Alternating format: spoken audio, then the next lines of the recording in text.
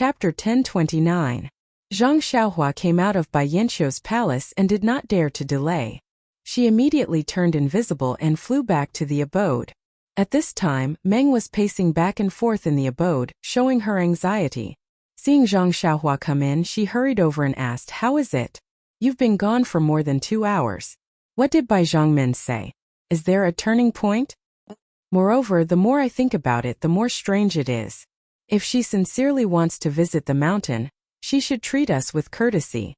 Since she didn't even look at me, a female disciple of Mo Xian Palace, obviously, she doesn't want to treat us with courtesy.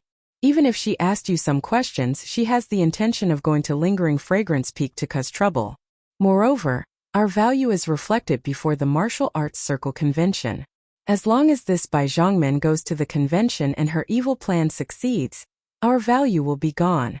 Who knows, maybe the first people that Bai Zhangmin wants to kill will be you and me. Yes, and even if Bai Zhangmin comes back with us to the incense sect, we didn't send the message between the clouds and the water to the hierarch in advance. This is not a small crime." Meng was anxious and told her everything that she had just considered. Hearing this, Zhang Xiaohua nodded. So he looked at the sky, walked forward and took Meng's hand. He smiled and said, "You're right. I also thought a lot. Actually, I didn't see Bai Zhangmin just now. I heard that she left the island early. What should we say? She can't have gone to Lingering Fragrance Peak. I don't know where she went. What we need to do now is to escape from here as soon as possible." "Escape? How? It's not like you didn't see it when we came in. With so many immortal methods and so many troubles, how could the two of us fool the eyes of Aqua Cloud Room's disciples?" "Meng, you don't have to worry about this. I just went to look for Senior Pengyu." "Pengyu?" Dream frowned slightly. "I don't like the way he looks at me. Why are you looking for him?" I know you don't like it, but there's no other way. Other than him, there's only Liang Tsongshu. These two are disciples we met in between the clouds and the water. Liang Tsongshu seems to have left with Bai Zhangmin, so I can only look for Peng Yeyu." "Are you looking for him to negotiate with him? Ask him to let us go?" Dream sighed. "Yes, under my persuasion he was finally willing to help us, but he needs me to do something for him. As for what it is, you don't have to ask. I promised him to keep it a secret. Xiaohua, it's been hard on you." Meng looked at Zhang Xiaohua affectionately and snuggled into Zhang Xiaohua's arms. She couldn't speak to Zhang Xiaohua, so she opened her cherry lips and kissed Zhang Xiaohua's lips for the first time. Buzz! Zhang Xiaohua felt her brain heat up, and all the blood in her body rushed to her head. It was as if Meng's figure was the only thing left in the world, and the only thing left in the world was the moisture and warmth on her lips. After a long while, both of them were panting, and reluctantly parted their lips. Meng's face was flushed red and she said, "Then why aren't we leaving? Isn't it convenient to go out in the dark?" "Yes, I wanted to tell you, but you kept pestering me. I forgot," Zhang Xiaohua said with a shy face. Then he explained, "I have already discussed with Peng Yeyu. He will come over in a while. You just need to follow him. He will send you out of the mountain first. Then you quickly find a big white horse and go out in the middle of the night. I will go and help Peng Yeyu, and when I finish tomorrow I will go and catch up with you. What do you think?" "I don't think so." Meng shook her head. "If we are going, we will go together. Why should we separate? Besides, even if I go alone, do you know where I am going? Where are you going to find me?" Zhang Xiaohua had a smile on her face, and she held Meng in her arms and said, "If we go together, we will be a bigger target. Moreover, in the hall between the clouds and the water 2 days ago, many disciples have seen my face. If I go with you, there will be problems. It is better if you go first, and you won't attract attention. As for where you are going, don't worry. Isn't it going to the Church of Fragrance? I have already asked Peng Yeyu, and now I will tell you the route. You go first and I will catch up with you. Don't forget, Huan runs faster than your big white horse." "Is that so?" Meng saw Zhang Xiaohua speaking with such conviction, and she could only hold Zhang Xiaohua's hand, and said, Then I will listen to you. You have to come out quickly." "Yes, I know," Zhang Xiaohua replied, and told her the route between the clouds and the water to the Church of Fragrance, and then she hurried away. Not long after, Peng Yeyu came from outside the house. "Brother, Peng, Your throat. Meng did not like this Peng Yeyu, but after all, he wanted to send her out. After walking with Peng Yeyu for a while, Meng could not help but ask out of politeness. It's nothing, it's just, a few days ago because of you I was punished by the sect leader, and my meridians were injured. Peng Yeyu said unhappily, and his words were short and to the point. He was a man of few words. Meng had heard Zhang Xiaohua talk about this before, and she snorted coldly and said, I don't know how Brother Peng plans to deal with my family. Ren Xiaoyao? If anything happens to him, even if you let me go, I will not accept your kindness. I return to the Church of Fragrance and don't see him. I swear, I will destroy between the clouds and the water without leaving a single chicken or dog. Meng's tone was cold, but in Peng Yeyu's ears it was like the sound of nature. This guy was Zhang Xiaohua in disguise, and if he did not have the face to do so, he would have pounced on Meng, hugged her, and kissed her. You are indeed worthy of being Ai's sweetheart. Even your words are so ruthless. Hehe, although you don't usually say anything but behind my back you call me hers, really intoxicating. Zhang Xiaohua thought to herself, but her voice was still fake, and she said vaguely, it's not dangerous, I will catch up with you in a few days. Humph. Meng continued to threaten, I'm curious, how did Xiaoyao persuade you? Do you have something you want him to do? Why are you asking me? If you want to ask your family. Ren Xiaoyao. Peng Yeyu curled his lips. Fortunately, his back was to Meng, and this familiar action was not seen by Meng. This dead man. He must say that he made an agreement with you to keep it a secret. Otherwise I will pull his ear and ask. Meng said fiercely. Peng Yeyu naturally touched his ears and said thoughtfully, that's right. He definitely can't say it. While they were talking, a group of patrolling guards passed by. Under the light of the torches, they saw Peng Yeyu leading a woman. They couldn't help but be startled. Immediately, the person in the lead went forward and cupped his hands. External envoy Peng you are? Peng Yeyu was slightly stunned and looked at him. Do I need to tell you what I am doing? That person was also taken aback. He smiled apologetically and said, of course I can't interfere in external emissary Peng's matters. Haha, now that sect leader has left, you must be relieved. TSK. I was too talkative. Please. Peng Yeyu nodded and was about to leave. Alright, external envoy Peng, there are rules, please. Your password tonight is. Please don't blame me, this is. Yu Xiao Xiao. Peng Yeyu said in a bad mood. That person suddenly thought of something, and a strange expression appeared on his face, as if he wanted to laugh but did not dare to. If he did not laugh, he would not be able to hold it in. Peng Yeyu glared at him and left with Meng. The torches of the people behind them were crooked, and they were laughing extremely sullenly. On the short journey to the pier, Peng Yeyu and Meng encountered several patrols. It could be seen that between the clouds and the water was heavily guarded after Bai Yanqiu left. But who was Peng Yeyu? He was one of the few external envoys, and he always had the right to freely enter and exit between the clouds and the water.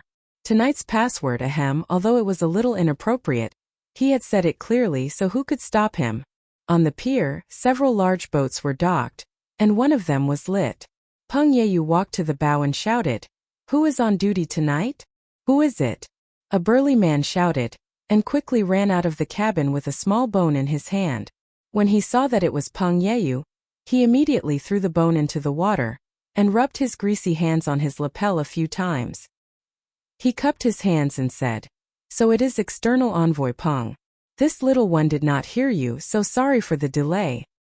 Are you allowed to drink when you are on duty?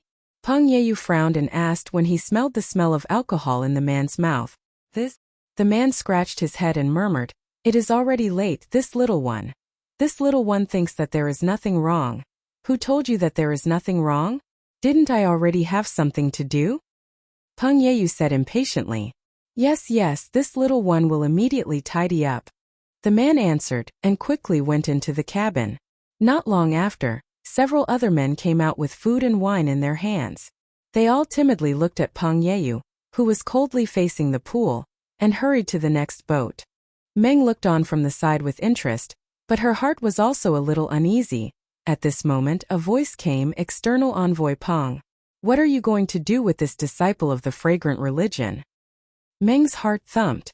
She turned around and saw that it was Li Su and Li from Huiming Hall, who had greeted them earlier. Peng Yeyu's expression also changed. He turned around and cupped his hands, saying, "Oh, so it is Li Li. I just received a message from the sect leader, asking me to bring this female disciple out." "Oh? Is that so?" Li Su frowned and looked at Peng Yeyu, and then looked at Meng, who was standing quietly next to him. He asked curiously, "What? The sect leader sent a message? Why didn't this old man know? When did external envoy Peng receive news more timely than my Huiming Hall? Oh right, external envoy Peng. What happened to your throat tonight?" Chapter 1030. Peng Yeyu glanced at Li Su and said with a smile, "I am the external envoy personally appointed by the sect leader. If I don't have a direct message from the sect leader, how can I be called an external envoy? If your Huiming Hall knows about it, wouldn't the sect leader?" Peng Yeyu didn't finish his sentence. He turned to Dream and said, "Miss Zixia, get on the boat first. I'll send you to see the sect leader." Dream glanced at him, then glanced at Li Su. She calmly walked onto the boat. Li Su opened his mouth to stop her, but he raised his hand and put it down. "Li, I'll go to your place to receive my punishment. My meridians are damaged, so my throat is naturally a problem. There's nothing strange about it." Peng Yeyu saw Dream walk to the side of the boat. He turned his head and said, "Also tonight's password was set by Li Li himself, right?" Li Su was somewhat baffled. He nodded and said, "Yes. External envoy Peng, is there something wrong?" "There's nothing wrong. It's excellent. It's just that if some people don't know how to be flirtatious, they shouldn't do such things." Li Su was furious. This is Yi Yu Xiaoxiao's password, however. As soon as he said the password, he immediately understood. He looked at Peng Yeyu with a strange expression. Peng Yeyu cupped his hands and said, "Li, I left the island first. The sect leader sent me a message and I left the island in a hurry. The fragrant cult sent out 2 envoys. They only asked one about the fragrant cult situation and didn't ask the other. If that Ren Xiaoyao is hiding something, it will be inappropriate for our sect's operation. Therefore, she asked me to bring Zixia over. She has detailed information to ask. Li, are you satisfied?" It's nothing. External emissary Peng has received the sect leader's verbal instructions, so of course he can do as he pleases. This old man was just asking, so don't take it to heart. Also, the tonight's password is really this old man's slip of the tongue. Brother, please don't blame me. This old man will have his subordinates change it. No, don't change it tonight. Let's talk about it tomorrow. Peng Yeyu hurriedly stopped him and said, "I also didn't want he to leave in such a hurry. So when I heard Mr. Li's command tonight, I felt a little unhappy. Forget it, we're just talking about the facts. I still have a lot of respect for Mr. Li. Wait for me to come back, then we'll have a toast." Well said, well said. Li Su smiled and took out a jade bottle from his bosom. He handed it to Peng Yeyu and said, "This is a pill that I obtained from the Dalan Temple. It's most suitable for external injuries. External emissary Peng. This throat injury is really not good. It's better to treat it as soon as possible." Peng Yeyu received the jade bottle and smiled. "Thank you for your help, Mr. Li." He then jumped onto the boat and shouted, "Hurry up and set sail. Before midnight, I want to get out of the pool." "Yes, external emissary Peng. Don't worry, there won't be any problems." The man controlling the boat saw that even Mr. Li was letting them go. How could he not quickly redeem himself? When the boat was out of the water, Peng Yeyu clasped his hands and said, "Mr. Li, rest early. When I come back, I'll thank you again." External emissary Peng. Be careful on the road. Leave early and come back early. Li Su returned the gesture. His words were very warm. It made people feel that Shui Yuping's old and new disciples were getting along well. Looking at the boat leaving, Li Su stopped smiling and scolded, "Look at all of you.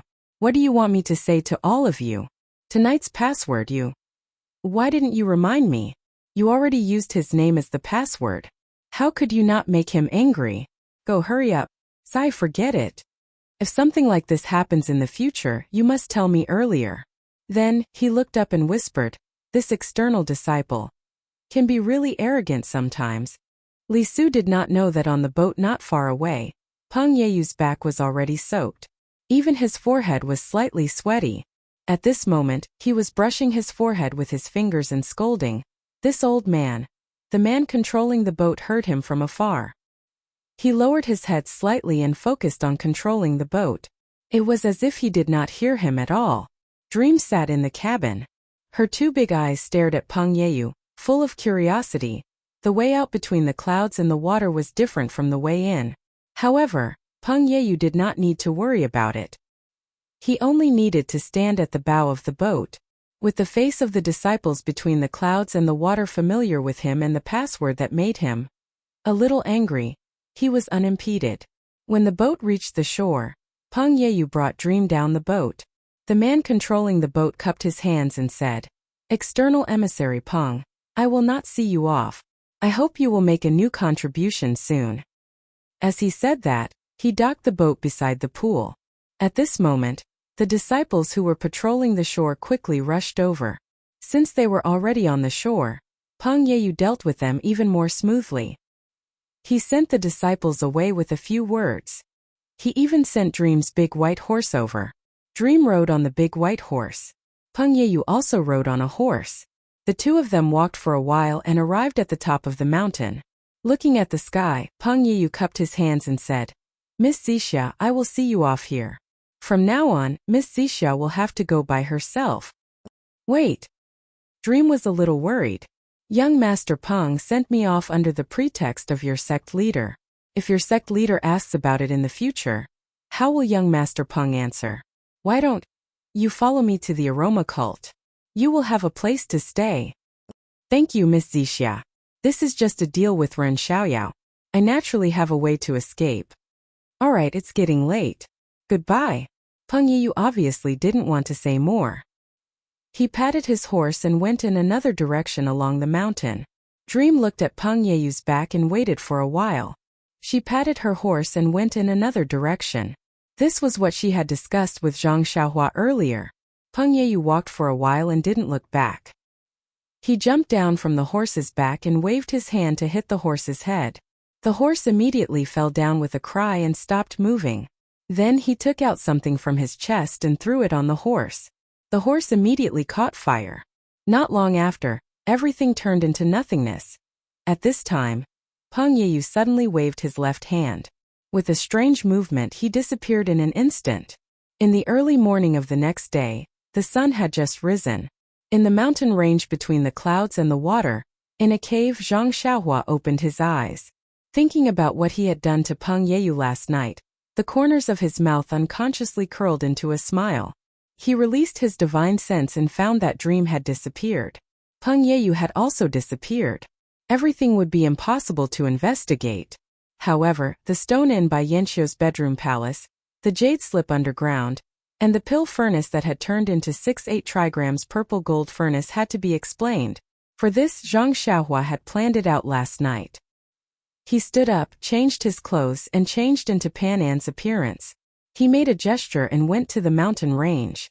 At this time, between the clouds and the water was still shrouded in thick fog. But the mountain wind above the pool was gradually getting stronger. It had already blown away the fog at the outermost part of the island. It was no longer as thick as before. Zhang Xiaohua took out Chasing Dream, and it turned into 8 sword lights like swimming fish. They swam around his body. He used the flying technique to hide himself and went to the pool. When he reached the side of the island, his divine sense had found that there was a layer of array around the island. He didn't go in but showed himself first and shouted, "Where is the girl from the Shindao sect?" He shouted 3 times in a row.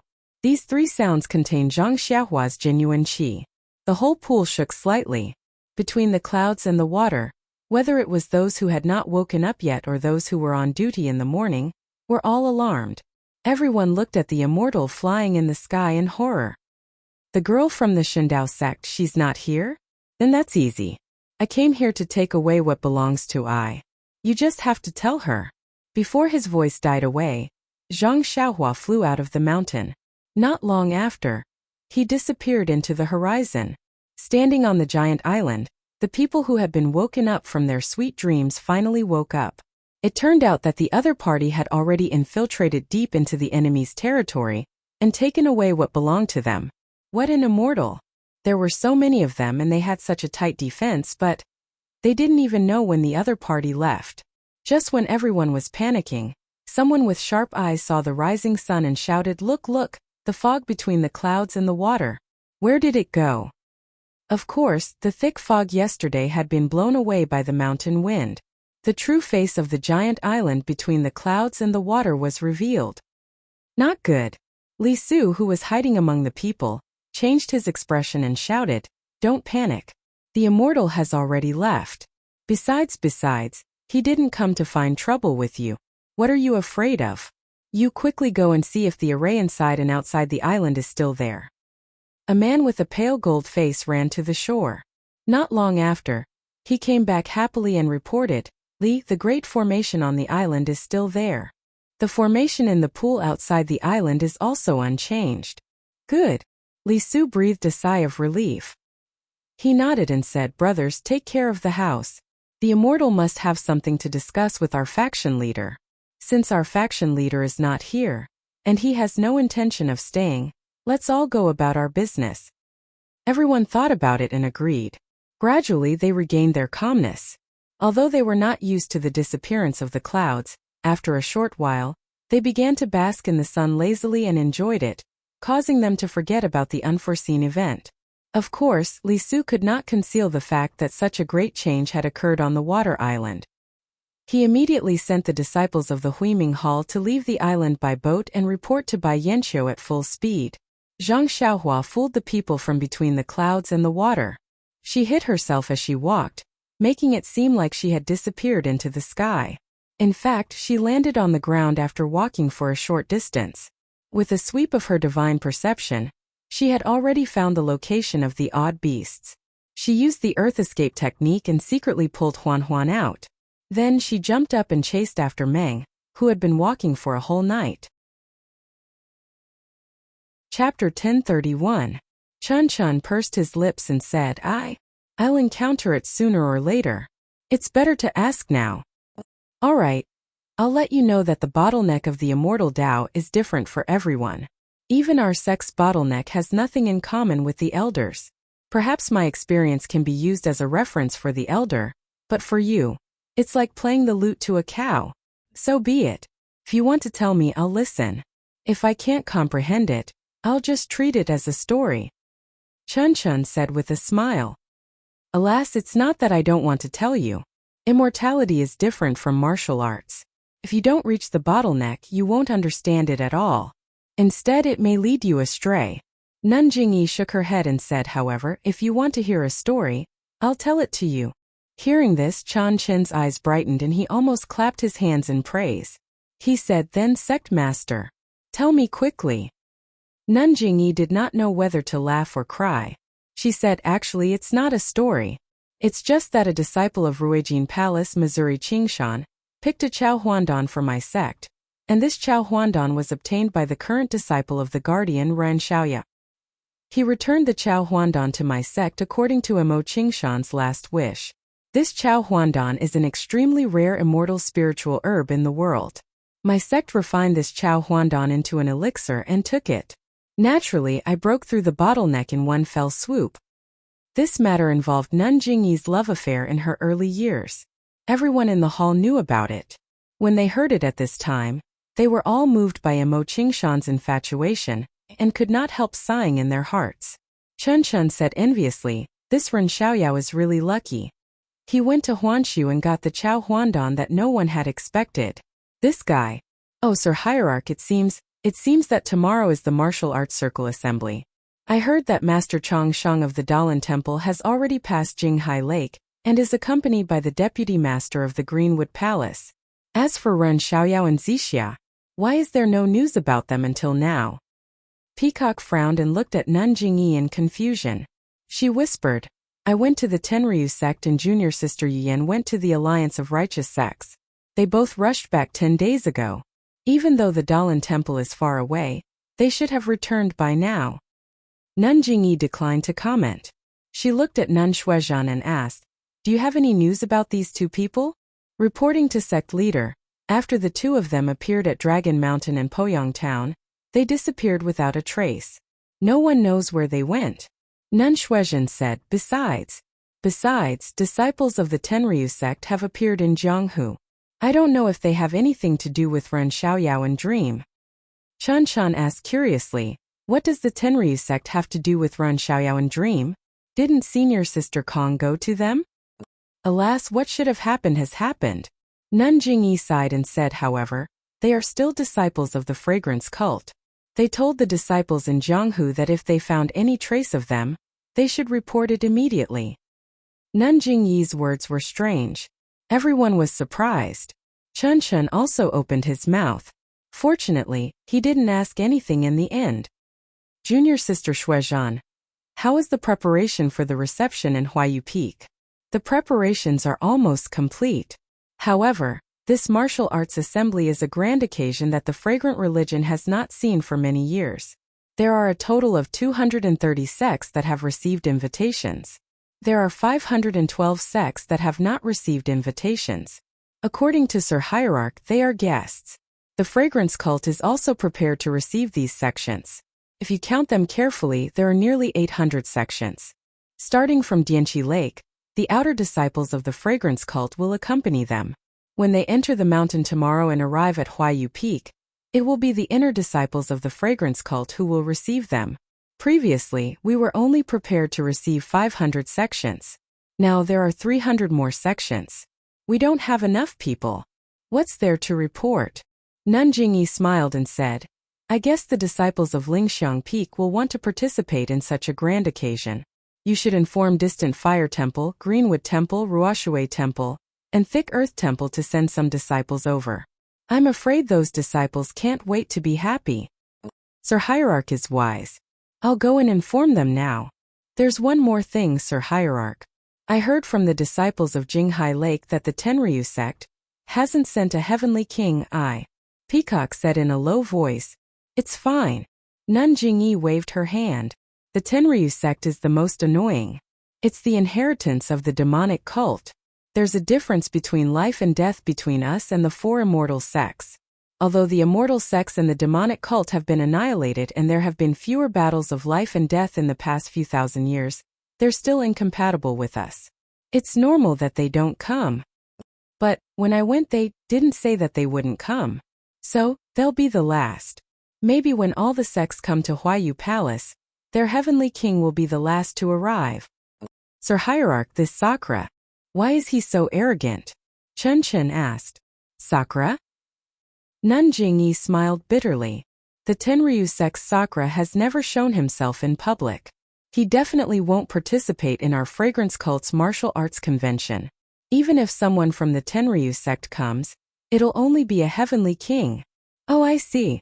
Chen Chen was enlightened, but immediately asked, but, Sir Hierarch, you've broken through the bottleneck. Between the immortal sects and the Sakura, who's more powerful? Everyone's expression changed. Nun Jingfan and Peacock almost glared at Chan Chan. Nun Jingyi seemed to have been asked. She stared at the clear sky outside the window. After a while she said, the Sakura is the best in martial arts in the world. He's also the best in the immortal sects. Ever since, the four immortal sects, Fragrance Cult, Dalan Temple, Misty School, and Shundao sect were founded, he's been the best. Even now he's still the best. Silly girl, do you think our sect can compare to the Sakura? What? Qinshan was dumbfounded. How is that possible? Could it be that the Sakura of every generation is the best in martial arts? Sigh, we had our suspicions back then, but this is the truth, an indisputable truth. No one doubts this fact, and no one dares to refute this fact. But the immortal sects have been destroyed. The Shundao sect and Misty School have been destroyed. Why has the Tenryu sect always been so powerful? How did they pass down their knowledge? Chun Chan seemed to want to cram in his knowledge of the immortal sects. The diabolism is different from the immortal sects. The immortal sects use the vitality of heaven and earth as the foundation for cultivation. The diabolism is different. As for what kind of inheritance they use, we don't know. We only know that although the vitality of heaven and earth has been greatly reduced, although it has affected the Tenryu sect, it has affected us more deeply. So, Although the cultivation of the sakura of every generation has decreased, this has not affected them. They've always been the number one sect in the pugilistic world. The sakura has always been the number one in the pugilistic world. Then Master Jing Xian, Master Jing Gang. Peacock asked in a low voice, this time should we ask about it? Nun Jingyi stopped and looked at Peacock thoughtfully. She nodded and said, yes. They killed 2 of our elders. Even if the sakura is the number one person in the world and the Tenryu sect is the number one sect in the world, this matter must be explained clearly. Everyone praised him in their hearts and nodded. Lord Hierarch is right. But, Peacock, think about it again. Do you think it's possible to ask about this in front of all the heroes in the world? Master. Peacock's expression changed and she frowned. After a while, she shook her head and said, Master is wise and far-sighted. I'm still lacking in experience. This is not appropriate for me to ask. Chun Chun was anxious and said, Senior sister, why are you talking in riddles with Master? Why don't you explain it clearly? Peacock looked at Nun Jingyi and turned to say, the death of the 2 masters is related to the Tenryu sect, but we don't have any evidence. If we ask them for no reason, they won't admit it. They might even ask us for evidence. Wouldn't it show that the Tenryu sect is incompetent? This matter can't be compared to the public vengeance in the martial arts world. We can't just ask for it openly. That's right. Chun Chun also realized and said dejectedly, I thought I could find justice for the 2 masters. Justice is in the heart of the heavens. Justice is in the heart of the people. Nun Jingyi nodded and said, this is something that the Tenryu sect needs to investigate. We won't ask about it in front of others. Moreover, the Tenryu sect has killed so many of the Tenryu sect's spies. When will you hear them talk about it? Even if Chan Chan says that a heavenly king of the Tenryu sect has been killed secretly, even if the sakura is suspicious, he won't ask you in front of everyone.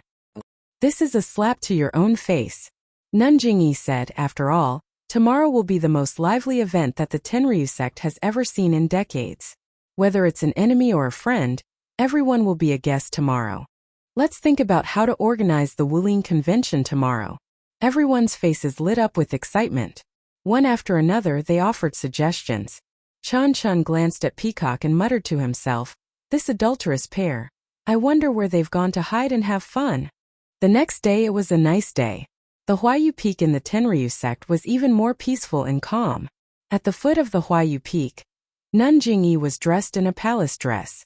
Beside her, there were dozens of women dressed in palace dresses. However, everyone's head was covered with a veil, so it was hard to tell who was who. On the mountain path that was paved with yellow soil and sprinkled with clear water, there were already dozens of people in sight. Among the dozens of people, there were a few old men dressed in monk robes who did not ride horses. Behind the old monks, there were a few old men dressed in green who also did not ride horses. However, although these people did not ride horses and looked like they were just strolling, their figures were as smooth as moving clouds and flowing water. Their speed was extremely fast. Even the dozens of young disciples behind them who were dressed in various clothes and riding horses could barely keep up with them. Seeing the old monk, Nun Jingyi's face was full of smiles.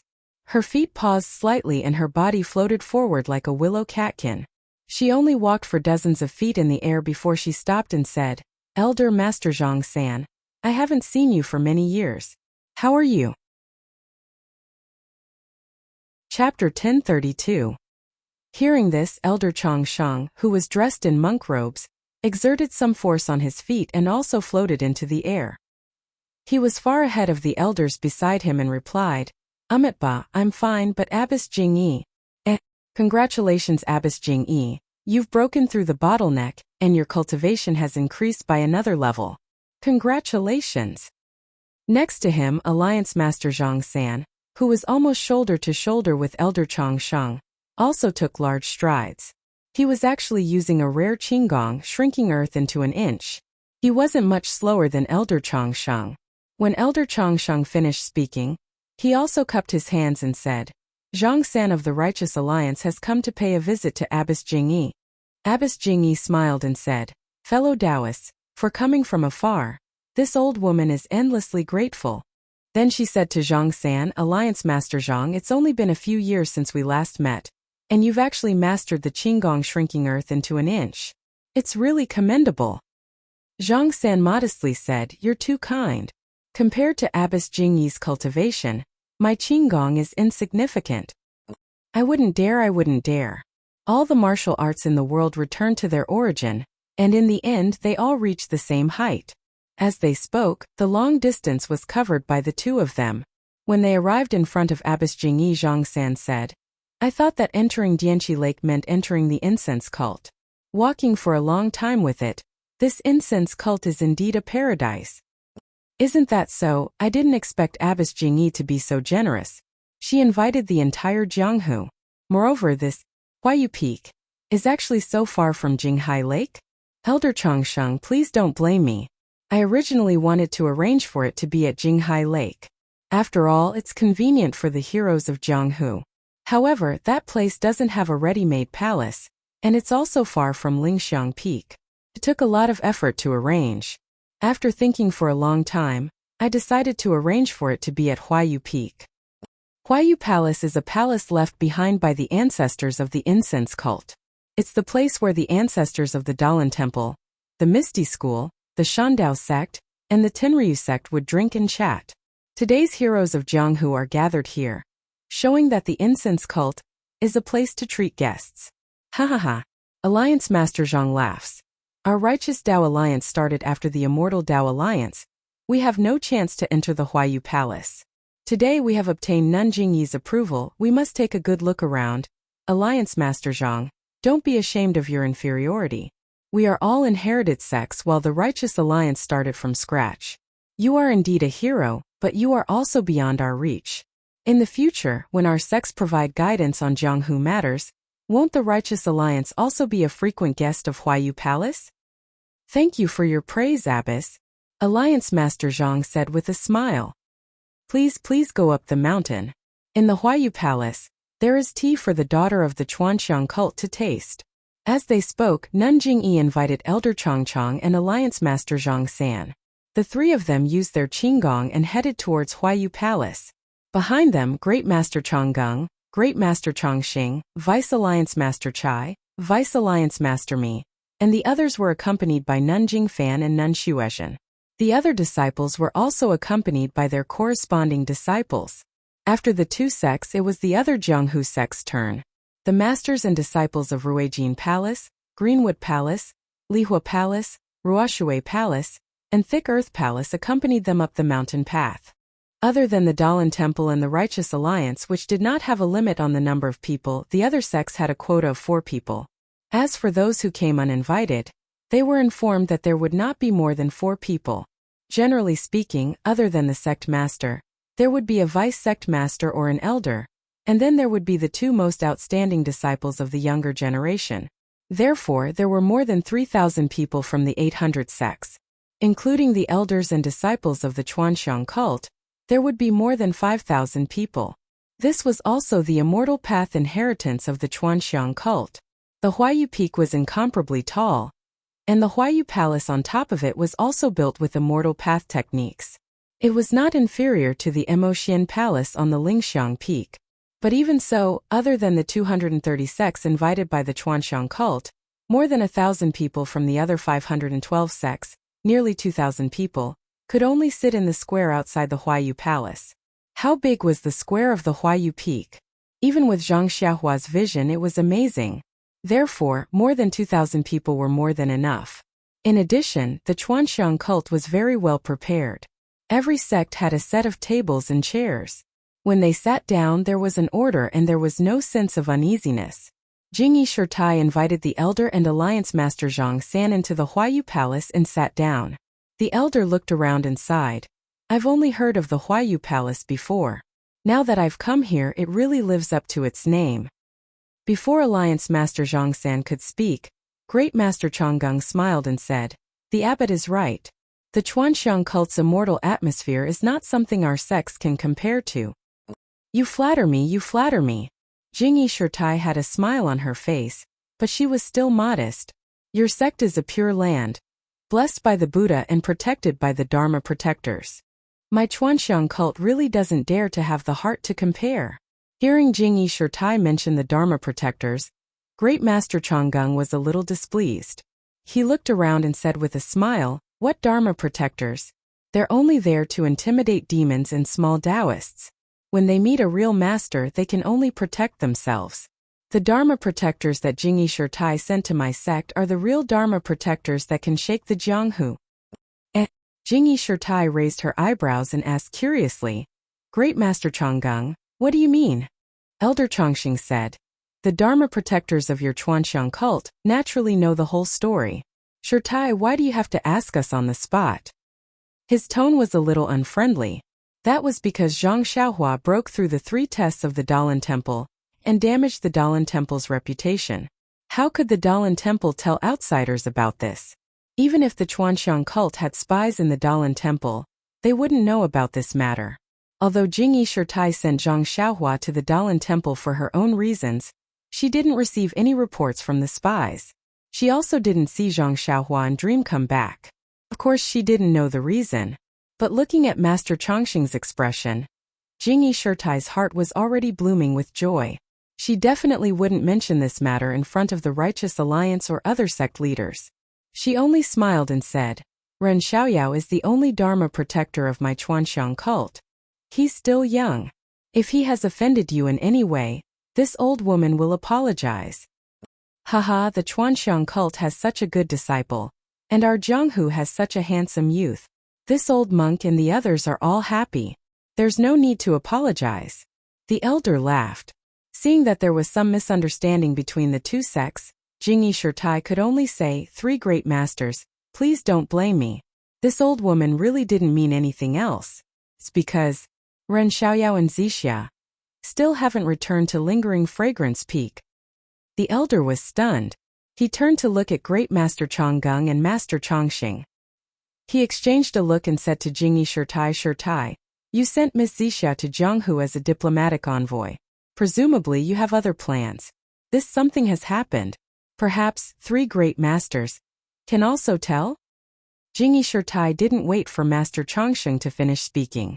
Master Chongqing didn't say anything else. He just nodded and said, "Since Shirtai Jingyi can tell, why can't this old monk and the others?" Alliance Master Zhang San, who was sitting on the other side, was somewhat embarrassed and angry. He cursed inwardly, "You 2 great sects with immortal legacies. If you have something to say, just say it. Don't beat around the bush." However, he still couldn't say it. Otherwise, it would show how ignorant and inexperienced he was. Therefore, he also pretended to nod, as if he had a card up his sleeve. "Since that's the case, I don't think anyone from the Tenryu sect will come today," Jingyi Shirtai said with a smile. "That should be the case." The elder nodded. Alliance Master Zhang Sen also smiled, but he was already cursing in his heart.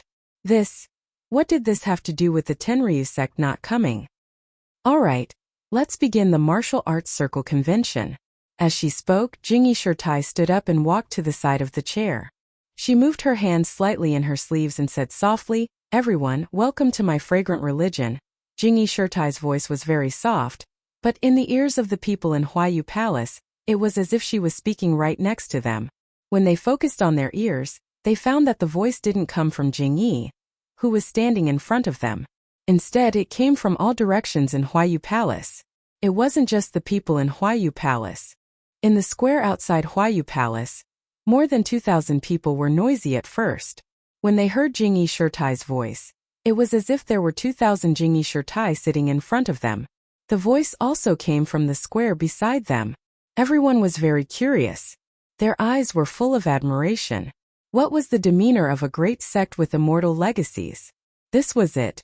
Apart from the Dalan Temple, Fragrant Religion, and Huayu Palace, which other sect could be so generous? Other things aside, just the fact that one person's voice could reach more than 3,000 people's ears so clearly was something that even a super sect like the Righteous Alliance couldn't do. "Everyone, welcome to my Fragrant Religion's Huayu Peak. Please participate in the martial arts assembly for my Fragrant Religion's re-entry into the pugilistic world." Standing in front of thousands of people, Jingyi Shirtai spoke with assurance as if there was no one around. As everyone knows, my fragrant religion has been blessed by my immortal seniors for thousands of years. Under the protection of the sect-protecting formation, we rarely participate in pugilistic world affairs. Although this has preserved the legacy of my fragrant religion, on the other hand, it has also erased the edges of my fragrant religion. We lack the guts of a great sect like the Righteous Alliance. Today, due to various reasons, the sect-protecting array of the fragrant religion has collapsed. From today onwards, the sect-protecting array of the fragrant religion will no longer be the sect-protecting array of the fragrant religion. In the future, we will integrate into the Jianghu into everyone. I hope that in the future, all the Jianghu sects will work together with the sect-protecting array of the fragrant religion and push the development of martial arts to the peak. Today is a milestone for my fragrant religion. It is also a milestone in the history of the pugilistic world. Today is a small step for my fragrant religion. It is also a big step for the pugilistic world. Today, the pugilistic world has given my fragrant religion a chance. In the future, my fragrant religion will give the entire pugilistic world a surprise. Although my fragrant religion is a great sect in the pugilistic world, my fragrant religion has always adhered to the principle of not forming alliances and not seeking hegemony. I believe that due to my fragrant religion's re-entry into the pugilistic world, it will definitely bring peace to the pugilistic world. Chapter 1033. Abbess Jingyi spoke for a long time before finally smiling. After speaking for so long, I just want to tell the disciples of incense cult that we're back. Jianghu, we're back. Instantly, all of the incense cult disciples roared. Thousands of disciples shouted in unison. It was a shocking sight. Not only were the sects outside Huayu Palace shocked, but even the sects inside Huayu Palace, the Dalan Temple, and the Alliance of Righteous Tao were shocked. Alright, this old woman has finished speaking. In the future, when the disciples of my humble sect roam the Jianghu, I would like to thank everyone for taking care of me. Nun Jingyi cupped her hands and said. No one dared to be rude. They all stood up and returned the gesture. Master Longevity stood up and walked over. Abbess Jingyi knew this and moved away from where she had been standing. Master Longevity put his palms together and said, Everyone, incense cult is a branch of Jianghu. Thousands of years ago, although there was a protective formation, the disciples of incense cult could still be found all over Jianghu. Now that the heavens have changed, the disciples of incense cult can once again appear in Jianghu. This is incense cult's fortune and Jianghu's fortune. This old monk won't say much, but I'll represent all of Jianghu in welcoming the disciples of incense cult back into Jianghu. After hearing Master Longevity's words, the crowd applauded. Who wouldn't give face to a Dalan Temple elder? After Master Longevity left, Alliance leader Zhang San coughed lightly and was about to go on stage when a voice came from outside the palace. Incense cult has such a grand event, how can I be absent? Abbess Jingyi wasn't surprised. She used her divine sense to scan the outside and was surprised. She raised her voice and said, Which sect and which sect are you from? Of all the famous sects in Jianghu, my school of fragrance sends out disciples to invite you. As for the other famous sects, my school of fragrance has a limited number of disciples, so I can't invite them one by one. Since you're here, then you're a guest. My school of fragrance will naturally welcome you with courtesy. Heh, if the Alliance of Righteous Tao can participate in incense cult's martial assembly, why can't we? Since the incense cult could re-enter Jianghu after thousands of years, why can't we do the same? I'll let Abbess Jingyi know that we came here because we wanted to use incense cult's martial arts tournament as an opportunity to tell the heroes of the world that between the clouds and the water has returned to the world of martial arts. Between the clouds and the water. Nun Jingyi and Grandmaster Longevity looked at each other. Then at Zhang San. Zhang San also shook his head slightly. Re-enter Jianghu? Nun Jingyi raised her eyes and said, I wonder what this re-entering between the clouds and the water means. That voice suddenly became sharp and piercing to the ears. Then I'll let you take a look, lest you forget. Nun Jingyi seemed to have seen something strange. The elders were also surprised. A fiery red light shot in from outside the palace like a flaming arrow. It hit the curtains of Huayu Palace. The curtains were originally restricted by the immortal Tao. A faint light flashed and the curtains shattered with a crack. Then, a similar light streaked through the air like a meteor and shot towards Nanjing-yi. Whoosh! Everyone in the Huayu Palace stood up. Hidden weapons or arrows in the martial arts world might have a sound, but they definitely wouldn't have such a brilliance. Which sect in the Huayu Palace didn't have a little bit of background? Who didn't know about the immortal Tao? Huayu Palace wasn't the only place. Above the square of Huayu Palace, the fiery red light flew in from outside and streaked across the sky. They had long since noticed it. Perhaps these sects knew little about the immortal Tao, but the appearance of an immortal Tao senior in Rejuvenation Valley was now a hot topic in the entire Jianghu. Didn't they come here to inquire about the incense cult? As expected, the immortal Tao didn't disappoint. It revealed its ferocity. Sky Shaker Bao? Nanjing-yi frowned and blurted out. Seeing that the arrow-like light was about to reach her, she wasn't in a hurry. Instead, she took out a jade talisman and flicked it forward. Pop! Another crack sounded. A splash of water appeared in the air, blocking the light. Sizzle! When the light touched the water, it drilled forward and slowly faded away. After a few moments, the result was clear. Puff! The light penetrated the water and continued to shoot towards Nanjing-yi. Humph! Nanjing-yi sneered. You only have the Shandao sect's protection. Even if you have the Shandao sect's Skyshaker Bao, your cultivation is insufficient. What can you do to our sect? As she spoke, she waved her hand and took out a dark green net from somewhere. With a shake of her hand, she wrapped it around the light. Although there were many transparent holes in the net, there was a pearl smaller than a mung bean at the intersection of two threads. When the light was trapped by the net, it stopped in midair. Although it seemed to have a mind of its own, it was still trapped by the net. Nanjing-yi snorted. Her finger moved slightly and pointed at the net. The net shrunk into a ball, and the fiery red light dimmed a few times before being extinguished. How is it? Can you still shoot another arrow? Nanjing-yi sneered. Ha ha ha. The voice outside laughed. Nanjing-yi, could it be that you want to test my cultivation? Before he finished speaking, a suffocating aura came from outside Huayu Palace. Although there were many people in the palace who weren't cultivators of the Tao of Immortality, their hearts throbbed.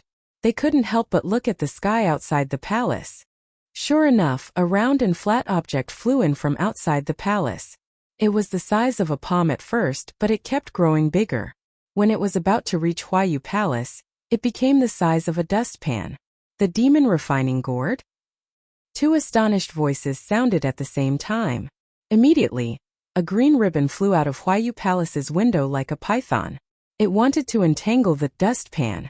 Who would have thought that the dustpan would spin around without any effort? The green ribbon couldn't do anything to it. Then, a figure suddenly flew out of the window and floated there. It was Nanjing-yi. Nanjing-yi floated above the square. She pointed her finger, and the green ribbon changed again. With a whoosh, it spread open and wrapped around the dustpan. Then it pulled the dustpan into Nanjing-yi's hand. However, just as the dustpan was pulled down a little, a rumbling sound came from the dustpan. A pale white brilliance appeared, and the dustpan spun even more violently. In an instant, the green ribbon was torn apart. When Nanjing-yi saw this, her expression changed slightly. She made a hand seal and hit the green ribbon. The green ribbon flashed with the same brilliance and pounced on the dustpan. At this time, a powerful suction force came from outside Huayu Palace. It brought a gentle breeze. The green ribbon flickered in the air a few times before it was sucked over. Oh no! Nanjing-yi cried out. This really is the devil refining gourd, and the technique it uses is also from the Shandao sect. Could it be a disciple of the Shandao sect? Thinking quickly, Nanjing-yi waved her hand and a triangle appeared in her hand. This triangle was dotted with green spots and looked quite simple. Just as the Shirtai was about to activate it, a Buddhist chant was heard from inside Huayu Palace. Ba. Then a pale yellow figure flew out of the window. It was the Dalan Temple's Elder Changsheng. Before Elder Changsheng landed on the ground, he flicked his wrist and the string of Buddhist prayer beads flew up. When they reached the side of the green scarf, the prayer beads had already become the size of a wicker basket. The prayer beads emitted a very comfortable Buddhist light that resisted the suction force. Only then did the green scarf stop moving. It flipped over and covered the wicker basket, that was emitting a rumbling sound. Humph, the Dalan Temple and the incense sect only know how to cooperate with each other. It's been thousands of years, haven't they changed? Jie. Another unusually clear voice came from afar. The incense sect hasn't been so lively in a long time. Why is it so coincidental today? It's a good thing that this heavenly king came early. I can actually see the long-awaited battle of immortals. Before the voice died away, a green thing that looked like a beehive flew over from afar with a sharp sound. When it came close, everyone could clearly see several wisps of faint black smoke floating out of the beehive. Like tentacles, they clawed at the Dharma artifacts in the air. Black smoke nest. Garuda? The voice from before cried out in surprise. Then the dustpan-like thing suddenly rose up. After a few turns, it was about to fly out of Huayu Palace. At this moment, the clear voice asked curiously, "Little girl, who are you from the Shandao sect? You actually have the devil refining gourd and can recognize this heavenly king?" As the voice spoke, the wisps of black smoke from the beehive suddenly stretched out, wanting to hit the dustpan-like. However, the suction force that had been blocked by the Buddhist beads suddenly changed direction, and the dustpan-like sped up. Even the black smoke was pulled extremely long. "Heavenly King Garuda, is this the way of a guest?" Nun Jingyi said expressionlessly. "What guest? This heavenly king is happy to see you fight. My hands are itching. Let's all have some fun together." As the voice spoke, the black smoke from the black smoke nest became thicker, and the tentacles gradually formed. Nun Jingyi looked at Elder Changsheng and pointed with her right hand. The green ribbon circled a few times and shrunk to an extremely small size. It moved strangely in the air, dodging the attacks of the black smoke, and fell into Nun Jingyi's hands. Elder Changsheng's Buddhist beads were even more powerful. They flew straight at the black smoke nest. Wherever the milky white Buddhist light went, the black smoke became thinner and disappeared. The Buddhist light had a natural restraining effect on the black smoke. With just a touch, it was already so powerful. Chapter 1034. Chongqing, you old monk. Garuda's heart ached when he saw the black smoke diminish.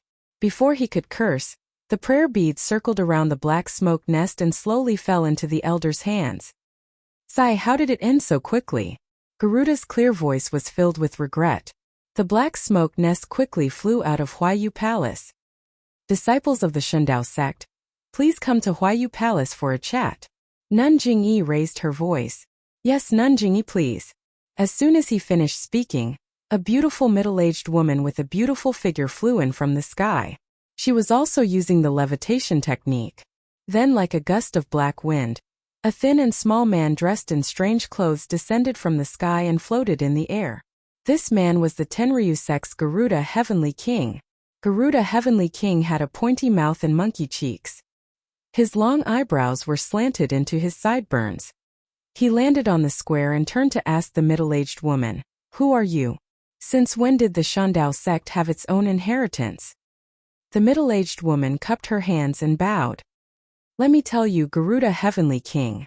I am a descendant of the Shandao sect. My name is Bai Yanqiu, but the Shandao sect was removed from the Jianghu thousands of years ago. I have no intention of calling myself the Shandao sect anymore. Now my sect is called Between the Clouds and the Water, which means that I follow the clouds above the water." Between the clouds and the water. Garuda's small eyes turned. "Why is it so troublesome? Shandao sect sounds better." Bai Yanqiu smiled. "I am now the sect leader of Between the Clouds and the Water. I came here to meet my brothers in the Jianghu and inform them that Between the Clouds and the Water will be famous in the Jianghu from now on." Nun Jingyi sneered. "If the Shandao sect is related to the incense cult, then I am naturally willing to support them. But what is the origin of Between the Clouds and the Water? How can you take advantage of my sect's return to the Jianghu? Nun Jingyi, do you think I am willing to do that? My sect has already made preparations to hold the martial arts assembly today and announce our return to the Jianghu to the world. Who would have thought that the incense cult would also announce our return to the Jianghu to the world?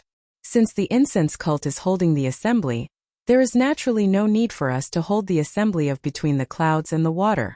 Let's not talk about the fact that the heroes of the Jianghu have just finished participating in the Assembly of Heroes, So there are no more heroes who would care about the assembly of heroes between the clouds and the water. In terms of reputation, between the clouds and the water can't compare to the incense cult. Why don't we use the incense cult's glory and enter the Jianghu hand in hand with the incense cult? When she heard Bai Yanqiu lowering his status, Nun Jingyi looked at Garuda, who was standing next to her, and then at the elder. She could not help but ponder.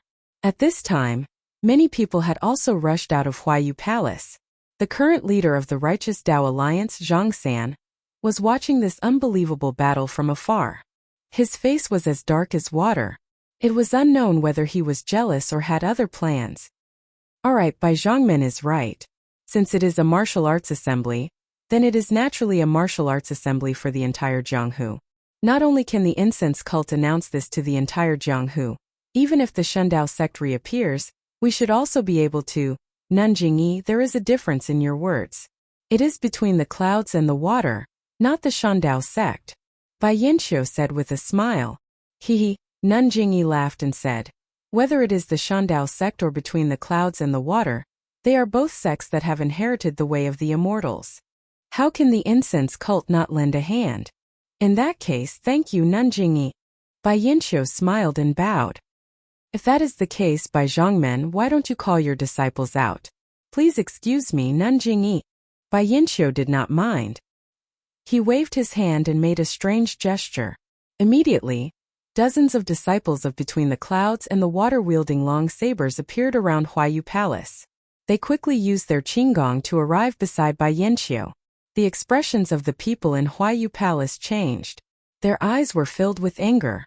The disciples of the incense cult were especially angry. Nun Jingyi, I did not mean to do this. It was just a way to protect myself. It is fine, it is fine. This method is very normal. Nun Jingyi said nonchalantly. Even if it is the incense cult, we still have a backup plan. As she spoke, she reached into her bosom and took out an apricot yellow flag. She poured her true qi into it and waved it slightly. A few faint clouds floated out of the flag and quickly flew out of Huayu Palace. As they flew, the edges of the clouds became thinner and thinner. By the time they were out of Huayu Palace, they had almost disappeared. Abbess Jingyi waved the small flag again. Boom! Outside the Huayu Palace, a 30-feet-tall wall of fire immediately rose. The flame was more than a foot long and emitted a greenish-yellow color. Bai Yanqiu was dumbfounded. Garuda looked at the wall of fire with a dignified expression. Alright, this is just a precaution from the incense cult. It seems that it will not be necessary. Nun Jingyi smiled and waved the flag again. The wall of fire immediately disappeared. Inside the Huayu Palace, everyone's reactions were different. The heads of the famous sects all looked pensive, as if they were considering something. The other sects all looked enlightened, and then their faces were full of excitement. They were even more excited than when they watched the fight of the immortal Tao. Many people had already begun to secretly look at their feet, or use their hands to touch the small tables and stools, trying to find traces of the immortal Tao magic arts. Of course, there were also many people who looked frightened. They were sects that were not very close to the incense cult. They wanted to use this martial arts circle convention to find out what was going on. But looking at the incense cult, if they wanted to, all they had to do was wave their flag and everyone in Huayu Palace would be buried. Their original plan of using their qinggong to escape, as soon as they realized that something was wrong, was completely useless.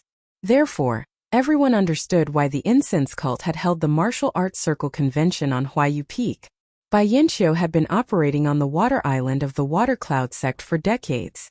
She had confidence in her Dharma power and magic, and was confident that she had the capital to confront the fragrant cult. That was why she had mobilized so many people to show off at the fragrant cult's martial arts society assembly. Who would have thought that, not to mention magic, she had only dabbled in it, and it was not the time to shed all pretense of cordiality. She had brought a group of disciples to the Huayu Peak secretly to show off. Who would have thought that? She had still fallen into Nun Jingyi's trap. A big sect with an immortal Tao legacy.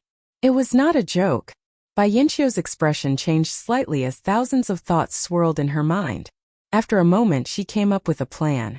She bowed and said, as expected of the illustrious fragrant religion, this concubine was truly lacking in manners and was like a frog at the bottom of a well. I apologize now. Please forgive me, Abbess Jing-yi. Nun Jing-yi waved her hand and smiled. After the immortal Dao legacy, your Shundao sect? Haha, Nun Jing-yi, the Shundao sect is history. Our sect is now between the clouds and the water. Oh, I am confused. I'm used to calling you that. By Zhongmen, please forgive me. Your sect, between the clouds and the water, has been reborn and has entered the Jianghu. You and the incense cult announced at the same time. This is a grand event in the Jianghu. It is the best of both worlds. How can I not applaud and welcome you? Come, come, come. Garuda King by Zhongmen. Please take a seat in Huayu Palace. Haha, I was just about to nag you. Garuda laughed and flew into Huayu Palace like a wisp of smoke. Please. Bai Yanqiu was polite and followed the elder into Huayu Palace. However, in the previous Huayu Palace, there was an oval platform at the head of the table. There was a chair on the platform, which was where Nun Jing-yi sat. Elder Changsheng and Alliance leader Zhang San sat in the VIP seats below the platform. Garuda entered the Huayu Palace. Without even looking, he flew straight to the platform and sat down. Nun Jing-yi's expression changed slightly. Just as she was about to speak, Garuda laughed and said, Jing-yi, the seats in Huayu Palace don't seem to be like this. Nun Jing-yi's eyes narrowed. She said coldly, I thought the Tenryu sect might look down on the incense cult and wouldn't send people here. The Shundao sect and Misty School have been removed from the Jianghu. Wouldn't the 5 seats on this platform be a waste? If I invited the elder and alliance master Zhang San, who else would come? I might as well hide these 4 seats. Ha ha ha, Garuda said again. Now that the Tenryu sect is here, this, between the clouds and the water is here too, Jing-yi, you don't have to hide anymore. You won't have the chance to sit on the platform alone.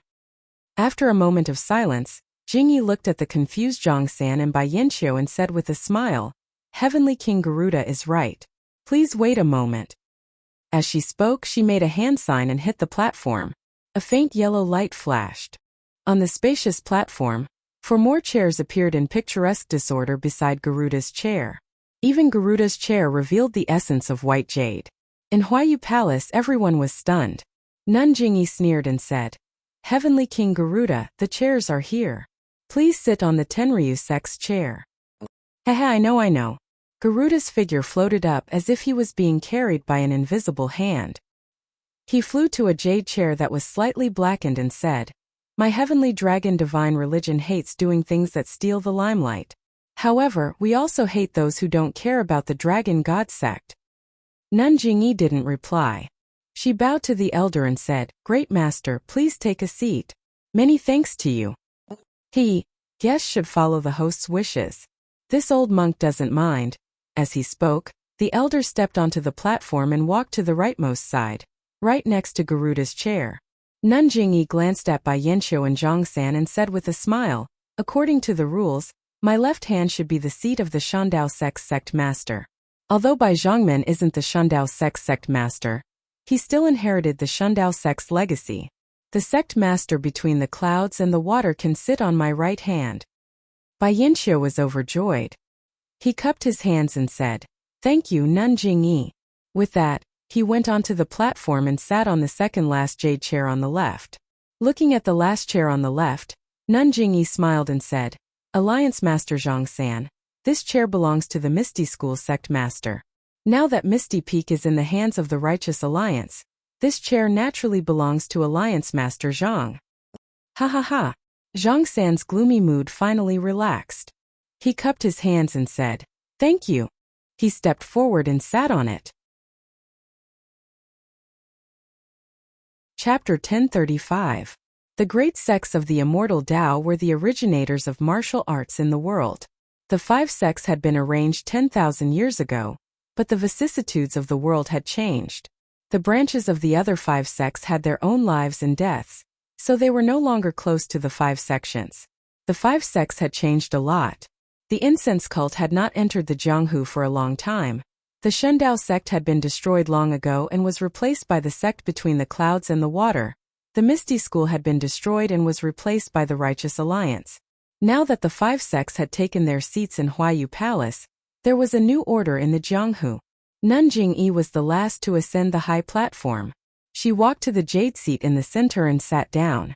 Just as she sat down, there was a flash of multicolored light on the high platform and the faint sound of bamboo instruments. Although it was faint, it had already spread throughout the Huayu Palace. In the Huayu Palace there were more than 200 sects and thousands of people. Envy flashed in their eyes as they wondered when their own sects would be able to ascend the high platform of the immortal Tao. Alright everyone, please have some tea and rest for a moment. The Wuling convention will continue with its brilliance. Nun Jingyi cupped her hands slightly, her voice spreading throughout the Huayu Palace. Immediately, the inner sect disciples of Lingering Fragrance Peak held trays in their hands. On the trays were tea and fruits made by Lingering Fragrance Cult. They were delivered to the tables of the various sections. Everyone in the Jianghu had an unruly side. When they saw beautiful women, even the inner sect disciples of the incense cult couldn't help but look lustful. However, when they saw the women's martial arts cultivation, they couldn't help but be flabbergasted. Perhaps on the surface one couldn't see a person's true martial arts with the naked eye. But which of these sect leaders and elders hadn't been immersed in martial arts for decades? How could they not be able to see the characteristics of powerful martial arts from a few details? How could they still look at these young women with martial arts that weren't inferior to their own? Well, maybe they had some special hobbies, but let's not talk about them. Thus, almost all of the elders couldn't help but look like profound elders because of their status. The young disciples were different. When they saw such beautiful women, how could they maintain their composure? They all had smiles plastered on their faces as they stood up one by one and greeted them politely. Their teachers wanted to stop them, but they changed their minds and didn't say anything. These young disciples of the various sects were all young talents that had been selected by their respective sections. They had come here not only to broaden their horizons, but also to show off their skills in front of the heroes of the world. Their mission was to gain face for their respective sections. When the masters of the various sects saw that the inner disciples of the School of Incense were so outstanding, they must have made some calculations in their hearts. If their disciples were to gain the favor of a female disciple and establish a relationship with the School of Incense, then, not to mention the status of their sects in Jianghu perhaps, they would even have the opportunity to sit on those jade chairs on the high platform. In the end, even some of the bashful young disciples were secretly kicked by their own teachers under the table, causing their faces to turn red. But this was just wishful thinking. The female disciples of the incense cult might not be as outstanding as the disciples of Mo Ninggong, but they could not possibly set their sights on the martial world. Cough cough, of course, unless they were like Zhang Xiaohua, who was so infatuated that she could fight her way up to Lingering Fragrance Peak. Only then would they consider it. The inside and outside of Huayu Palace was a lively scene, and the high platform was another scene. Abbess Jingyi waved her hand and cast a spell. Immediately, a layer of milky white restrictive spells appeared around the platform, surrounding it tightly. Bai Yinqiu and Zhang San's expressions changed slightly. They didn't understand what was going on, but when they saw that the Grand Elder and Garuda didn't say anything, they looked at each other and didn't say anything. Alright, it's rare for the School of Incense to entertain guests. I hope that everyone will not mind. As she spoke, a few female disciples passed through the milky white restriction. Each of them held a tray in their hands. The one in front had 5 small wine cups on it. Nun Jingyi smiled and said, "This is the chilled ice wine brewed from the chilled ice grass of the School of Incense. We use the recipe of the School of Immortals, and it has great benefits for refining one's vital energy. Please enjoy." As she spoke, Nun Jingyi downed the wine cup in her hand. Then she closed her eyes and adjusted her breathing, as if she was refining the vital energy in the wine. Haha, Garuda saw this and laughed. I didn't expect the School of Incense to be so generous. You even took out such a precious item to entertain your guests. If I didn't come today, I would have suffered a great loss. As she spoke, she tilted her head back and downed the wine. Amitabha the elder chanted, "Wine is not wine, meat is not meat. Wine and meat pass through the intestines, but Buddha remains in the heart." She also downed the wine in one gulp. Bai Yinqiu looked at the dark green wine in the small wine cup in his hand and couldn't help but hesitate. The wine cup was carved from white jade and should have been warm, but when he held it in his hand, it felt a little cold. However, this coldness was different from usual. It was mixed with the warmth, and there were traces of icy ripples. As he raised the wine cup, a faint fragrance drifted into his nose. The wine swirled left and right with the movement of his hand. Every time it swirled, a faint fragrance would spread out. Bai Yanqiu released his divine sense, and his expression changed slightly. He saw that the small wine cup was overflowing with vital energy.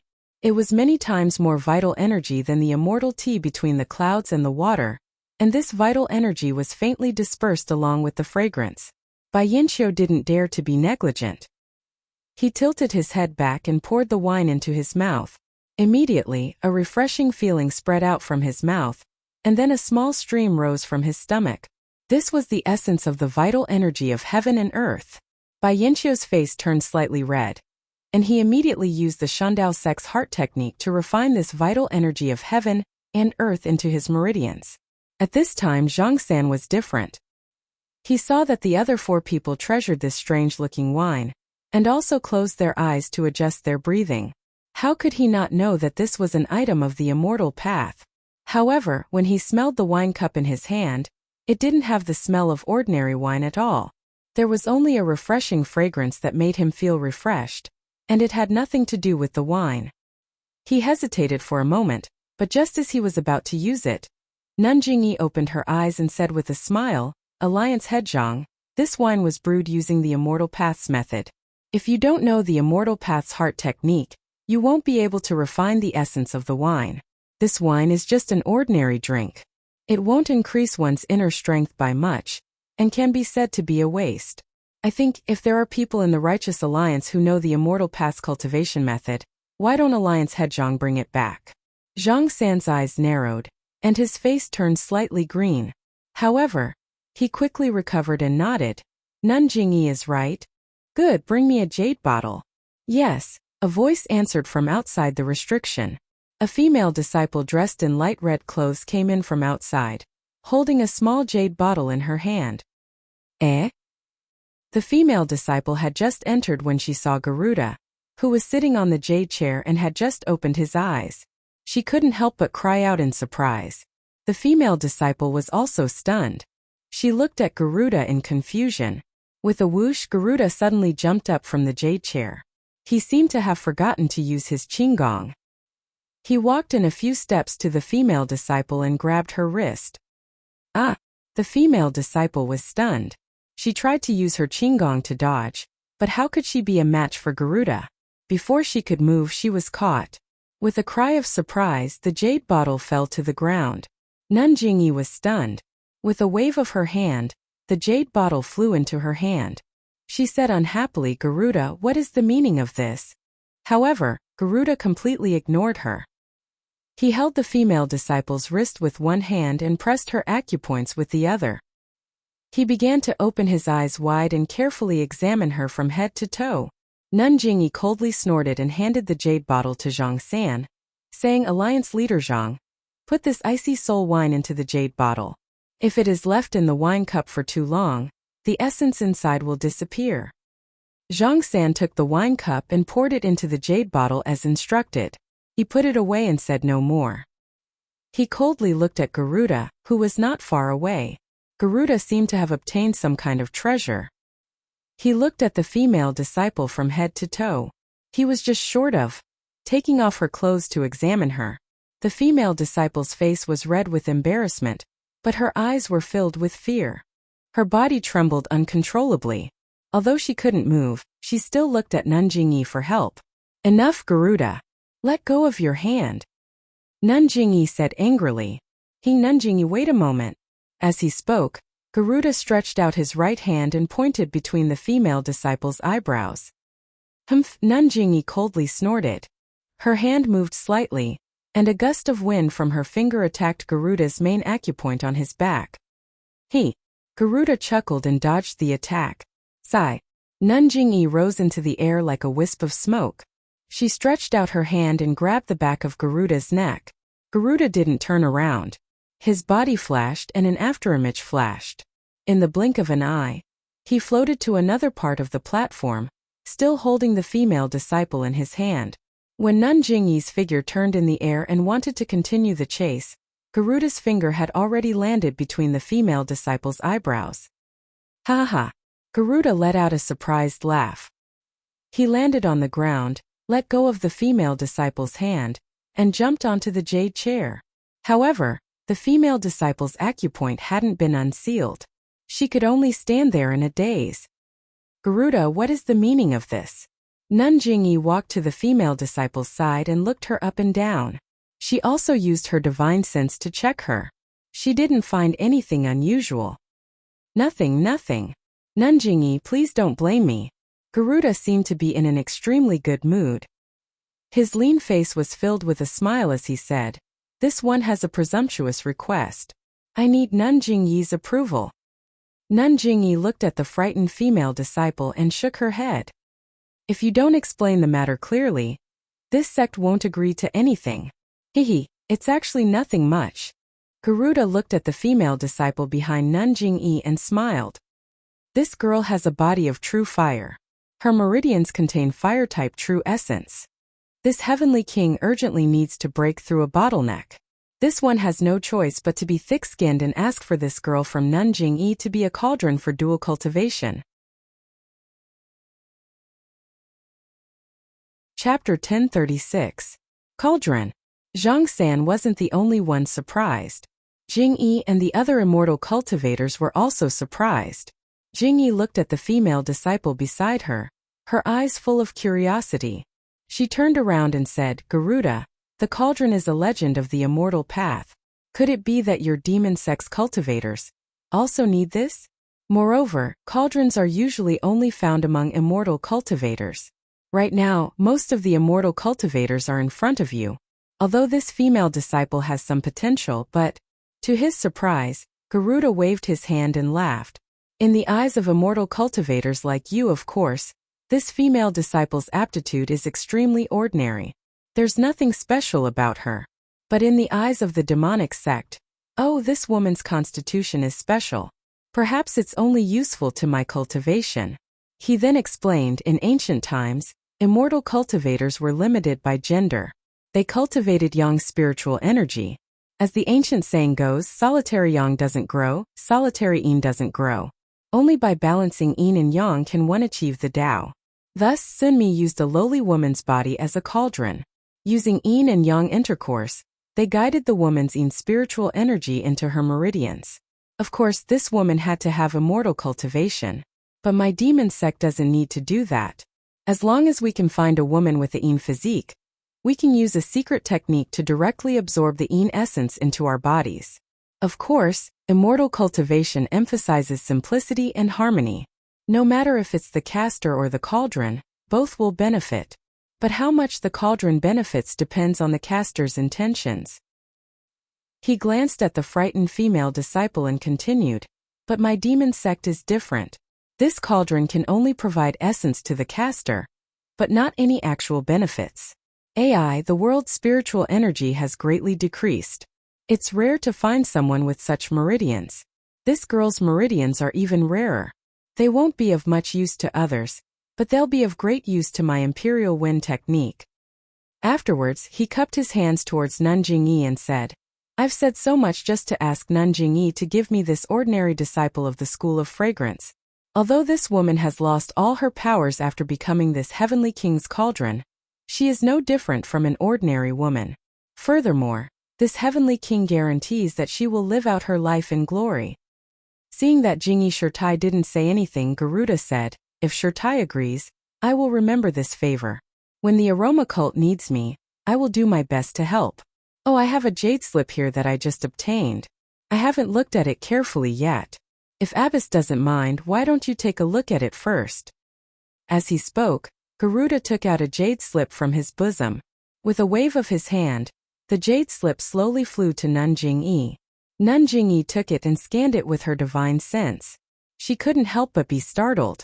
However, she immediately threw it back and said with a smile, "What if I don't agree?" "You don't agree?"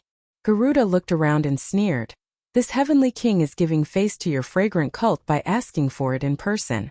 Although this heavenly king can't do anything to your fragrant cult, to be honest, if this heavenly king wanted to kidnap this woman while your sect protecting formation is open, it would be as easy as flipping my hand. Furthermore, there are so many female disciples in the fragrant cult. Perhaps there are many that suit this heavenly king's taste. Ha ha ha. Garuda was quite unscrupulous, but Jingyi Shirtai knew that what he said was absolutely reasonable. From the sparring session just now, Jingyi Shirtai already knew that Garuda's cultivation was inferior to hers. However, Garuda specialized in lightness techniques. His levitation technique was far from hers. It seemed that he had already mastered it, and was on the verge of breaking through the imperial wind technique. Otherwise, he wouldn't be so thick-skinned as to ask her for a disciple. With the imperial wind technique, Garuda could come and go as he pleased in the fragrant cult. This female disciple in front of her looked somewhat familiar. She definitely wasn't a disciple of Mo Nong Gong. She couldn't keep her by her side at all times. If Garuda had any ill intentions, he could kidnap her at any time. Rather than offending Garuda, why not do him a favor at no cost? Many thoughts ran through Jingyi Shirtai's mind. She then smiled and said, "We'll talk about this after the martial arts convention.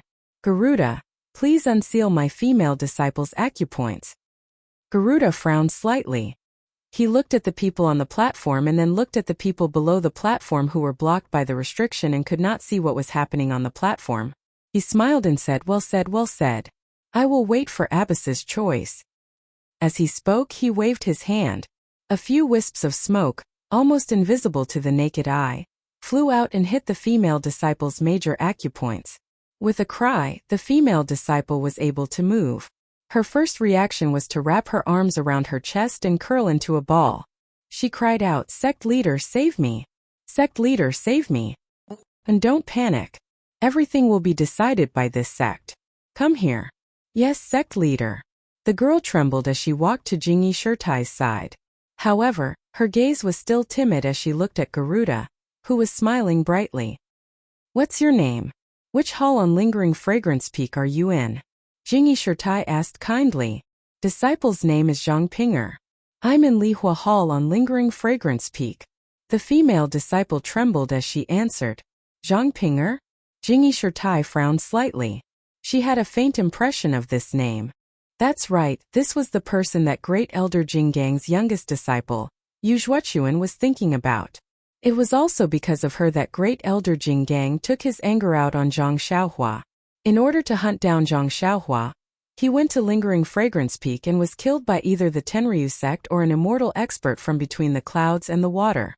Femme fatale. For some reason, this phrase flashed through Jingyi Shirtai's mind when she saw Zhang Pinger's lovely and pitiful appearance. "This sect leader remembers that you're the disciple of Lihua Hall's vice hallmaster Yin Yin. How come you're here?"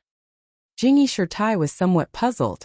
"Sect leader, today there are many guests on Huayu Peak. Yesterday we received sect leader's decree and sent some disciples from various halls to Huayu Peak. Disciples, master, and old acquaintances came to receive them.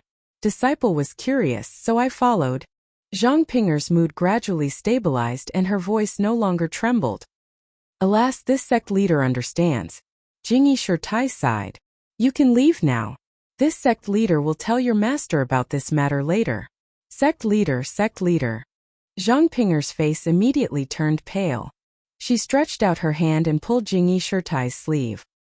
"Disciple, disciple, doesn't want to go. Even if I die, I don't want to go." Jingyi Shirtai looked at Zhang Pinger's hand and frowned slightly. She paused for a moment and said warmly, "This sect leader didn't say that you should go. Don't worry, you can leave first." "Yes, sect leader." Zhang Pinger's eyes were slightly teary and her face was increasingly pale. She bit her lips and didn't say anything in the end. She got up and hurried to the restriction outside the high platform. However, before she could reach it, her legs went soft and she almost fell. When she got up again, the tears in her eyes had been replaced by determination. After Zhang Pinger left, Jingyi Shirtai glanced at Garuda, and then at the sect leader who was looking down at the ground. She smiled and said, "All right, everyone has already tasted the icy soul wine. Next, there's our humble sect's new radish tea, heavenly ice dates, and green leaf fruit. They're all great for cultivation." As she spoke, the other female disciples offered their trays. However, at this time, everyone was far away from Garuda, afraid that he would see through them again. Garuda still had the same expression as before. He didn't seem to be worried that Jingyi wouldn't be moved. He only smiled and accepted the tea and spirit fruits. As for the other female disciples, he didn't care at all. If he could find someone with strange meridians, Zhang Ping'er wouldn't be so precious anymore. Would he, Garuda, still need to run to the incense sect and lower himself? After the 4 people finished eating, each of them put away their food. Jingyi made a hand seal and the restriction on the high platform gradually disappeared. The crowd below the platform, which had been clamoring non-stop, immediately fell silent. Alright everyone, the food and wine are over. Next is the sword competition that everyone has been waiting for. In fact, when the 5 sects of the immortal Dao gathered here in the past, it was mostly to drink and discuss the sword. This time there are just more sects and more heroes. There's no difference. Of course, since there are more people, the rules need to be changed slightly. I won't say more about the specific arrangements. When the sword competition begins, I'll explain it to Nun Shuezhen. What I'm talking about here won't change during the sword competition. That is the reward. Whoosh! Everyone's emotions were stirred. The people inside Huayu Palace all craned their necks, wanting to see what Nun Jingyi would take out as a reward. The people in the square outside the palace all pricked up their ears, wanting to hear what Nun Jingyi would say. Nun Jingyi was very satisfied with the effect in front of her eyes. She waved her hand and a beautiful female disciple held a jade tray with a thin book on it. She lightly floated to the front of the high platform. Nun Jingyi pointed with her finger and smiled. This is the result of the sword competition. It's the rarely seen Zhanghu's top internal cultivation method, the breaking blade force. Whoosh! Another sound rang out. This time it was even louder than the previous one. Everyone below the high platform began to talk at once. At this time a voice rang out from the side. Nun Jingyi, this is your fault. This breaking blade force is the secret cultivation method of our Shundao sect. How could you take it out as a reward? The one who spoke was Bai Yanqiu. At this time, Bai Yanqiu's face was slightly red and his eyes flashed with incomparable anger. Bai Zhangmen, don't be mistaken. This breaking blade force is incomparably precious. As long as you practice the 9 layers of this cultivation method to the peak, you'll be able to step onto the path of immortality. It's definitely one of the few internal cultivation methods in Jianghu. However, it's only the secret cultivation method of the Shandao sect. This doesn't seem to have anything to do with between the clouds and the water. Didn't Bai Zhangmen remind me just now that you're between the clouds and the water and not the Shandao sect? Nun Jingyi explained with a smile. But Bai Yanqiu was speechless. This breaking blade force was the secret cultivation method of the Shundao sect. After the Shundao sect was destroyed, it disappeared. Today, there was only a fragment of that between the clouds and the water. If this breaking blade force was obtained by other sects in Jianghu, perhaps the 6th sect of the Path of Immortality would be born. Thank you. If you like this work, you're welcome to cast a recommendation vote or a monthly vote at Chidian.com. Chapter 1037. Bai Yanqiu's eyes burned with anger when she saw the breaking blade force in the hands of the Aroma sect disciple, but she had no excuse. She had repeatedly corrected Nun Jingyi, differentiating the Shandao sect from the between the clouds and the water. She didn't expect that she would overreach herself and lose the best chance to ask for her sect's secret manual. Looking at Bai Yanqiu's dejected and angry appearance, Jingyi Nun ignored her and said to the crowd, "This cultivation method is most suitable for men to practice. The hero who gets 3rd place in this sword competition will be able to take away the blade breaking force. Of course, how to practice it is none of my business." After that, Nun Jingyi waved her hand, and another female disciple stepped forward. This time the item on the tray was covered by a silk scarf, so no one could see it. However, there were still some people present who had expressions of astonishment on their faces. Bai Yanqiu was naturally one of them. When the female disciple came to the side of the platform, Nun Jingyi waved her hand and lifted the scarf, revealing 5 fist-sized stones. The stones were of different colors: yellow, cyan, blue, red, and brown.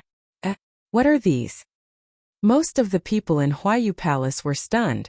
Since the 3rd place in the sword competition could get the breaking blade force, the 2nd place in the sword competition would get it. It should be more precious than the breaking blade force. But these 5 stones looked very ordinary. What was so precious about them? However, some of the monks of the Dalan temple, some of the disciples of Between the Clouds and the Water, and some of the disciples of the aroma sects Mo Xian Gong stared at the 5 stones with burning passion in their eyes. They were like mice that saw rice. Nun Jingyi looked at Bai Yanqiu, Master Chongsheng and Zhang San, who was also tempted. She smiled and said, "Everyone, you must know that the breaking blade force is the key to entering the Tao through martial arts. But how do you practice it after entering the Tao? The Tao of immortality is different from the Tao of martial arts. Internal energy can be generated on its own. The Tao of immortality's internal energy is called vital energy. Although some can be generated in the meridians, the normal method is to absorb it from the outside. The absorbed energy is called the Qi of heaven and earth. In ancient times, the world was full of heaven and earth. People of the Tao of immortality could directly absorb the Qi of heaven and earth and refine it in their meridians, turning it into vital energy. Everyone knows the power of internal energy, but let me tell you, vital energy power is 100 times stronger than internal energy. Perhaps it's not appropriate to put it this way. If internal energy is like a baby, then true energy is like an adult. Not only is there a difference in strength, there is also a difference in ability. Moreover, vital energy is the foundation of all cultivators of the Tao of immortality. All magic and divine abilities are based on the control of vital energy. Now the Tao of heaven and earth has changed greatly. The Tao of immortality has been annihilated. People of the Tao of immortality can't directly absorb vital energy from heaven and earth. So how do they practice? They absorb vital energy from these stones. These stones are called vital stones in the Tao of immortality. The vital energy of heaven and earth contained in these vital stones is purer than that of heaven and earth and easier to refine. That is to say, with the breaking blade force just now, you can take one step into the Tao of immortality. With these 5 vital stones, you can completely enter the Tao of immortality. Boom! The crowd exploded like a pot of boiling water and began to discuss. Perhaps there were people from the famous sects in Huayu Palace who knew about the Tao of immortality, but they had never seen 5 vital stones in perfect condition. Needless to say, the sects in the square were even more so. What Nun Jingyi said just now was basically to let them know what the Tao of immortality was and how to practice it. This was actually to cater to their curiosity of coming to the Tao of immortality. With the help of Huayu Palace's formation, Nun Jingyi's divine sense saw the curious expressions of the people outside the square. She couldn't help but smile.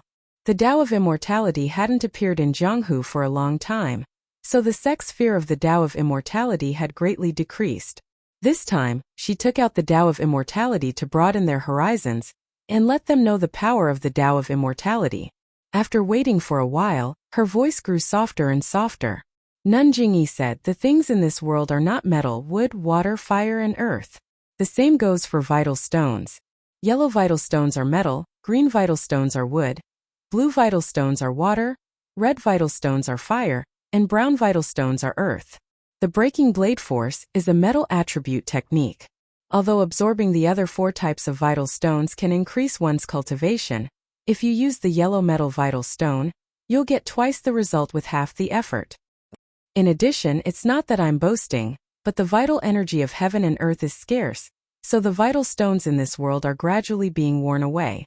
In the 10,000 years since the Tao of immortality was destroyed, vital stones have become rare. These 5 vital stones with all 5 elements are the only things I have. I only took them out for this martial arts convention to share with you." "Good." The leader of an unknown sect stood up and clapped his hands. "The fragrant cult is indeed a great sect of the Tao of immortality. It lives up to its reputation. This kind of style is rare in the world. My Flat Mountain faction is truly impressed. If the fragrant cult needs anything in the future, our humble sect will not refuse." "That's right. The fragrant cult is indeed generous. They share the secrets of the Tao of immortality with us. We also admire them." For a moment there was endless praise for the fragrant cult. Of the other 4 people on the stage, Garuda was sitting on a chair. He looked sideways and did not look forward. He was only looking left and right. No one knew if he was looking for Zhang Pinger. The elder still put his palms together and lowered his head without saying a word. Zhang San's face was as calm as still water. He looked coldly at the clamor below. Bai Yanqiu was biting his lips. His eyes narrowed. No one knew what he was thinking. Well, this is the reward for the second place in the sword conference tournament. The cult has finished. Everyone, let's see the reward for the champion. This sentence piqued everyone's curiosity. Even Bai Yanqiu and the others looked sideways. They all wanted to know what other good things the fragrant cult could take out on top of the 5 elements primordial stone. The third item was placed in a jade box. Bai Yanqiu and the others' divine senses were blocked by the jade box's restriction. They could not see what was inside.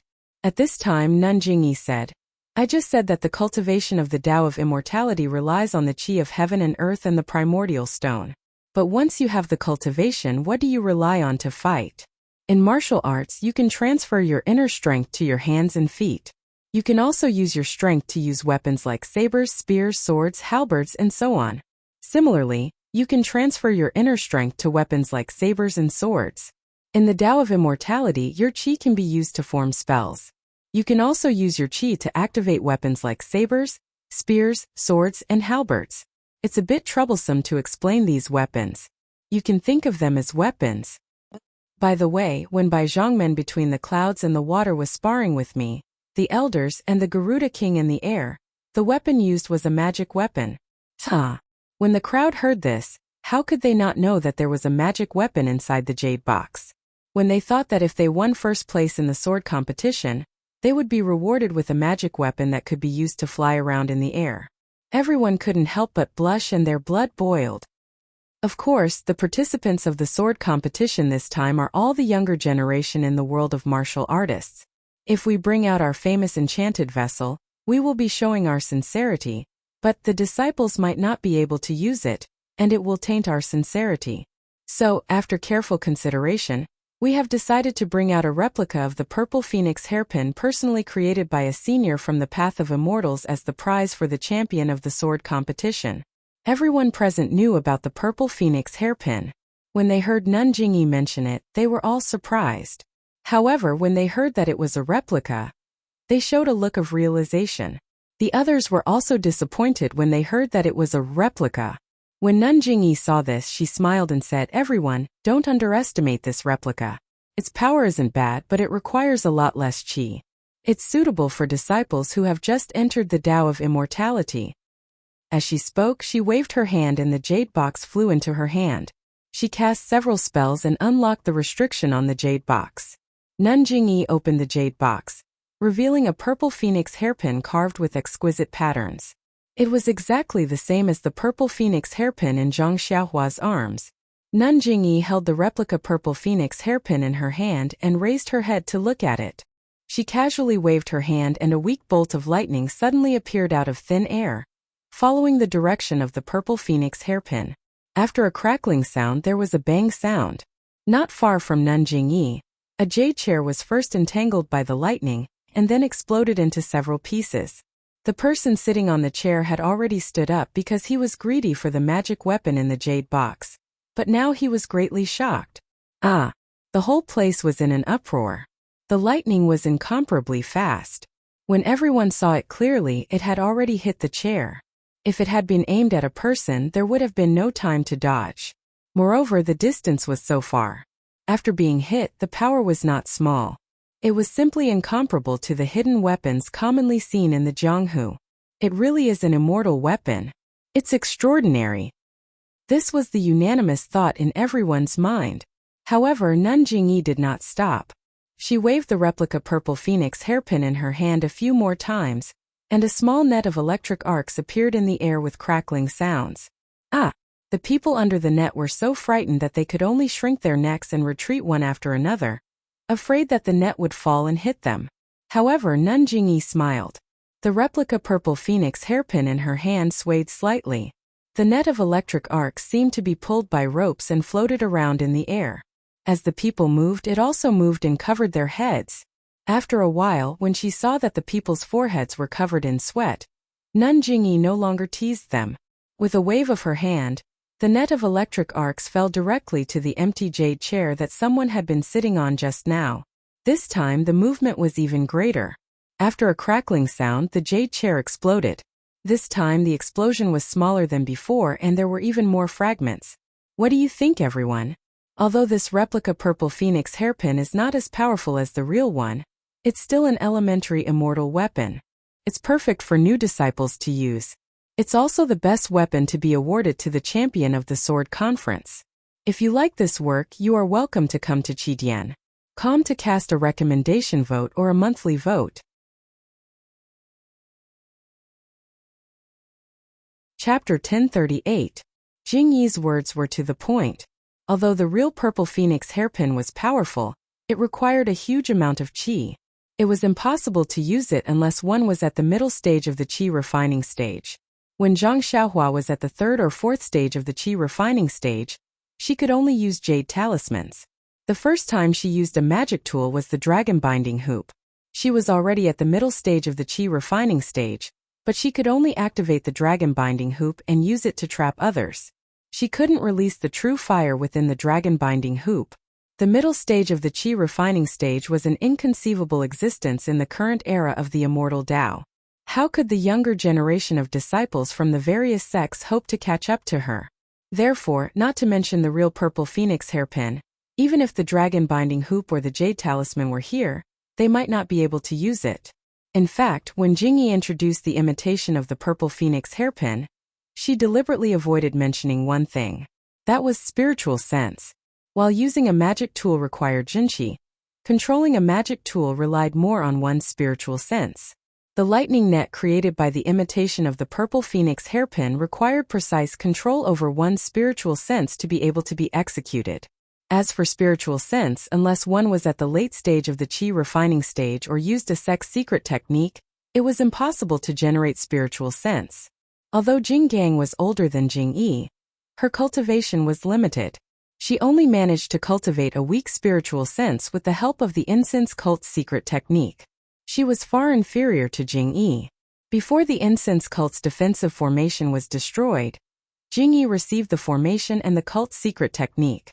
Her spiritual sense was also incomparably powerful. It was even more powerful than Zhang Xiaohua's. Unfortunately, the dragon vein was absorbed by Zhang Xiaohua, and the restriction was broken by Zhang Xiaohua. Jing Yi's spiritual sense was immediately beaten back to its original state. But then again, even now, Jing Yi's spiritual sense was much weaker than Zhang Xiaohua's. In the eyes of the Jianghu disciples, she was still an immortal-like existence. She was far from a height they could reach in their lifetime. Jing Yi put the imitation hairpin back into the jade box and smiled. Wait until the hero here can escape from the top scorer. I'll personally give this hairpin and the manual on how to use it to him. Subsequently, the three female disciples placed the trays in their hands on the jade table beside the high platform, bowed and retreated. Nun Jingyi turned around and asked, Elder, would you like to say a few words? Ba. Elder Chong stood up and nodded. To tell you the truth, the incense cult's move this time. It's very generous, far beyond old monk's expectations. Since this old monk is already like this, I'm sure everyone here is tempted as well. Hong! A loud laughter rang out. The people below the stage did not expect Elder Chong to be so straightforward, and they all roared with laughter. Isn't that so? My eyes are burning and my hands are itching. Someone said boldly. Yes, everyone wants it. However, there are only 3 prizes. Therefore, I don't need to tell you that the sword competition will be very exciting. Everyone will be nervous. Then Elder Chong changed the topic. However, this sword competition is a competition, not a battle of life and death. No matter what grudges you have in Jianghu, when you're here, you must forget the past. Here, Old Monk will reiterate the principle of the sword competition. You can't kill. If someone is merciless and takes the opponent's life, then you'll be disqualified from the sword competition immediately. You'll be expelled from Huayu Palace. Nun Jingyi and Garuda's expressions did not change, as if they already knew.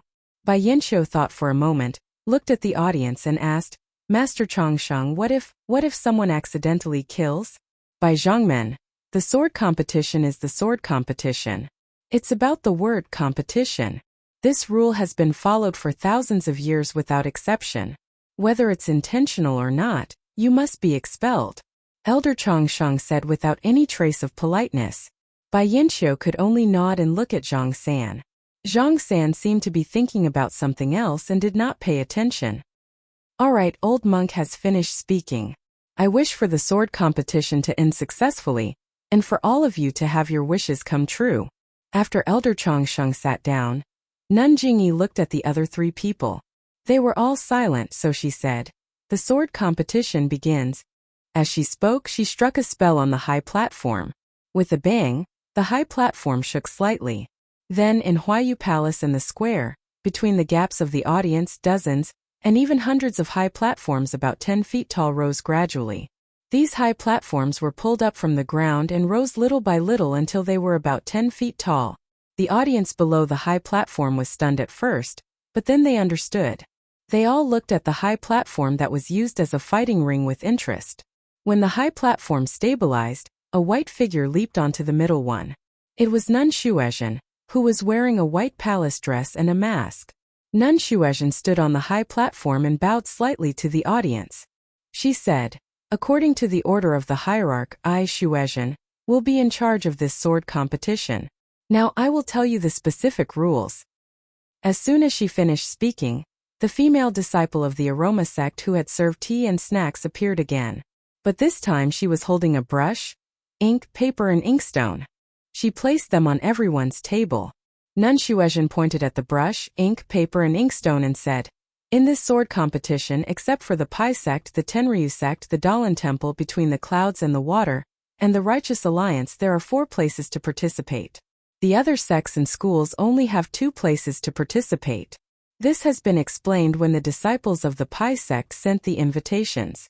Please write down the names of the disciples of your sects and schools who will participate in the sword competition. Then find a fighting ring like the one I am standing on. At the bottom of the fighting ring there is a small round hole. You can put your name in there. There are 50 fighting rings like this inside Huayu Palace and outside the palace. Inside Huayu Palace you can put 10 names on each fighting ring. Outside the palace you can put 20 names on each fighting ring. Once the fighting ring is full, the small hole in the fighting ring will close.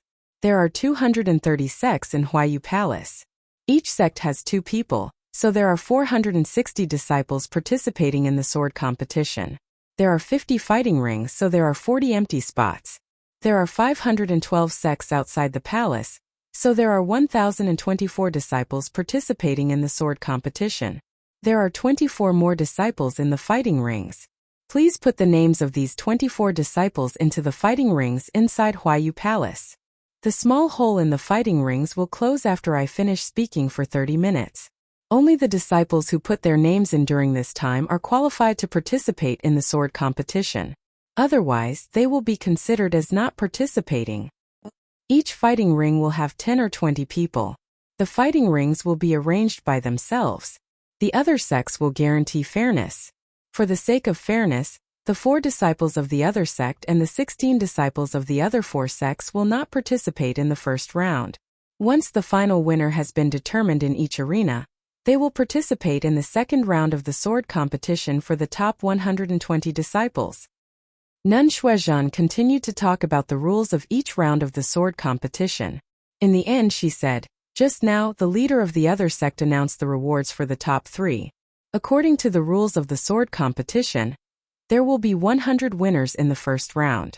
These 100 disciples will receive 1 Yuhuandan pill, 1 small bone congealing pill, and 1 small revitalizing pill from the Dalan temple as a reward. All right, please write down the names of your disciples participating in the sword competition on the paper, and put them in the fighting rings. The first round of the sword competition is about to begin." As she spoke, a disciple of the incense cult brought a lit incense stick to the fighting ring where Nun Shuezhen was. When they heard Nun Shuezhen mention that the rewards for winning the first round of the sword competition were the legendary healing pills of the incense cult and the Dalan temple, the crowd was in an uproar. The 3 rewards that Nun Jingyi had shown were indeed very tempting.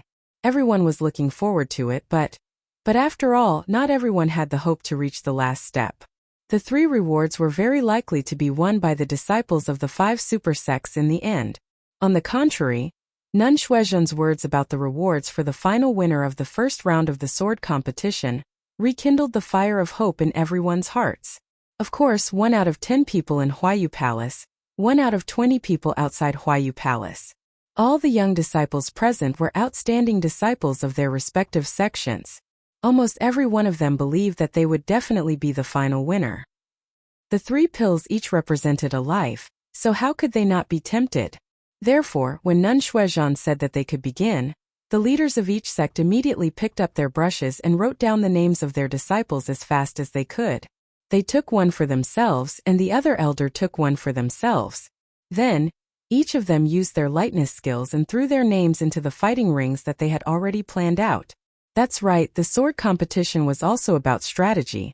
2 disciples from each sect absolutely could not be placed in the same fighting ring. Moreover, were there any familiar sects nearby? Were there any disciples from other sects that they knew the ins and outs of? This all needed to be considered in the time it took for a stick of incense to burn. The sects that were closer to Huayu Palace had already taken the lead. They ran into the palace and threw the names of their 2 disciples into the fighting rings. Nonsense, the palace only chose 1 out of 10. Although their martial arts might be a little higher, their chances were still much higher. For a moment, the inside and outside of Huayu Palace was in chaos. Occasionally, there were people who used their lightness skills and almost collided with each other. There were also people who had just chosen a fighting ring and were about to throw their names in. In the end, they were thrown in by a hidden weapon technique from far away. Then the small hole immediately disappeared. This person could only turn around and curse. He did not dare to delay and went to look for another fighting ring. As a result, in the end, more than 10 people ran out of Huayu Palace and shouted, "Where is the fighting ring? Where is the fighting ring?" It was because the smart leaders in the square had filled up the fighting rings in Huayu Palace. These people in Huayu Palace had no fighting ring to throw their names into. They had no choice but to look for the 1 out of 20 fighting rings in the square. The funny thing was, in the square, there were 512 sects and 1,024 people. They were all silent and stood there obediently, adhering to the rule of not speaking during the sword competition. If you like this work, you are welcome to come to Qidian.com to cast a recommendation vote or a monthly vote. Chapter 1039. The elders and sect leaders of the various sects saw this and knew what these people were thinking. With a stomp of their feet, they split up and rushed towards the 50 arenas in the plaza. 50 fighting rings were not a lot, but they covered the entire square, and they had to search one by one. How could they be fast? These 10+ people had a tacit understanding and each of them found a different area. After a while, the burning candles were extinguished and the holes in the 100 arenas disappeared. One of the sect leaders looked on helplessly as the hole in front of him gradually became smaller. His heart grew anxious and he rubbed the piece of paper in his hand and actually used a hidden weapon technique to throw it into the hole. Seeing that the ball of paper was about to fall into the hole that had not completely disappeared, the sect leader's face revealed a smile. But at this moment, out of nowhere, a gust of wind suddenly blew past and blew the ball of paper askew. With a paw sound, it hit the spot where the hole had disappeared. The sect leader's face immediately turned pale and he stood there in a daze. He looked at the clear and windless square and then looked at the group of people who were gloating at his misfortune. His face immediately turned ashen. He didn't say anything and just looked at the various sects beside the stage. Then, without saying a word, he turned around and returned to Huayu Palace. "What's wrong with that old man Xiao?" One of them was indignant and said in a low voice, "He didn't go in himself and now he wants to find trouble with others? Look at him, I'm afraid he's blaming us for this. Who knows if he'll attack our sects once he leaves Chuanxiang cult. It's just Qingshan sect. They have some connections with the Righteous Alliance. Now that Chuanxiang cult has appeared in Jianghu, can the Righteous Alliance still control Jianghu? That's right. The Dalan Temple was a master who ignored the Righteous Alliance and allowed them to do whatever they wanted. Now that Chuanxiang cult has appeared, they will not let the Righteous Alliance be the only sect. Sect leaders, I think sect leader who is right. We need to discuss this. Although Qingshan sect is not big, it's not something any of us can deal with. Why don't we? Brother Yu is right. After the martial arts convention we need to meet up and leave together. Don't fall into Qingshan sect's trap. Sigh when the fragrance spreads, Jianghu is in chaos. The incense cult had only just held a martial arts assembly. They had not even taken a step out of Dianqi Lake, but they had already stirred up a lot of trouble. This didn't include the Misty School that was rushing to Misty Peak. When the sect leaders returned to Huayu Palace with hatred in their hearts, Abbess Shuizhen's voice was heard again. Everyone, the name list for each arena has been decided. As for which Xiaoxia and which Xiaoxia will fight, it is up to the arena to decide. The cult of incense will not interfere. However, my perfuming school will send an inner disciple to act as a witness for each battle arena. This disciple will not judge the outcome of the battle arena, but will only place the winner's name back into the arena. As for the outcome of the battle between the two Xiaoxia in the arena, it is also simple. As long as one of them falls out of the arena within the time it takes for an incense stick to burn, the remaining one will be the winner. If neither of them falls out of the arena within the time it takes for an incense stick to burn, then, I'm sorry, but both of them will be disqualified from the next round. There will be no incense burning in each arena. When the battle begins, the arena will descend by itself. When the arena is level with the ground, it will only take the time it takes for an incense stick to burn. Well, sect leaders, is there anything else you want to ask? A voice called out, Abbess Shuizhen. If both of them fall out of the arena, then will the one who falls out of the arena be the winner? If both of them fall out of the arena, then both of them will be disqualified from the next round, Abbess Shuizhen said firmly. After waiting for a while and seeing that no one else was asking, Abbess Shuizhen said, Okay, then the battle arena will begin now. If there is anything special, please ask the perfuming school disciple in charge of the arena. As he spoke, 100 young disciples dressed in palace attire with veils covering their faces filed in and walked to their respective arenas. Their bodies did not move, but they floated to the edge of the arenas and stood on the edge of the arenas with the tips of their feet. Their entire bodies were outside of the arenas. Good. Seeing such a high level of qigong, very few people praised. Seeing that all the disciples were in place, Abbess Shuizhen looked back. At this time, the restriction on the high platform where Abbess Jingyi and the others were standing had been removed. Abbess Jingyi nodded slightly. Abbess Shuizhen took out a 3-inch-long stick from her bosom and pointed it in the air. Ah! With a crisp sound, the 100 arenas released a pale white screen of light at the same time. After a while, 2 lines of large words appeared on each arena. Su Jingguan of the Firmament Dock, Lu Chang of the Qi Huanmen beside the arena where Abbess Shuizhen stood. Everyone looked at the large words on the screen of light in shock and read them out loud. What? Is it really chosen by the arena itself? One person couldn't believe his eyes. Nonsense, it's already the name. What's there to not believe? The way of immortality is really magical. While everyone was talking, 2 good-looking disciples stepped out of the crowd and flew onto the arena. They cupped their hands and saluted to everyone. Then they walked onto the arena. One of them cupped his hands and said, I am Lu of Qi Huamen. While Lu Chang was complaining inwardly, he suddenly felt the air behind his feet. He was shocked. He was at the edge of the arena. If he took half a step back, he would fall off the arena. Seeing that he couldn't dodge the kick, Lu Chang of Qi Huamen clenched his teeth. He didn't circulate his internal energy, but jumped forward to grab the leg of the Heavens Vault Dock's disciple even if he got injured.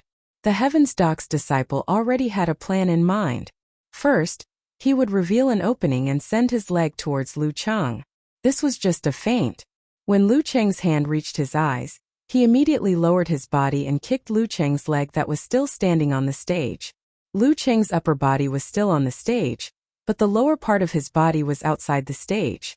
At this moment, Lu Chang didn't have time to grab the disciple of the Firmament Dock.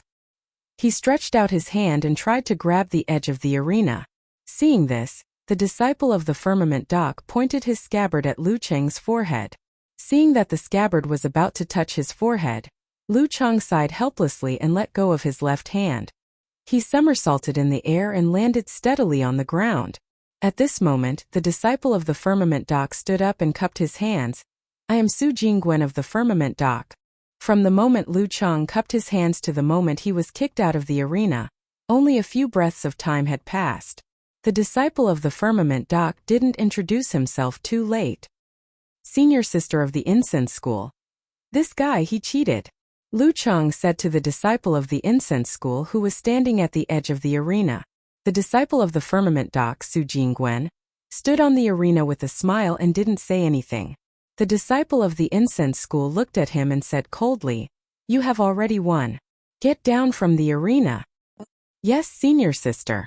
Su Jingguan smiled and jumped down from the arena.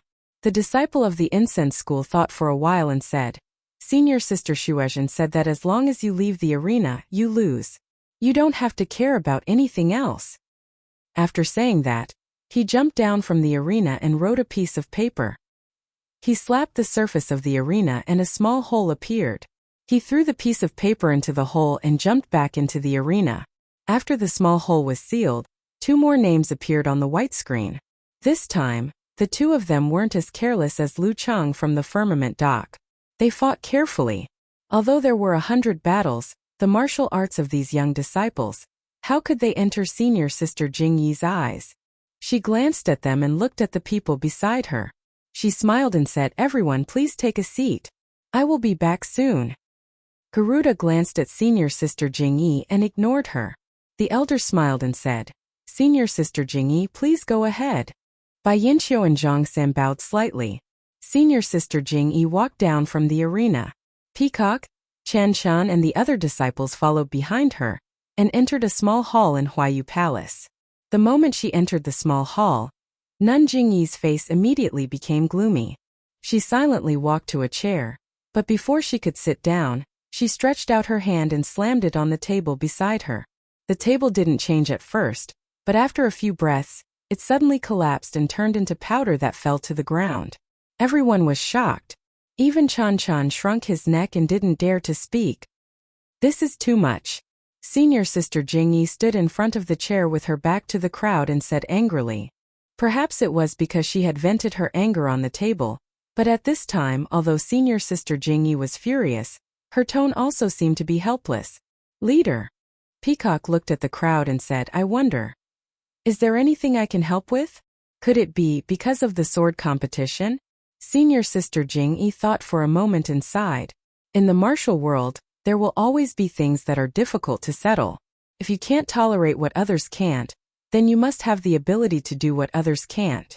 Peacock, you must remember this in the future. "Yes, leader, I understand." Peacock answered nervously. All right, all of you. Go out and call Yin from the distant fire palace." Deputy Palace Master Yin. Yin was stunned and nodded in response. She was the first to go out and the others followed. "Peacock Qinshan, you two stay."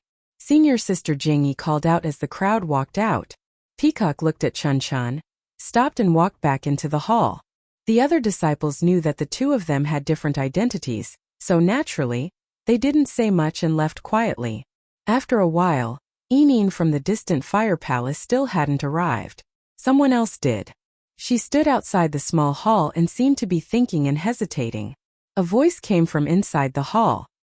"Xiaqing? What's the matter?"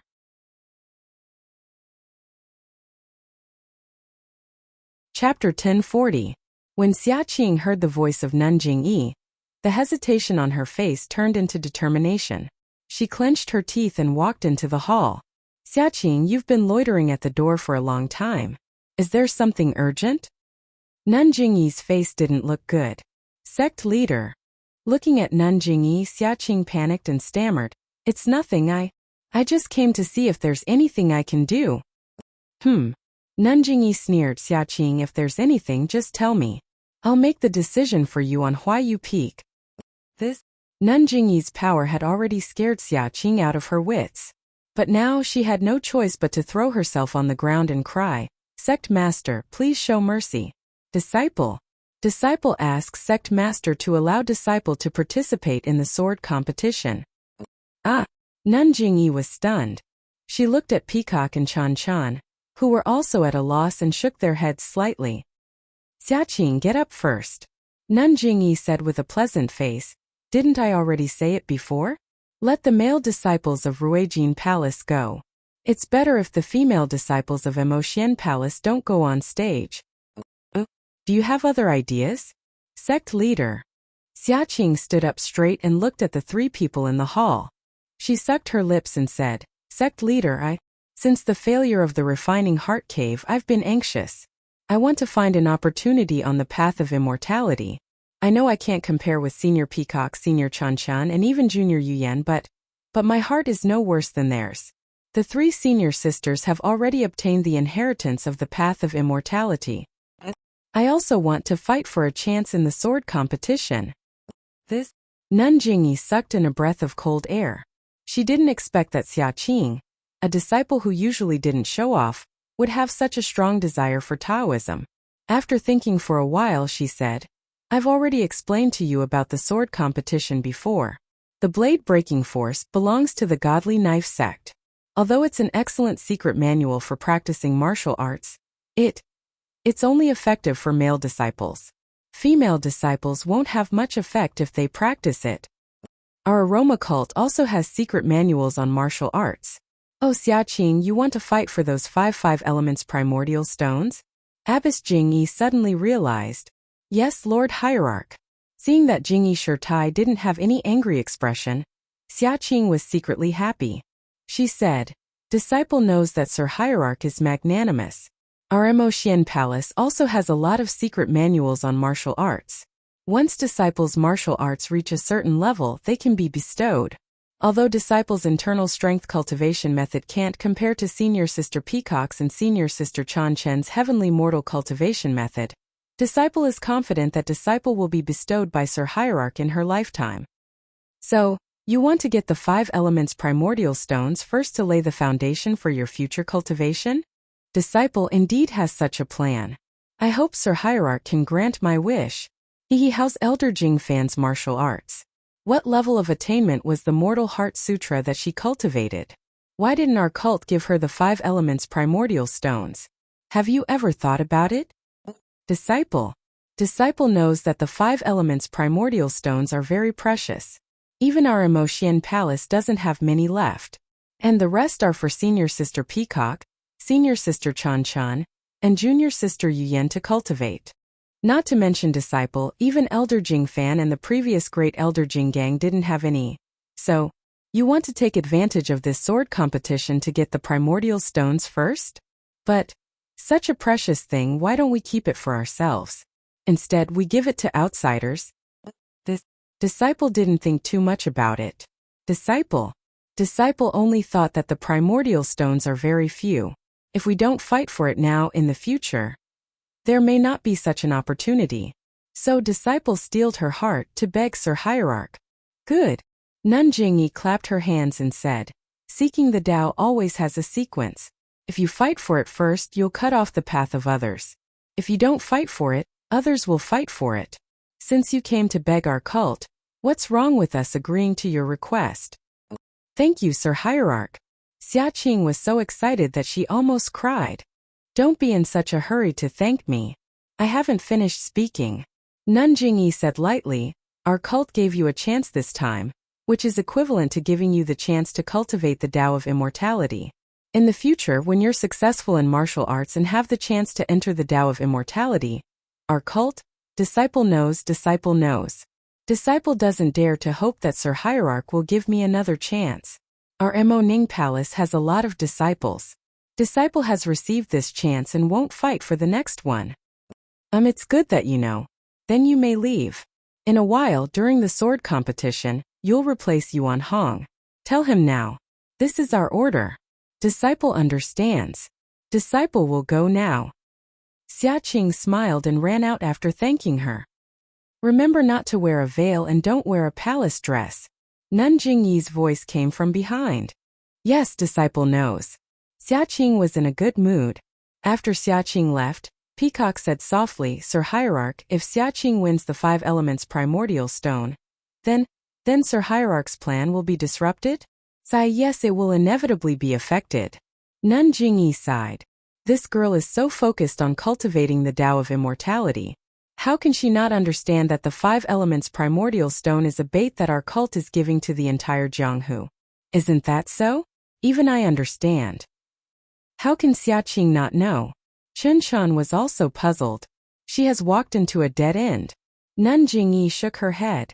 This girl met the immortal sect's Huan Senior in Huanshu and saw the magic of the immortal sect. How can she think so much?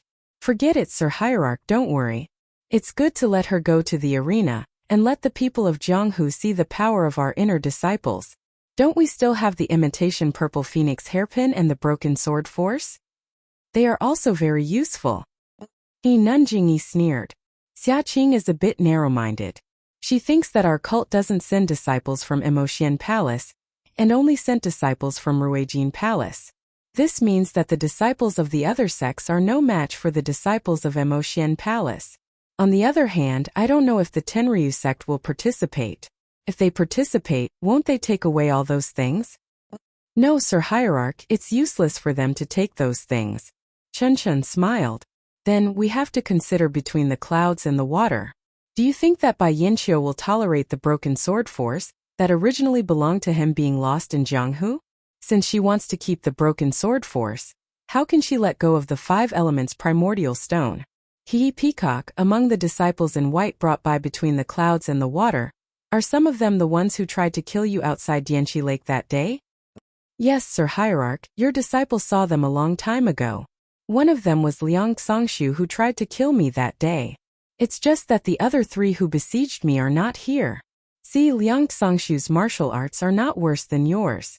Although you have received the inheritance and can be considered a person of immortality, your foundation is still shallow and you can't show any magical powers. Even if you fight with Liang Xongshu now, you may not be able to win. Xia Qing is even less likely. I'm afraid Xia Qing may not be able to do as she wishes. Sigh, Peacock suddenly thought of a saying. She was too smart and gave Qing Qing her life instead. At this time, Nun Jingyi raised her eyebrows and looked at the entrance of the small hall. After a while, there was the sound of light footsteps and someone asked, Sir Hierarch, your subordinate is the deputy of the fiery temple, Yin. Why are you looking for me? Is this Yin from the fiery temple? Come in. Yes, your subordinate obeys. When Yin came in, Peacock and Chan Chan bowed slightly. Deputy Temple Master Yin, do you have a disciple called Zhang Pinger? Nun Jingyi asked directly. Yin was startled and said in a panic, this subordinate does have a disciple called Zhang Pinger, but this child's temperament is calm and she doesn't cause trouble. Previously, the matter with Great Elder Jinggang's disciple and the Protector's disciple was all a misunderstanding. This subordinate has already punished Zhang Pinger. She shouldn't bother Emotian Palace's Protector's disciple and Miss Zixia. Seeing that Yin had said so much, Nun Jingyi didn't know whether to laugh or cry. After Yin finished speaking, she said, I have already punished all of you for that matter. I won't mention it again in the future. Today, I'm looking for you. Because of another matter regarding Zhang Pinger. Ah! Yin was stunned and blurted out, this time. Which hall's disciple is it? Which hall's disciple? Nun Jingyi laughed coldly, it's Garuda. Garuda. He's not a very famous disciple. May I ask which hall this disciple is from, Sir Hierarch? Your subordinate will punish them right away. Yin was very puzzled. He Garuda of the Tenryu sect. Not to mention you, even I want to punish him. When you go, remember to bring me along. Ah? Garuda, what's his relationship with Zhang Pinger? Yin was stunned. Thus, Nun Jingyi recounted everything that had happened on the platform. Before Yin could speak, Chan Chan said angrily, Sir Hierarch, how can this be? Is it possible that this guy said that whoever has the hidden fire meridians is the one? That he can take whoever he wants away with him? Peacock bit her lips and her face turned slightly pale. At this moment, she understood Nun Jingyi's reaction when they first arrived at the small hall, and the meaning behind her words. After thinking for a moment, Yin asked tentatively, Sir Hierarch, what do you plan to do? What plan? Nun Jingyi smiled bitterly. Your subordinate has already called you here. What do you think I plan to do? Sigh, poor child. Yin also sighed. Garuda's words make sense. Unless Sir Hierarch has Zhang Pinger by your side at all times, with Garuda's lightness skill, it's really easy for him to kidnap Zhang Pinger. But I can't even protect a small disciple from the distant fire temple. This makes me feel very ashamed. Desperate times call for desperate measures. Moreover, This is the time for our incense sect to re-enter the martial arts world. If we fall out with the Tenryu sect because of this, the gains will not make up for the losses. Moreover, Sir Hierarch's plan must be an expedient plan. In the future, Inin could not say what would happen in the future. Chapter 1041. Yes, in the future, what could they do? Zhang Pinger had followed Garuda to Heavenly Dragon sect. Not to mention whether Fragrance Cult had the ability to get Zhang Pinger back in the future. Even if Fragrance Cult could get Zhang Pinger back, would Zhang Pinger still be the same Zhang Pinger at that time? Seeing that Inin was silent, Nun Jingyi was also silent. Peacock and Chan Chan were even more silent. Peacock and Chan Chan at this moment were probably more lucky that they were now disciples of the inheritance cult. Moreover, they were lucky that they weren't born with the gift. Sigh, poor Zhang Pinger. Chan Chan was silent for a moment and said unconsciously, first, she was dumped by Yu Zhuochuan, and then she was played by Ran Xiaoyao. Now she finally calmed down, but she was valued by Garuda. Senior sister apprentice, is this the legendary fate of beautiful women? You shut up. Without waiting for Peacock to speak, Nun Jingyi couldn't help but scold Yu Zhuochuan. We don't even know where her corpse is. Besides, there's nothing between him and Zhang Pinger. Ran Xiaoyao, don't even mention him. He's wholeheartedly looking for Zixia. Zhang Pinger is just wishful thinking. Chun Chun curled her lips and muttered, I just think that Ran Xiaoyao is heartless. Thump.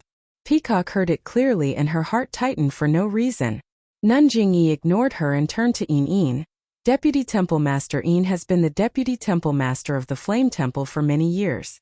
I've also been paying attention to you for a long time.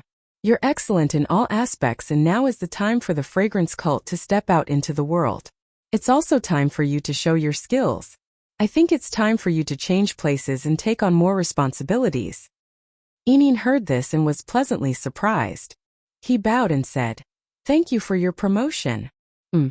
This is the result of your many years of hard work. No need to thank me. Nun Jingyi waved her hand and said, Go and tell Zhang Pinger that on her shoulders is the hope of the revival of the fragrance cult. Her responsibility is also great. Let her remember that as long as she's a disciple of the fragrance cult, no matter where she is, she's a disciple of the fragrance cult.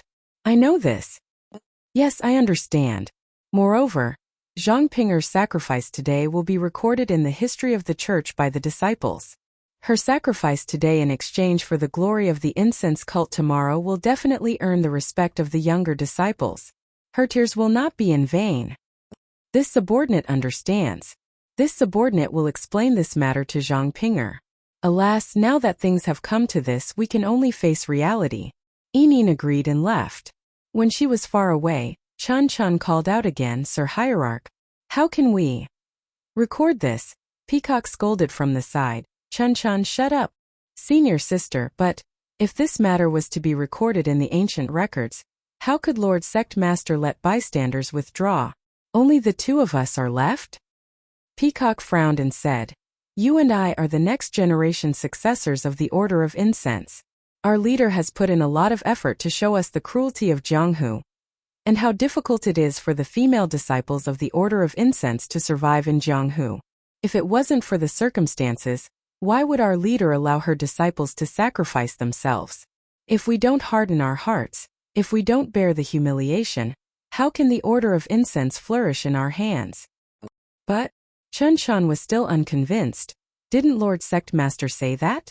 As long as we have supernatural powers that others don't have, won't we still be able to bring the Order of Incense to greater heights?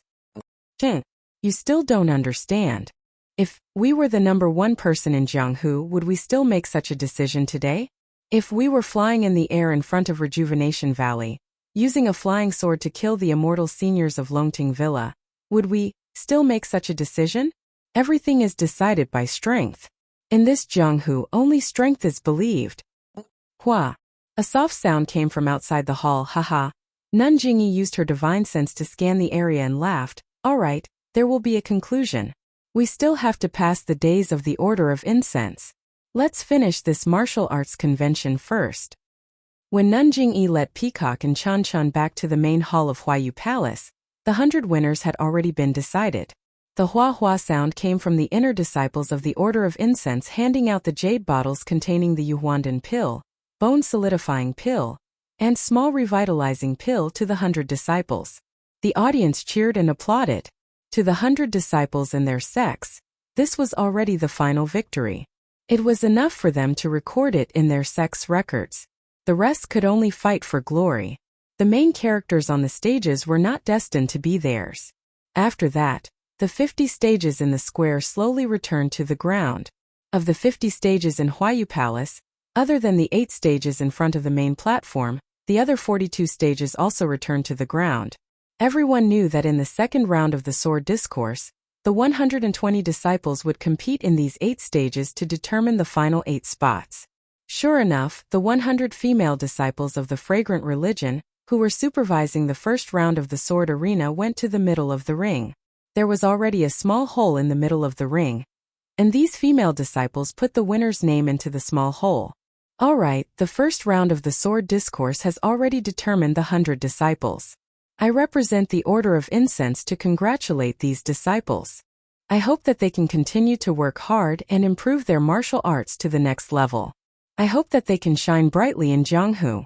Nun Xuezhen jumped onto the stage and smiled. Next up is the second round of the sword discourse. As everyone can see, there are 8 stages, including the 4 disciples of the Order of Incense, the 4 disciples of the Dalan Temple, the 4 disciples of the Order of Righteous Tao, the 4 disciples of Between the Clouds and the Water, and the 4 disciples of the Tenryu sect.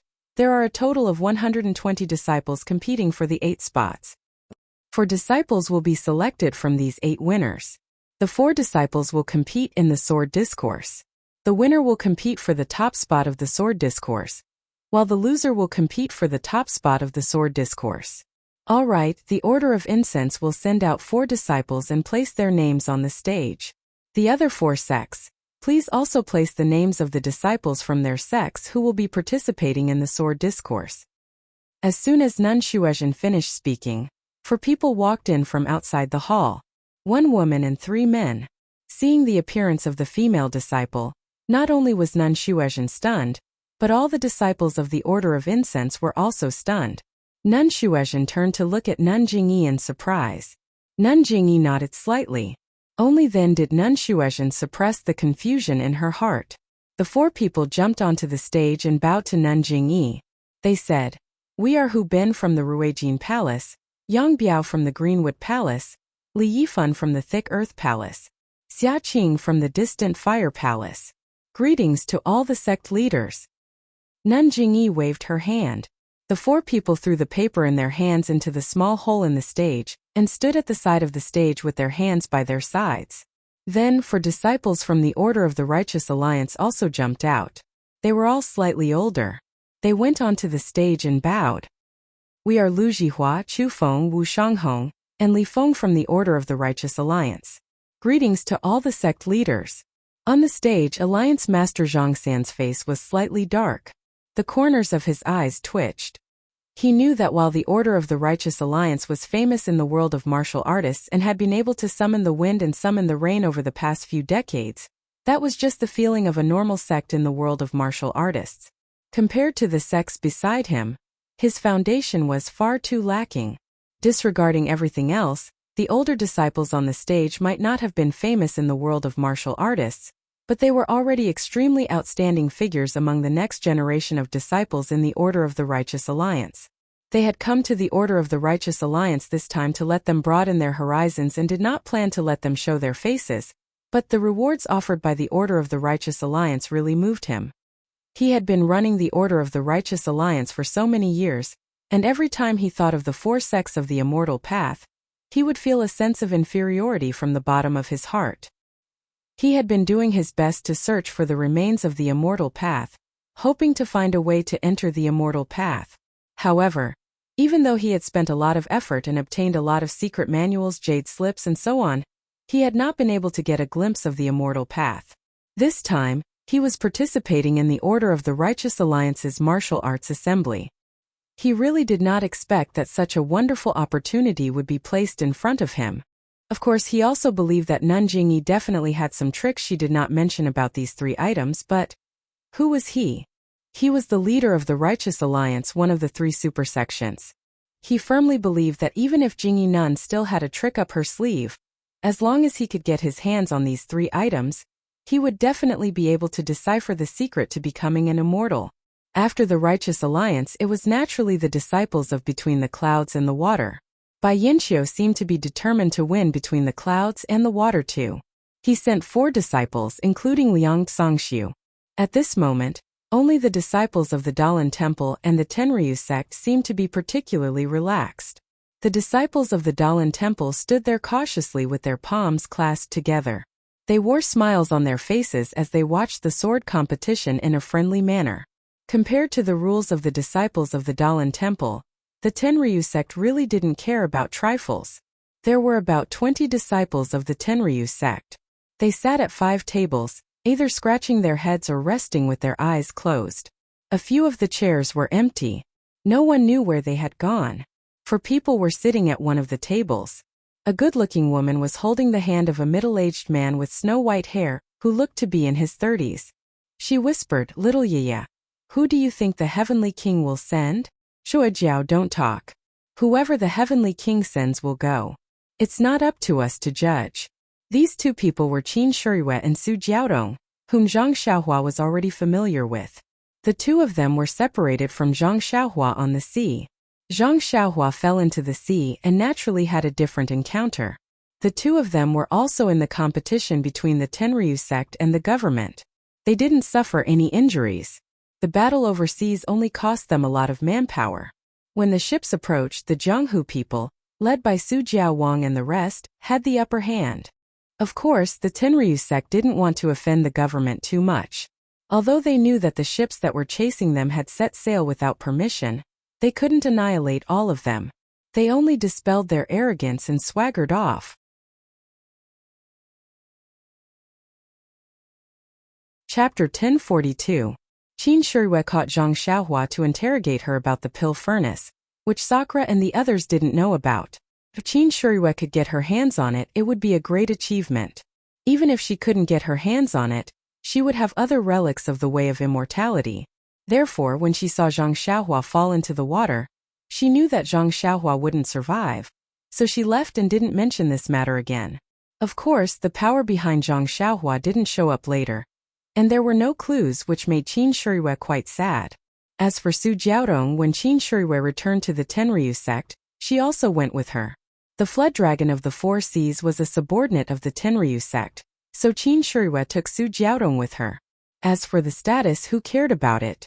Su Jiaodong saw Qin Shirui scolding her, so she stole a glance at Garuda, who was resting on the high platform with his eyes closed, and said in a low voice, "Little Yaya, I know the disciples of the Tenryu sect don't lack this, but this cultivation method sounds very powerful, and it can be practiced to the way of immortality. Even if you don't mind if you can get it and give it to my father, it won't be a waste of me serving you for so many years." Qin Shirui frowned. "Jiao, if you want it, I'll ask the Heavenly King for it. We have no reason to mess up the Heavenly King's plan." "So, then, who do you think the Heavenly King will send?" Qin Shirui looked at the crowd and said in a low voice, "This cultivation method is meaningless to the disciples of the Tenryu sect. Who will fight for this useless thing? I guess the Heavenly King doesn't plan to let the disciples fight at all." "Really?" Su Jiaodong's face lit up and she said, "Then, isn't this a good opportunity? If you volunteer to fight, you can make the Tenryu sect famous, and you can also get this secret manual for me. Isn't this killing 2 birds with 1 stone? Are you going or not?"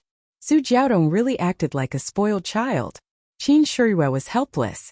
She looked around and got up and went to the high platform. As Qin Shirui said, Garuda didn't take this matter seriously, and didn't plan to let the disciples fight. But since Qin Shirui volunteered and had nothing to do, she nodded slightly. And the 4 disciples of the Dalan. They were the 4 disciples of the 3rd generation: Yuan Tong, Yuan Fa, Yuan Yuan Yuan, and Yuanz's Yuan. And Yuan. It seemed like Dalan Temple and Dragon Sect had the same idea.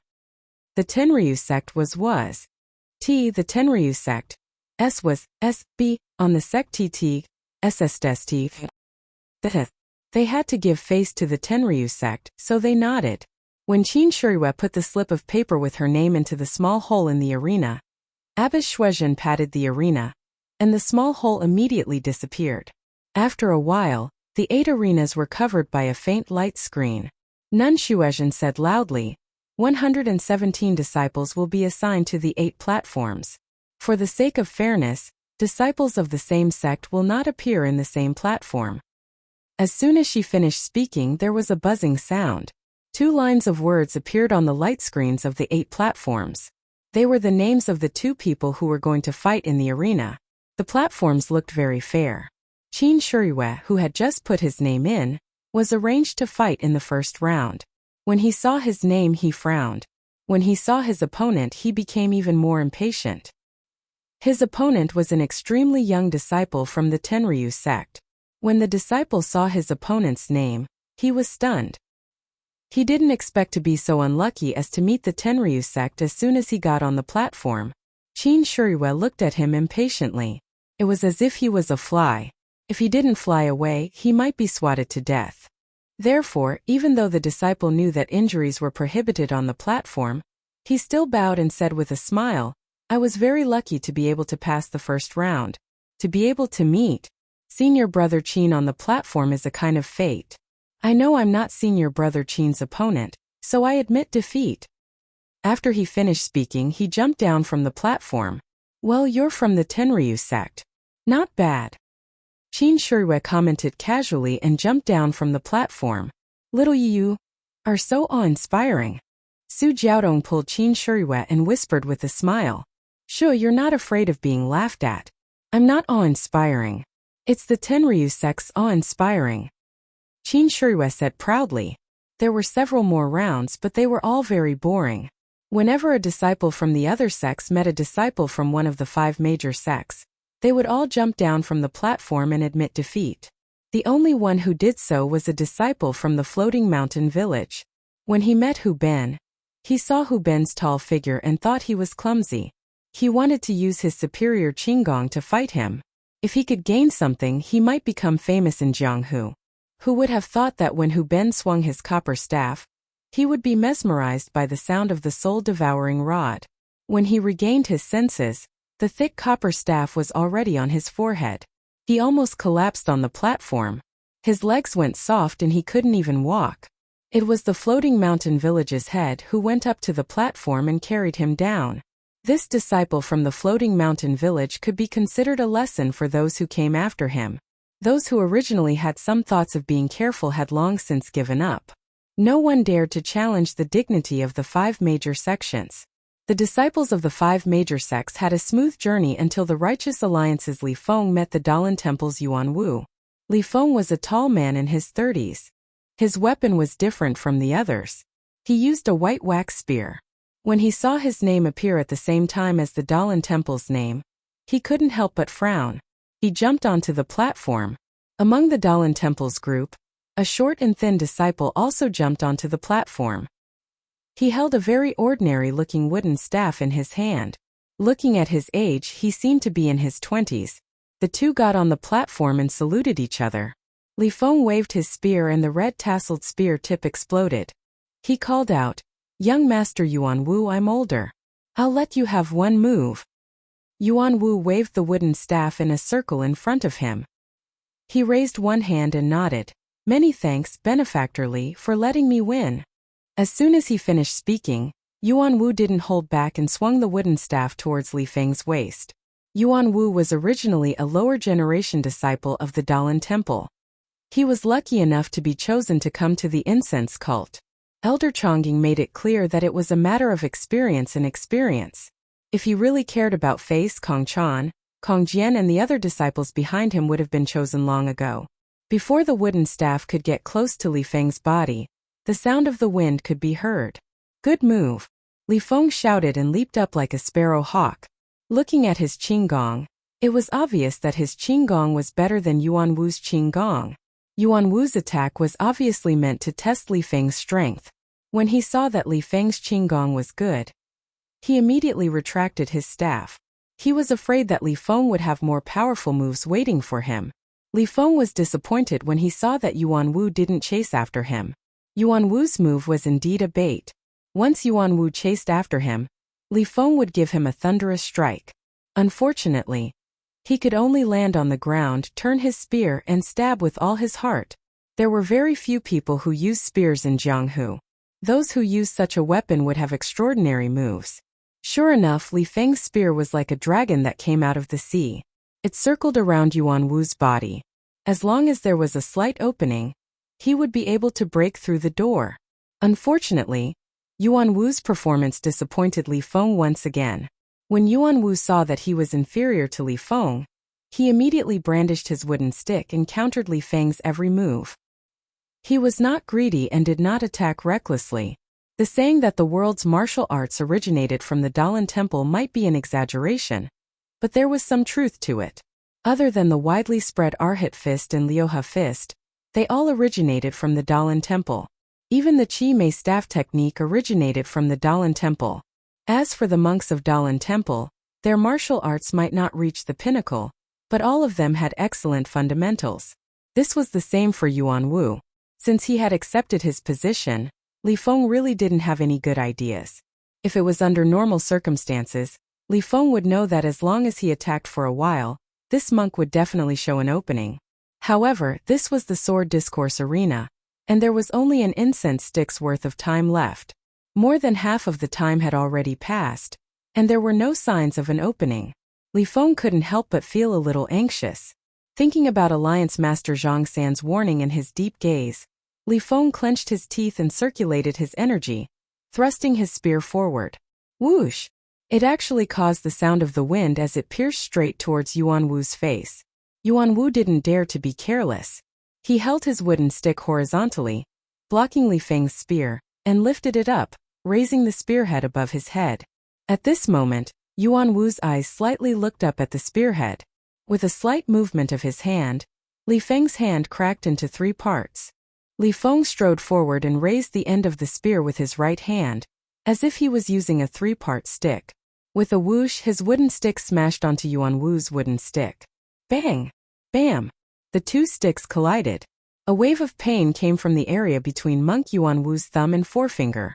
Monk Yuan Wu had received several heavy blows from Li Feng, and his hand was already cracked. This time Li Feng used all his strength. How could his hands not bleed?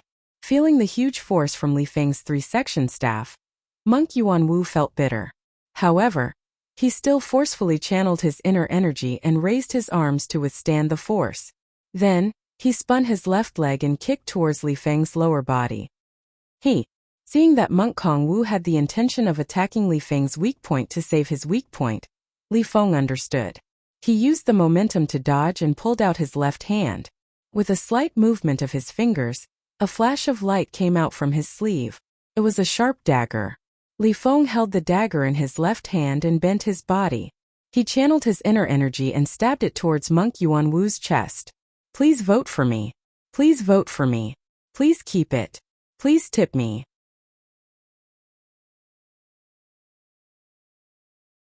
Chapter 1043. Monk Yuan Wu's heart sank when he saw Li Feng's dagger stabbing towards his chest. He knew that if he did not pull out his wooden stick, he would not be able to block the attack. However, Li Feng was still holding the spear in his right hand and he was still holding the spear tip. If he pulled out his wooden stick, he would still be stabbed by the spear tip. Therefore, Monk Yuan Wu made up his mind. With one hand holding the wooden stick, he pulled out his other hand and leaned forward. Facing Li Feng's incoming momentum, he grabbed Li Feng's dagger with his bare hand. Li Feng's attack was very fast. He did not expect Kong Wu to be so reckless. He was stunned. Just as he was hesitating, Kong Wu's hand grabbed the dagger. Immediately, the sharp blade cut Kong Wu's palm and blood dripped down the dagger. Ah! Although the monks of the Dalan Temple were calm, they all exclaimed. Even Abbot Changsheng, who was watching from afar, was stunned. Ba! It's not good to have too much anger. Ah, you old monk. This brave monk is bleeding for the sake of the Dalan Temple's reputation. How can you say that? I like it. If you don't want it, you can give it to the Tenryu sect. Garuda laughed. The Dalan Temple's reputation is not something that can be determined by this sword competition. Even if he loses, what can he do? Elder Chongsheng shook his head. Alliance Master Zhang San's face was livid. Kong Wu was just a junior disciple of the Dalan Temple, but he had such a strong disciple. He was able to tie with the outstanding disciple he had selected in such a short time. This was something he had not expected. At this moment a voice shouted, "Time's up." Li Feng from the Alliance of Righteous Sects and Yuan Wu from the Dalan Temple are both eliminated. Li Feng was anxious when he heard this. When he looked again, the arena was already as high as the ground. This sword discourse was considered to be over. Sigh. Li Feng put away his dagger and spear and smiled bitterly. "Little monk, you really wanted it. I admit defeat." Yuan Wu endured the pain and clasped his hands together. The blood flowed down his wrist. He forced a smile and said, "Thank you for showing mercy, benefactor." Li Feng shook his head helplessly as he looked at the high platform. Alliance Master Zhang San's ashen face had disappeared and was replaced by a smile. Thump! Li Feng was startled. He knew that Alliance Master Zhang was beyond furious. But what could he do? With the Righteous Alliance's Li Feng as an example in the future, no one dared to hold back in the sword conference. As long as they went on stage, they would all use their ultimate moves, afraid that they would be eliminated because of the delay. The monks of the Dalan Temple, on the other hand, seemed to have received instructions from the great master Chang Gung. They no longer fought as fiercely as Yuan Wu. Whenever there was a slightly dangerous move, they would immediately withdraw. If the opponent forced them, they would immediately jump off the ring and admit defeat. But even so, under the mercy of the incense cult in the Dalan Temple, when the winners of the last 8 rings were determined, except for the disciples of the 5 great sects, the disciples of the other sects were all eliminated. Of course, even though these disciples had been eliminated, they were still able to exchange blows with the experts of the 5 great sects under a situation where their lives were not in danger. This was extremely beneficial to their cultivation of the martial Tao. This was probably even more precious than the Jade Restoration Pill. Therefore, even though they had been knocked out of the arena, their faces were still flushed red and they were in high spirits. There was absolutely no dejection. The 8 disciples of the 5 great sects were Xia Qing and Hu Ben from the incense cult, Liang Songshu, He Su and Chan Yang from between the clouds and the water, Yuan Tong from the Dalan Temple, Qin Shuriyue from the Tenryu sect, and Wu Shanghong from the Righteous Alliance. In terms of the number of disciples between the clouds and the water, who went all out and sent out a strong lineup, had 3 disciples who won. Similarly, the Righteous Alliance, who were determined to win, only had 1 disciple. The strength of the 2 sects could be seen from this. As for Xia Qing as an inner disciple, of course her martial arts were much better than the average disciple. It was very normal for her to win. When the list of the 8 people came out, 4 of the 8 arenas were retracted into the ground. The supervising disciples of the fragrant religion sent the list of the 8 people into the small holes in the arenas. Not long after, on the light screen of the 4 arenas, 2 lines of big words appeared: Xia Qing from the incense cult, Qin Shuriyue from the Tenryu sect, Hu Ben from the incense cult, He Su from between the clouds and the water, Yuan Tong from the Dalan Temple, Liang Songshu from between the clouds and the water, Wu Shanghong from the Righteous Alliance, Chan Yang from between the clouds and the water. The crowd was in an uproar. Judging from the performance in the sword competition arena just now, Xia Qing's martial arts were very high. She easily won several times. The same was true for Qin Shuriyue from the Tenryu sect. Her flexible sword was like a snake, and it was difficult for her opponent to resist. Everyone thought that these 2 would meet in the end. Unexpectedly, they met at the beginning of the competition. For a time, many people surrounded the 2 rings, wanting to see the battle between the peak of martial arts. They saw Xia Qing look at her name. Her expression didn't change at all. She used her Qinggong from the Tenryu sect and floated onto the ring. Qin Shuriyue from the Tenryu sect was also very elegant. She waved her flexible sword like a folding fan in her hand. She took a step and stepped onto the ring as if she was climbing a very low flight of stairs. Good, everyone applauded. They were all discerning people. Naturally, they knew that the 2's Qinggong was not ordinary. If it was purely a competition of Qinggong, Qin Shuriyue was slightly better than Xia Qing. Miss, look at your hand. It's much higher than the others. As far as I know, Lihua Temple doesn't seem to have a female disciple with such high martial arts, right? Qin Shuriyue asked with a smile. Xiaqing didn't pay attention to him. She waved her flexible sword and said coldly, "If you think you're not a match for me, you should get off the ring as soon as possible. You're saving face for the Tenryu sect, and also leaving room for both of our sections. Why are you being so long-winded again?" Qin Shirui was furious and said, "You little girl, I'm just afraid of hurting you. I just want to give you a few words of advice." Without waiting for Qin Shirui to finish, Xiaqing waved her hand. Her flexible sword was also like a dragon exploring the sea. "Oh, little girl, you're really vicious," Qin Shirui said, but his hands didn't stop. He used his internal force and waved it.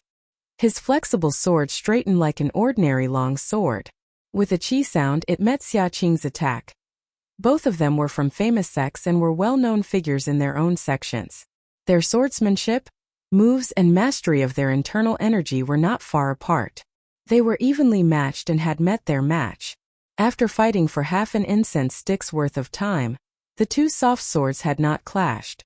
Everyone below the ring was dumbfounded. Everyone was calculating in their hearts. If they were in the ring right now, how many moves could they withstand? As time passed, the ring fell little by little. Xiaqing felt that something was wrong. She clenched her teeth and jumped into the air. She shook her flexible sword and slashed it down. Haha, Qin Shirui laughed. Wasn't this the move he usually used? So he shook his flexible sword and spun it forward, wanting to entangle Xiaqing's flexible sword. Unexpectedly, just as the two soft swords were about to touch each other, an inch-long faint red light suddenly flashed from Qin Shirui's soft sword. With a soft sound, the faint red light hit the tip of Qin Shirui's soft sword, and the tip of the sword, which was about the length of 4 fingers, fell. Sword light! Qin Shirui gasped and almost cried out. At this time there were people below the ring who knew what was good for him. Suddenly the whole ring was noisy and everyone was amazed. Xiaqing's face was slightly proud. The inch-long sword light on her flexible sword was expanding and contracting, and a red light was moving up and down her flexible sword. On the other hand, Qin Shirui frowned and looked a little nervous. Although Qin Shirui was a disciple of the Tenryu sect's Garuda was best at Qinggong. Therefore, Qin Shirui was not as proficient in internal strength as Xiaqing. When he saw that the tip of his flexible sword had been chopped off, he knew that he might not be a match for Xiaqing in martial arts. So he frowned and took back his flexible sword. He reached into his pocket and took out a foot-long thing that looked like an antler. That thing was shaped like an antler and was completely black. It was impossible to tell what material it was made of. Seeing this, Xiaqing didn't hold back and swung her sword again. Qin Shirui raised his weapon to meet it while chanting. With a chi-la sound, like the sound of a torch being thrown into cold water, the inch-long sword light on Xiaqing's flexible sword immediately shrank when it touched the weapon. Ah! Xiaqing's face was full of horror and she unconsciously took a few steps back. Qin Shirui grinned maliciously and followed up. She waved her antlers and displayed a strange move, forcing Xiaqing to be overwhelmed. She accidentally touched it again, and the sword aura shrunk a little. As a result, the sword light on Xiaqing's flexible sword had disappeared, and Qin Shirui became braver and braver as he fought. He stretched out his hand and the weapon went straight for Xiaqing's throat. Xiaqing seemed to have something wrong with her heart. She covered her heart with her left hand and wanted to block the antler with the flexible sword in her right hand. However, she was afraid that the antler would break the flexible sword. She had no choice but to roll the flexible sword and stab it under the antler towards Qin Shirui's chest. The flexible sword was very fast, and seemed to have the idea of besieging Wei to save Zhao. "Go down!" Qin Shirui shouted and threw out the antler in his hand. At this time, his antler was only about 4 inches away from Xiaqing's throat, and the flexible sword was more than a foot away from him. In any case, it was impossible for Xiaqing to stab it first. However, at this moment, a sudden change occurred. A faint brilliance flashed out from Xiaqing's chest, and a faint light shield blocked in front of Qin Shirui's antler. With a soft poof, the light shield blocked the antler, and the antler couldn't move an inch further. "Jade Talisman?" Qin Shirui cried out and immediately tried to use his hand to knock the soft sword away. Who would have thought that before he could use his antlers, another sword light would appear on Xiaqing's soft sword? Although this sword light was much dimmer than before, It was still able to hit Qin Shiyue's major acupuncture point at a distance of 3 inches. Seeing that the flexible sword had succeeded, Xia Qing floated up and kicked Qin Shiyue's chest, kicking him out of the ring with a pop sound. At this time, the time limit for burning a stick of incense was up, and the ring had just fallen to the ground. If you like this work, you are welcome to come to Qidian.com to vote for recommendation and monthly.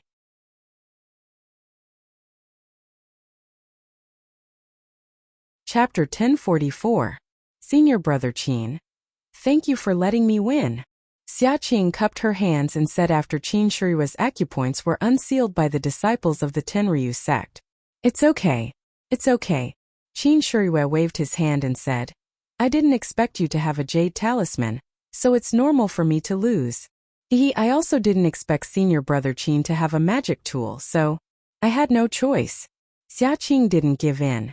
A good man doesn't fight with a woman. Qin Shiyue curled his lips and said in his heart. He turned around and comforted Su Jiaodong. He didn't finish what he promised, so he was afraid that it would be difficult to report back. Xia Qing and Qin Shiyue were evenly matched, so they fought for the longest time. The other 3 arenas had already been decided.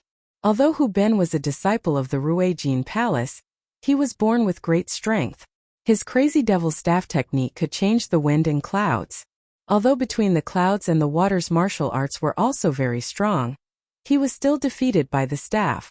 The battle between Yuan Tong and Liang Xongshu was the most interesting.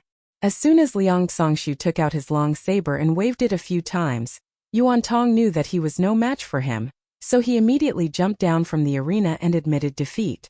He really had a good attitude.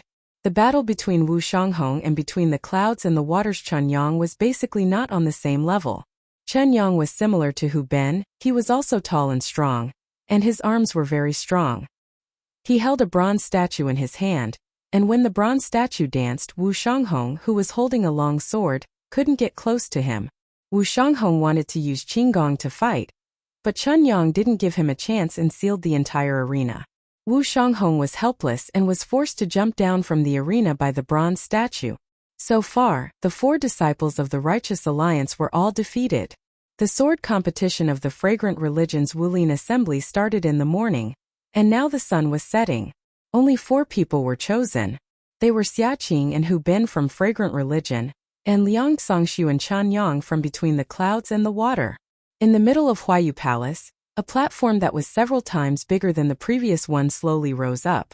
Nun Shuizhen jumped onto the arena and said with a smile, Everyone, after a day of exciting sword competition, we have finally chosen 4 disciples who are qualified to fight for the 3 rewards. There are still 4 more competitions left. For transparency and fairness, here are 4 jade tokens with the names of the 4 disciples written on them. Would the elder of the Dalan Temple please draw a jade token for us? The 2 that the elder draws will form a group, and the 2 of you will form a group. The 2 winners of the 2 groups will fight for the Purple Phoenix hairpin, and the 2 losers will fight for the 5 elements primordial stone. As she spoke, a female disciple brought a tray with 4 jade tokens on it. Nun Shuizhen casually invited the 4 people below the arena to come up and stand to the side. Then the elder also came up.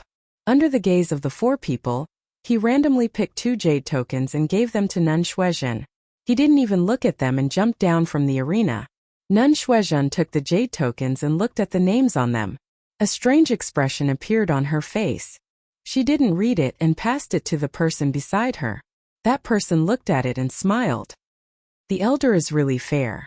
Then he said, Xia Qing from the Cult of Fragrance versus Hu Ben from the Cult of Fragrance.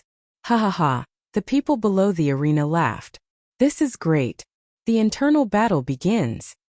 Nun Shuizhen smiled and passed the remaining jade tokens to another person. That person nodded and read, Between the Clouds and the Water, Liang Xongshu versus Between the Clouds and the Water, Chen Yang. All right, Nun Shuizhen said. Since the 2 groups of opponents have been drawn by Master Changsheng, let's continue with the sword competition. The 5 people jumped down from the arena, and Xia Qing and Hu Ben came up again. Xia Qing held a soft sword and Hu Ben held a copper rod. The 2 looked at each other, and Hu Ben cupped his hands and said, Although I think highly of myself, I know that I'm no match for senior sister. I admit defeat. After that, Hu Ben jumped down from the arena. Xia Qing sighed slightly and followed him down. Liang Xingshu and Chen Yang didn't need to be mentioned. Chen Yang didn't even say a word and directly jumped down from the arena. He was the fastest to decide the winner of the sword competition today. The result was beyond everyone's expectations. Since the two sects were enemies, they naturally had to send the strongest people. Between the clouds and the water questioned the cult of fragrance at the beginning of the sword competition, saying that they couldn't take out the blade breaking force as a reward. Then they should focus on the blade breaking force. The third and fourth place would be competing for the blade breaking force. Why did Chen Yang admit defeat? Chen Yang was indeed strong, but he was still inferior to Liang Xingshu. Wouldn't Liang Xingshu have a better chance of winning the blade breaking force than Chen Yang? Could it be that the imitation purple phoenix hairpin was more useful than the blade breaking force? That's what most people thought. At this time, Nun Shuezhen, who had just jumped down from the arena, jumped back into the arena again and said with a smile, "I didn't expect the winner to be decided so quickly. Then the next battle will be for the third place of the sword competition. Whoever wins the sword competition will get the blade breaking force." As she spoke, she waved the blade breaking force in her hand and turned around to stand at the edge of the arena. When Hu Ben and Chen Yang stood on the arena, Chen Yang's words made everyone understand what Between the Clouds and the Water was planning. Chen Yang cupped his hands and said, "Senior brother Hu, I didn't have enough fun in the battle just now. I think senior brother Hu didn't have enough fun either, right?" Hu Ben was stunned and said, "That's right. Junior brother Chen." "What do you mean?" "Haha, it's nothing. I just want to add one more rule to the arena. I don't know if senior brother Hu is willing to accept it. Tell me about it."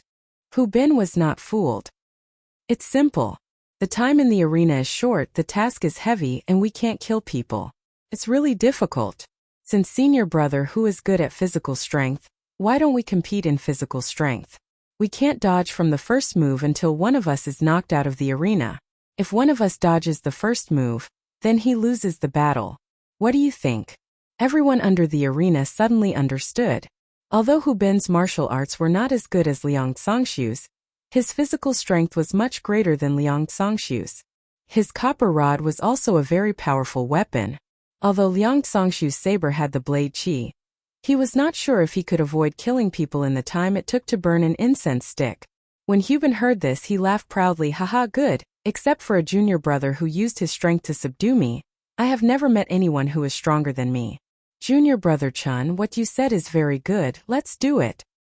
As he spoke, he swung his copper rod. The terrifying whistling sound swept towards Chen Yang's body. Chen Yang silently circulated his internal strength. His mind was clear, and the copper man in his hand swayed. With a dong sound, the two heavy weapons collided. The sound was so loud that it deafened everyone's ears. However, this was just the beginning. Next, it was like forging iron in a blacksmith shop. The dong-dong sound was endless. The two people collided with each other. "Haha, good." Hu Ben laughed. "This is a real battle. Really, come, take another 300 moves from me. Who's afraid of you?" Another sound of forging iron below the stage. The crowd watched the exciting battle between the two of them without blinking. However, they covered their ears with their hands. Some of the more powerful ones even sealed their own acupoints so that they did not need to listen to any sounds. 30 minutes passed quickly. Under the two people's unreserved strength, the winner was gradually decided. Just as Between the Clouds and the Water had predicted, Hu Ben's strength was still a bit weaker than Chen Yang's. If he didn't fall into the trap between the clouds and the water and use the crazy demon rod technique, he might have a chance to win. However, now Hu Ben's arms were numb, and he couldn't even hold the copper rod. "Hu Ben, take another move from me." Yang Chen also saw this. He shouted loudly, gathered all the strength in his body, and swung the bronze statue towards Hu Ben's copper rod. With a dong sound, Hu Ben couldn't hold the rod anymore. The copper rod flew out and flew towards the entrance of Huayu Palace. Ha ha ha! Chen Yang, who had won, was very happy. He raised his head and laughed. "I haven't had such a good fight in a long time. Who else wants to come?" This guy thought he was going to challenge him. Before Hu Ben could speak, a voice came from the entrance of Huayu Palace. "You brat? Who are you?" Let this Xiaoxia see your strength. Eh, who is this? Everyone in the arena was shocked. That guy was just joking when he was having a good time. Who would really go up and challenge him? When they looked up, they saw a man and a woman walking in front of Huayu Palace. The woman was shy and followed the man. The man was tall and thin with a baby face, small eyes and a flat nose. He was still holding the copper rod that Hu Ben was knocked away by Chen Yang. If the man wasn't Zhang Xiaohua and the woman wasn't Meng, who else could it be? Eh? On the high platform, Garuda, who was bored to death, watched the events unfold in front of him expressionlessly. However, when he saw Meng's face, he was so shocked that his eyeballs almost fell to the ground. With a shout, he stood up and was about to use the levitation technique to fly over, but he was stopped by Nun Jingyi. Garuda, Heavenly King? Did you see someone familiar? Garuda was stunned and looked back at Nun Jingyi. His eyes narrowed and he sneered, Jingyi, how dare you? You don't know who she is? I know. She's an inner disciple of the Aroma sect. Her name is Zixia. Zixia. Garuda was surprised. He looked back at Meng several times and shook his head. This is the saintess of the Tenryu sect. How can she be an inner disciple of the Aroma sect? Saintess? Bai Yinqiu exclaimed. She was also puzzled when she saw Zhang Xiaohua and Meng, but she didn't care too much. Even if Zhang Xiaohua told Nun Jingyi about this, Bai Yinqiu knew that Nun Jingyi wouldn't do anything to her. After all, this happened before she came to the Aroma sect. She wasn't just saying that she would let bygones be bygones. But Bai Yinqiu didn't expect that the Mo Xiangong disciple she didn't want to meet was actually related to the Tenryu sect. And she was the saintess. Then this was really troublesome.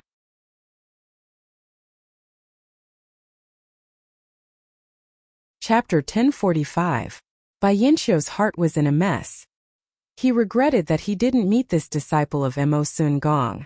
Zhang Xiaohua walked to the side of the ring with the copper rod in her hand. She got on the ring in a flash. She cupped her hands and said with a smile, Senior brother, you must be a disciple of Between the Clouds and the Water. I came back late this time and heard your challenge. My hands are itching. I want to take this opportunity to exchange pointers with you. What do you think? Oh right, I haven't asked your name yet. After Zhang Xiaohua finished his words, Chen Yang regretted it just like his Bai Zhangmen. He didn't have any reason to boast. Now he really got the disciple. Although this disciple didn't look good, was very young, and might not be good at martial arts, but this was a mistake. He had completed the task given to him by the head. He only needed to slap his butt and jump off the ring. Why did he talk so much? However, Chen Yang had already thought about it. He cupped his hands and said, Junior brother, I am Chen Yang of Between the Clouds and the Water. I haven't asked your name yet. Zhang Xiaohua curled her lips and said, Senior brother Chen, haven't you seen me before? Chen Yang frowned and looked around. He shook his head and said, Forgive me, but I haven't seen you before. Well, if you haven't seen me before, then so be it. I am Ren Xiaoyao, a disciple of the protector of the incense cult. Zhang Xiaohua's words surprised the people below the ring. These people were, of course, Qin Shiriyue and Su Jiaodong. Qin Shiriyue had just been defeated in the arena. She did not complete the task that Su Jiaodong had assigned to her. She only lost because of her carelessness. She did not know how many humiliating conditions she had agreed to, but she did not manage to make Su Jiaodong happy. Just as she was feeling depressed, she saw Hu Bin's copper rod being knocked away. Zhang Xiaohua entered the arena. When she saw Zhang Xiaohua's familiar face, she did not care what she was thinking. She immediately shouted, "A Jiao, look!" This was a way to divert attention. In fact, he might not remember Zhang Xiaohua, a child from 5 years ago. However, Su Jiaodong had some impression of Zhang Xiaohua. Not to mention the old man pushing the cart that day, which made her feel ashamed. Zhang Xiaohua risked her life to save Qin Shiriyue, which gave her the opportunity to be with Qin Shiriyue. This made her feel grateful. Later, although she felt a little guilty that Zhang Xiaohua was buried in the fish's belly, 5 years were enough for her to forget this inconspicuous person. Now at best, Zhang Xiaohua was the real Xiaohua who served as a foil to the romance between Su Jiaodong and Qin Shiriyue when they first met. However, although Xiaohua was Xiaohua, The scene when Su Jiaodong and Qin Shiyue first met was engraved in her mind. When Su Jiaodong saw Zhang Xiaohua for the first time, she couldn't help but blurt out, "Hey, isn't this the one who was buried in the fish's belly, Ren Xiaoyao?" "Ah, we really do know each other." Qin Shiyue wasn't surprised. She took a closer look and shook her head. "It looks very similar. It's exactly the same as it was 5 years ago. But, Zhao, you're a lot more plump than you were 5 years ago. Ren Xiaoyao was a child. He's already become another person. How could it be him?" As she said that, her eyes stared at Su Jiaodong's chest with a lustful look. Su Jiaodong was stunned for a moment, but she immediately understood. She nodded and said, "Yes, I only remembered it because I had a deep impression of you when I met you. You're right." Then she rolled her eyes at her and said, "I'm so plump. Isn't it all because of you?" You still have to work harder." Qin Shiyue saw that she had successfully changed the topic. She was secretly pleased and actually started to tease Su Jiaodong. The two of them didn't say much when Zhang Xiaohua's self-introduction fell into their ears. "Ah? It's really Ren Xiaoyao? How is this possible?" Qin Shiyue and Su Jiaodong's faces were filled with disbelief. They threw away the gradually rising wetness in their hearts and turned to look at the arena. In the arena, Chun Yang was even more shocked. He secretly said, "Ren Xiaoyao? Is this name so common that I need to know him?" However, he smiled and said, "Junior brother Ren came late and didn't participate in the sword competition arena. It's really a pity that he couldn't show his martial arts. I also wanted to compare notes with junior brother Ren, but this arena has already ended. I have the heart but not the strength, ha ha ha." Zhang Xiaohua laughed. He had a lot of opinions about between the clouds and the water. If it was someone else in the arena, even if they shouted until the sky was broken, he wouldn't care. It had nothing to do with him. But this, between the clouds and the water? Who let him hear it? He deserved to be unlucky. Could it be Senior Brother Chen's words just now were just farts? Zhang Xiaohua's words were really hurtful. But it also made the people below the arena happy. Yes, what did they come here for? Wasn't it just to watch the show? Between the clouds and the water was a sect that had just shown its face. Unexpectedly, it was able to sit on the high platform. Moreover, it had taken up 2 of the final 4 spots. Any sect that didn't know the ins and outs of the sect would murmur in their hearts. Now that there was someone, and it was a disciple of the fragrant religion who stood out to cause trouble, wouldn't it be exactly what they wanted? Ha ha ha. The people below the arena were convulsing with laughter. Only the sects that were related to between the clouds and the water didn't dare to laugh. But sometimes they couldn't help but laugh. It was really uncomfortable to watch. Junior brother Ran. Chun Yang was furious. He slammed the bronze statue on the stage and scolded, "I respect you as a disciple of the fragrant religion. You are also young, so I don't mind you coming on stage. But why are you speaking so rudely?" Ha ha ha. Zhang Xiaohua laughed and pointed her finger outside. "Senior brother Chen's words are funny. You can ask the people below. Who didn't hear it? I am you, the one who invited me to come on stage. Why did I come on stage? If you don't dare to accept the challenge, then your words just now are farts." Farts. Zhang Xiaohua's words, one word at a time, were sonorous, and in the end she used the word farts to end it. The people below the arena were very happy. They all shouted, "Yes, yes, we can all testify." Chun Yang didn't expect this result. He was very embarrassed. If it was any other time, he would have already challenged her. But in this arena, he couldn't make the decision without permission. He unconsciously turned to look at Bai Yanqiu, who had a complicated expression on his face. Bai Yanqiu was thinking about the karma of the dream. He didn't have time to think about how Zhang Xiaohua and the dream were able to escape between the clouds and the water. At this time he saw that things were getting out of hand. He couldn't help but look at Nanjing Yi and sneered. "I thought the fragrant religion, as an immortal sect, would have strict rules and their disciples would know the big picture. How come this protector disciple doesn't know etiquette? Today my eyes have been opened." Ha ha ha. Nanjing Yi laughed instead of being angry. "Bai Zhangmen, these words are very interesting. This is exactly what I wanted to say to you. Seems Bai Zhangmen also doesn't know etiquette." "Nanjing Yi, why do you say this?" Bai Yanqiu became angry. Is the fragrant religion bullying us between the clouds and the water? I won't talk to you about this. Let the elder explain it to you. Nun Jingyi snorted disdainfully. The elder nodded. Nun Jingyi's words are reasonable. By Zhongmen, the sword competition of the 5 sects has always had rules. For 2 disciples who haven't met, if one of them loses to a 3rd disciple, and the 3rd disciple wins against the other disciple, then the disciple can take out his prize and challenge the other disciple. Moreover, the other disciples can also challenge the other disciples who have won in the arena. However, the challenger must take out something of equal value to the prize of the disciple he challenged. Of course, this rule was created by the 5 sects to encourage the other sects to exchange ideas. It hasn't been used for a long time. Moreover, there are too many sects participating in the sword competition today. This is a special case. This old monk didn't expect that someone would take out such a valuable prize to challenge someone. Hearing this, Bai Yanqiu shook her head and said, "Elder, I already understand what you said, but Chen Yang was the winner of the arena, and he didn't want to challenge someone of a higher rank.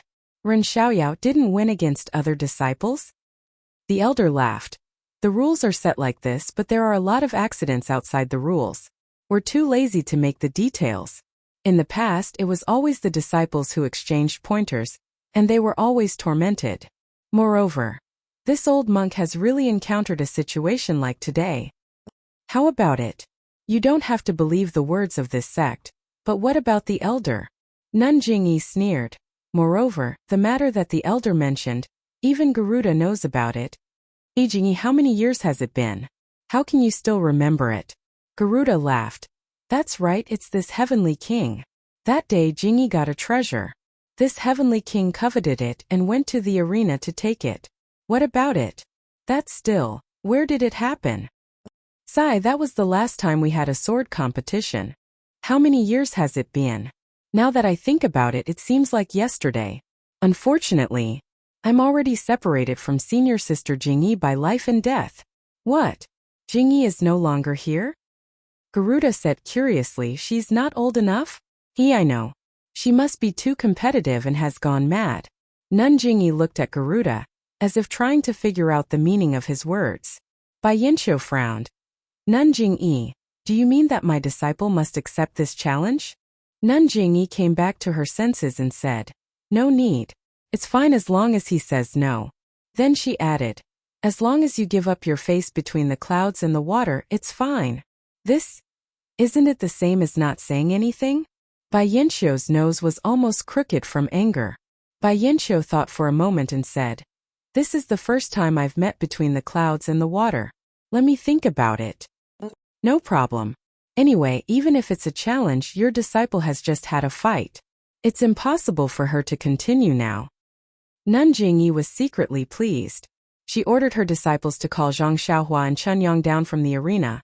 Please vote monthly, please vote recommendation, please collect, please tip. If you like this work, you're welcome to come to Qidian. Come to vote.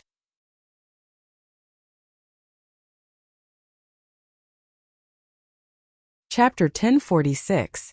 Zhang Xiaohua, Meng and Chen Yang came to the high platform.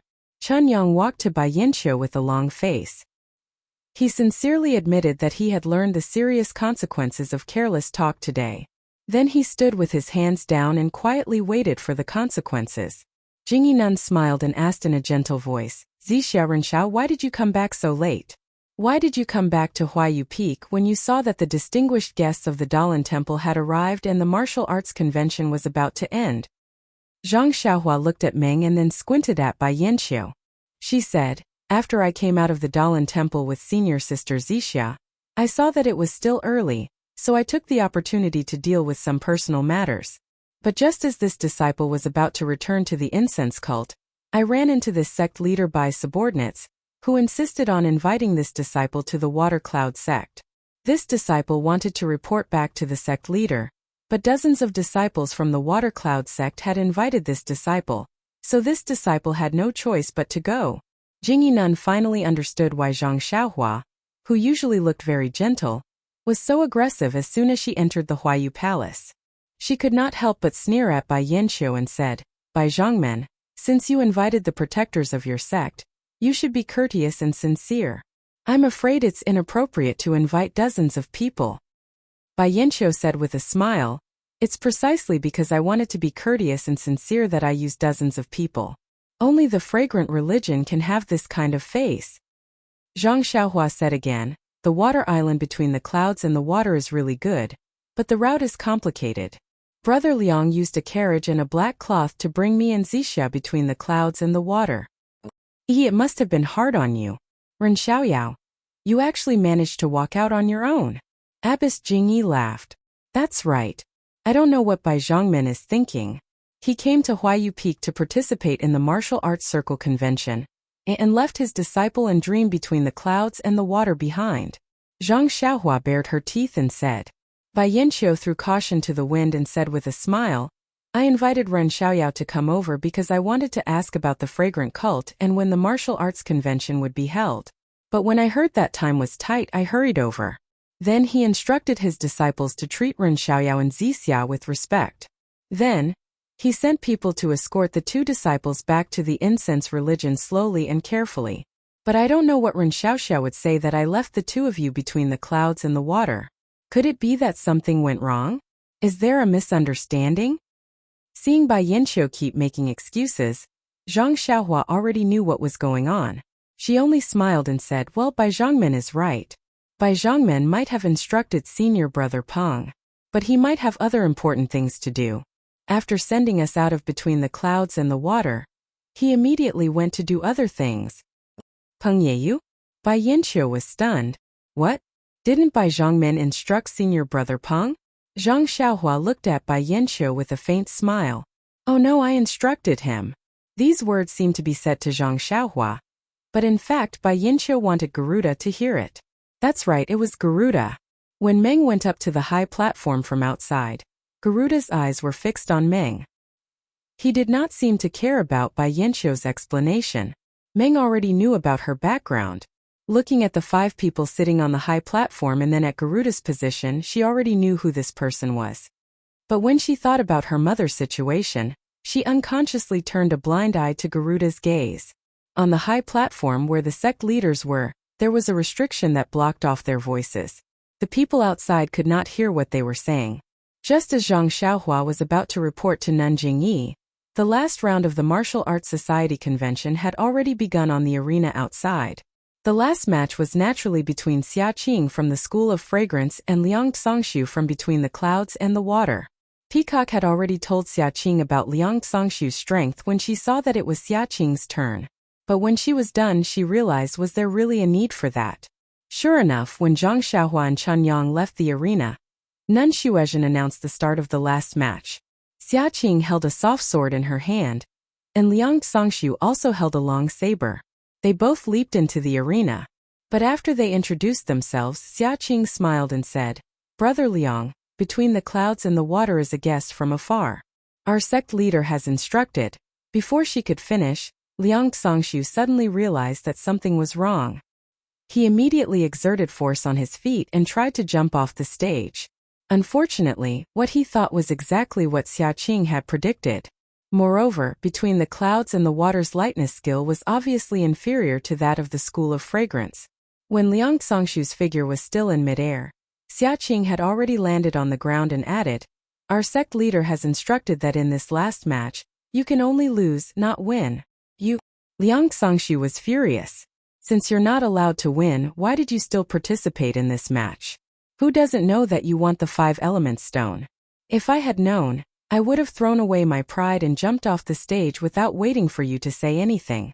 In fact, Liang Tsongshu had thought of this, but Chen Yang had just been humiliated by Zhang Xiaohua. Even if he tried to cover it up, between the clouds and the water had already lost face. He didn't dare to make trouble for Bai Yanqiu again and again. So he thought of using a trick during the sword competition, and pretending to be kicked off the stage by Xia Qing. Who knew? Xia Qing would do anything to get the 5-element stone. Well, right now Xia Qing was only a disciple of the distant fire temple, and had nothing to do with Mo Xiangong. It wouldn't be a disgrace to the School of Fragrance. Most likely, Nanjingyi had thought of this a long time ago. Needless to say, the disciples of the various sects in Huayu Palace, even Nun Shuezhen was caught off guard by the change in the arena. She only came to her senses after Xia Qing admitted defeat. With a bitter smile, she shouted, "According to the rules of the sword competition, the one who falls to the ground first is the loser. Therefore, Liang Songshu of Between the Clouds and the Water is the winner. He has won the prize of this martial arts competition, the imitation purple phoenix hairpin." Ha! The whole arena roared with laughter, followed by a burst of clapping sounds. It was unknown whether it was praise or ridicule. Liang Songshu was quite helpless, but he still went up the stage and took the imitation purple phoenix hairpin from Nun Shuizhen's hands. This thing. Alas, for sex other than the 5 great sects it might be a treasure, but now that the way of immortality had been annihilated, Between the Clouds and the Water was the inheritance of the Shandao sect. What kind of broken magic tools did they not have? They even had quite a few complete magic tools, so who would be lacking in this?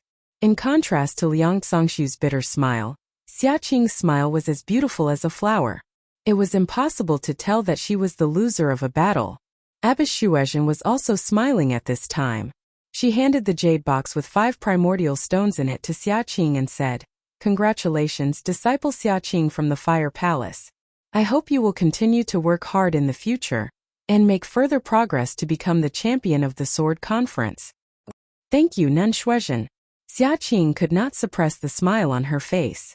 Seeing the two of them like this, even an idiot could tell that the value of the 2 items were different. Everyone in the arena was a little curious about why Nun Jingyi made such an arrangement. Then they looked at the high platform where Nun Jingyi and the others were standing. They wanted to see how the protector who suddenly appeared would deal with Chen Yang. Of course, Qin Shiriyue and Su Jiaodong were also looking forward to it. They also wanted to know if this Ren Xiaoyao was the Ren Xiaoyao they knew.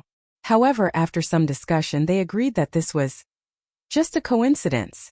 It was impossible for a young man to grow from a person with poor martial arts to one of the top masters in Jianghu in 5 years.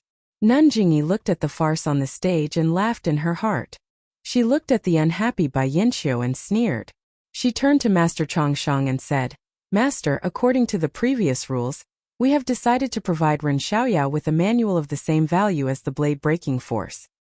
He will have a sword competition with the disciples of Between the Clouds and the Water. What do you think?"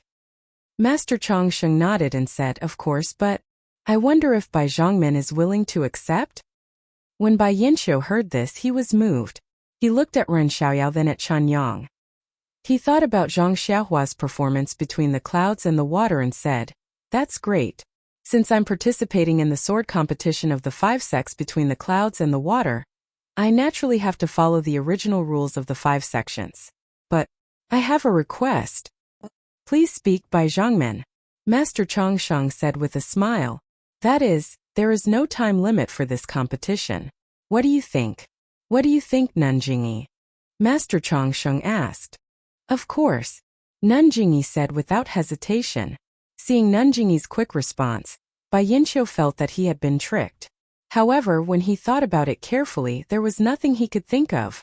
Would Master Chongsheng be the supervisor of this competition? Bai Yanqiu stood up and said. Master Chongsheng nodded and said, "This matter involves the incense cult and Between the Clouds and the Water, so of course I have to be the supervisor." Below the arena, the crowd saw that the host of the Dalan Temple had come to the arena in person, and they were all interested. Nun Shuizhen walked to the front and told the whole story. In the end, she took out a small booklet and said, "This is my incense cult's martial art, like water. It is also a martial art, but it is more for women. Now I give it to my sect's disciple Ren Xiaoyao. If he loses this competition, this like water will belong to Chen Yang Between the Clouds and the Water. If he wins, then Chen Yang's blade breaking force will belong to my sect's disciple Ren Xiaoyao." "Great!" the crowd shouted. They realized that this was the climax of the martial arts circle convention. However, they were all whispering. Ren Xiaoyao was so young. How could his martial arts be comparable to Chen Yang's? However, when Ren Xiaoyao and Chen Yang went to the arena again, they saw Zhang Xiaohua holding the wrought copper staff. She looked like she knew everything. Everyone had a feeling that this young disciple was not as simple as he looked. Sure enough, Zhang Xiaohua waved the wrought copper staff and shouted to the crowd, "Senior brother Hu, lend me your wrought copper staff."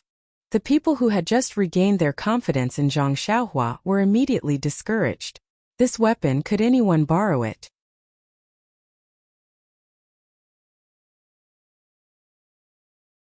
Chapter 1047. Hu Bin was also amused and said, take it, take it. Smash this guy until his peach blossoms bloom. Well, if you win, I will give you this cudgel. Everyone laughed out loud. Zhang Xiaohua weighed the copper cudgel in her hand and said to Chen Yang, this cudgel is really light. I have no choice. I can't find a suitable one in a short time. I will just have to make do with this for now. As she spoke, she waved the cudgel, which seemed a little jerky. Damn, seeing Zhang Xiaohua like this, Chen Yang's eyes were almost burning with anger. He had been scared for a long time and was on tenterhooks when Bai Yanqiu gave him a good face. How come this guy's cudgel was not used at all? Since junior brother Ren wants to fight with me, then I have no choice. I'm older, so I don't dare to take the lead. Please make your move, junior brother Ren. Chen Yang said politely. Well said, well said. Zhang Xiaohua smiled and looked at the elder next to her. I have just learned a new cudgel technique and was looking for someone to test it out. After she finished speaking, she waved her copper cudgel and displayed the Tongtian cudgel technique. This move seems to be the Luohan cudgel? No, Tongtian cudgel technique. The elder's eyes were so sharp that he could see the problem with Zhang Xiaohua's cudgel technique at a glance. However, after 2 moves he found something wrong again. This is not right. Why is it so different from the moves of the Luohan cudgel? Seems to be more like the twin dragon cudgel technique. This young benefactor Ren has learned so many things. The elder was confused and stared at the competition. Chen Yang's heart was also in turmoil. Since Zhang Xiaohua's first cudgel, Chen Yang had been trying his best to deal with her. He intended to knock Zhang Xiaohua out of the arena to make up for his slip of the tongue. However, the first 10 moves of Zhang Xiaohua's cudgel technique were still obscure and full of flaws. There were also a lot of problems in the connection between the moves. Chen Yang hit her with the copper cudgel several times, forcing Zhang Xiaohua to stop her moves and resist with her strength. To Chen Yang's surprise, Zhang Xiaohua's strength seemed to be no less than his. Every time their weapons collided, there would be a loud sound, which was even louder than the competition between him and Hu Bin. However, after every collision with him, Zhang Xiaohua tried to pick up her broken moves again. After dozens of moves like this, Chen Yang gradually felt that something was wrong, because Zhang Xiaohua's moves were becoming more and more skillful. The cudgel was like Zhang Xiaohua's extended arm, which was natural and easy to control. And the cudgel technique displayed by Zhang Xiaohua became more and more mysterious. Not only were there no flaws, but the moves were also as smooth as flowing water. The overwhelming cudgel waves hit Chen Yang from all directions, making him feel breathless. With a loud bang, Zhang Xiaohua's cudgel hit Chen Yang's copper cudgel. She laughed and said, "Cool, such cudgel technique only exists in heaven." Then she shouted again, "Chen Yang, watch my moves." After that, she turned her head, and a creaking sound came from her neck. She raised the cudgel high and waved it, like a rolling yellow dragon, rolling and smashing towards Chen Yang's face. Seeing this, Chen Yang suddenly felt that something was wrong. He saw a flaw in Zhang Xiaohua's moves, so he raised his copper cudgel and pushed it. "That's why I asked you to come." Zhang Xiaohua laughed and hit the copper cudgel. Chen Yang's hand was a bit numb. Before Chen Yang could change his move, Zhang Xiaohua waved her cudgel again. With a whoosh, the cudgel hit Chen Yang's left shoulder. Chen Yang had no choice but to raise his copper cudgel to block it. Since Zhang Xiaohua had taken the initiative, why would she be polite? Chen Yang was being hit by Zhang Xiaohua's copper rod from head to toe. Cracking noises were almost audible. Chen Yang was hit by Zhang Xiaohua's copper rod from head to toe. Poor Chen Yang, it was the opposite. Just now he was chasing after Zhang Xiaohua's flaws, and wanted to compete with Zhang Xiaohua in strength. Now every time Zhang Xiaohua hit the copper cudgel, her strength increased a bit. After a dozen hits, Chen Yang couldn't stand it anymore. He really couldn't understand how this thin and weak young man could have so much strength in his arms.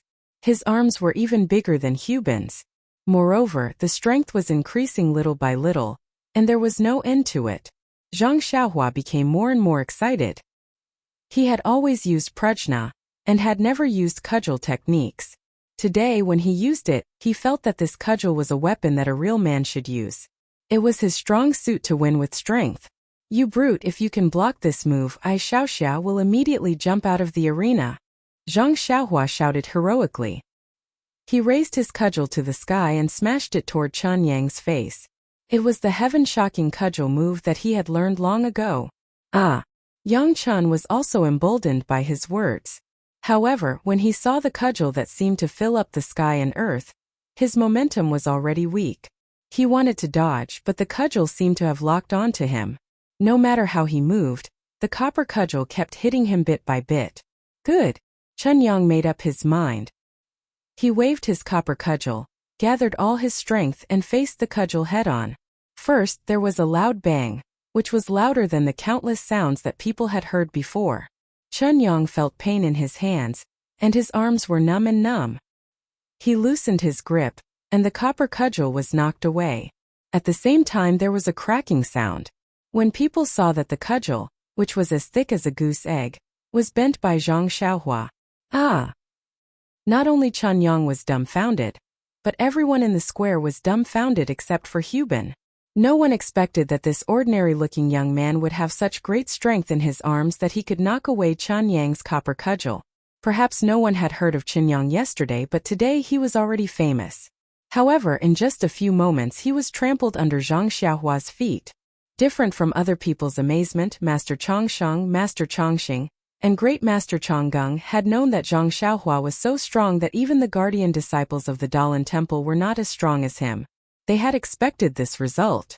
What surprised them was the cudgel technique used by Zhang Xiaohua. At first glance, this cudgel technique was similar to the Luohan cudgel, but after looking at it again, it was different. It also had the shadow of the Tongtian cudgel technique. However, in the end, they did not see the complete Tongtian cudgel technique. Is Ren Xiaoyao using the Tongtian cudgel technique? Or is it something else? This was the common doubt in the hearts of the three masters. Well, this sword competition is over. I declare that the guardian disciple of the cult of fragrance, Ren Xiaoyao, is the winner. With Master Chongxing's announcement, the whole square was boiling. Some of the dissatisfaction in their hearts had disappeared. The sword competition just now was a perfect combination of strength and moves, which was really pleasing to their eyes. Different from the excitement of the people below the stage, Chen Yang was extremely regretful. He reluctantly handed the blade breaking force to Master Chongsheng.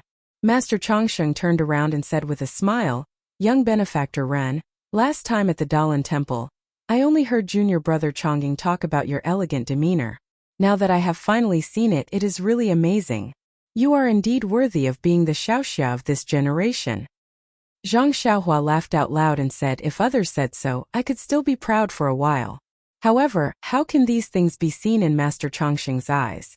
Just now, I heard from senior sister Mo Zhangong that the Dalan Temple only sent disciples with the surname Yuan. Senior brother Kongchan and senior brother Kongju did not go on stage. If they came, how could I have the chance to show off? Master Chongxing's praise is mocking me. Master Chongxing laughed and handed the blade breaking force to Ran Baqian. He said, "This is the reward for this sword competition. Take it. This secret manual is a classic of martial arts. I have read it before. It is especially suitable for people like you who are good at external martial arts. If you have the opportunity, you may really set foot on the path of immortality." Zhang Xiaohua felt warm in his heart. He took it with his hands and bowed. "Thank you for your guidance, Master Chongsheng." Yes, although the Dalan Temple and the incense sect were two different sects and there was some estrangement between the two sects, both Master Chongsheng and the nameless old monk of the Sutra Depository Pavilion cared for him with the attitude of an elder. They even gave him some guidance. Perhaps these guidance might not be useful to Zhang Xiaohua, but Zhang Xiaohua enjoyed this kind of care very much. Therefore, Zhang Xiaohua displayed the newly learned heaven-reaching staff technique in the arena. On one hand it was to practice, and on the other hand it was of course to return the favor of the Dalan Temple. Sure enough, the elder asked, "I still have a question to ask young benefactor Ran." "Please go ahead, master." Zhang Xiaohua replied with a smile. "The staff technique that young benefactor Ran displayed just now, is it the secret manual that I read in the Dalan Temple?" Zhang Xiaohua asked, "What do you think?" Seems to be the same but not the same. It seems to be a mixture of many staff techniques. Zhang Xiaohua said again. I heard the great master Changgung say that the world's martial arts originated from the Dalan temple. This staff technique should be the same, right? Maybe it is, maybe it isn't. If Master Chongqing can understand it, then it is naturally the staff technique of the Dalan temple. Zhang Xiaohua did not directly mention the heaven-reaching staff technique, but Master Chongqing did not ask again. He was slightly stunned and said meaningfully, Young benefactor Ran, you have a deep affinity with Buddhism. If there is a chance in the future, I would like to invite you to the Dalan temple for a chat. Go to the Dalan temple? Zhang Xiaohua was stunned. She thought of the lotus platform, bamboo, and wind beads that she had taken directly from the Dalan temple. She immediately wanted to shake her head like a rattledrum, but then she changed her mind and said, I would like to thank Master Chongqing. If there is a chance in the future, I will definitely go. As for when there would be a chance, that was up to Zhang Xiaohua. Master Chongqing smiled and did not say anything else. He returned to the platform first, followed by Zhang Xiaohua. At this time Meng had already seen Zhang Xiaohua's power, and secretly gave her a thumbs up. Zhang Xiaohua smiled knowingly, but this made Garuda frown slightly. On the platform Zhang Xiaohua took out the sword-breaking force, and like water and handed them to Abbess Jingyi. She said, Disciple did not disappoint you. These 2 secret manuals.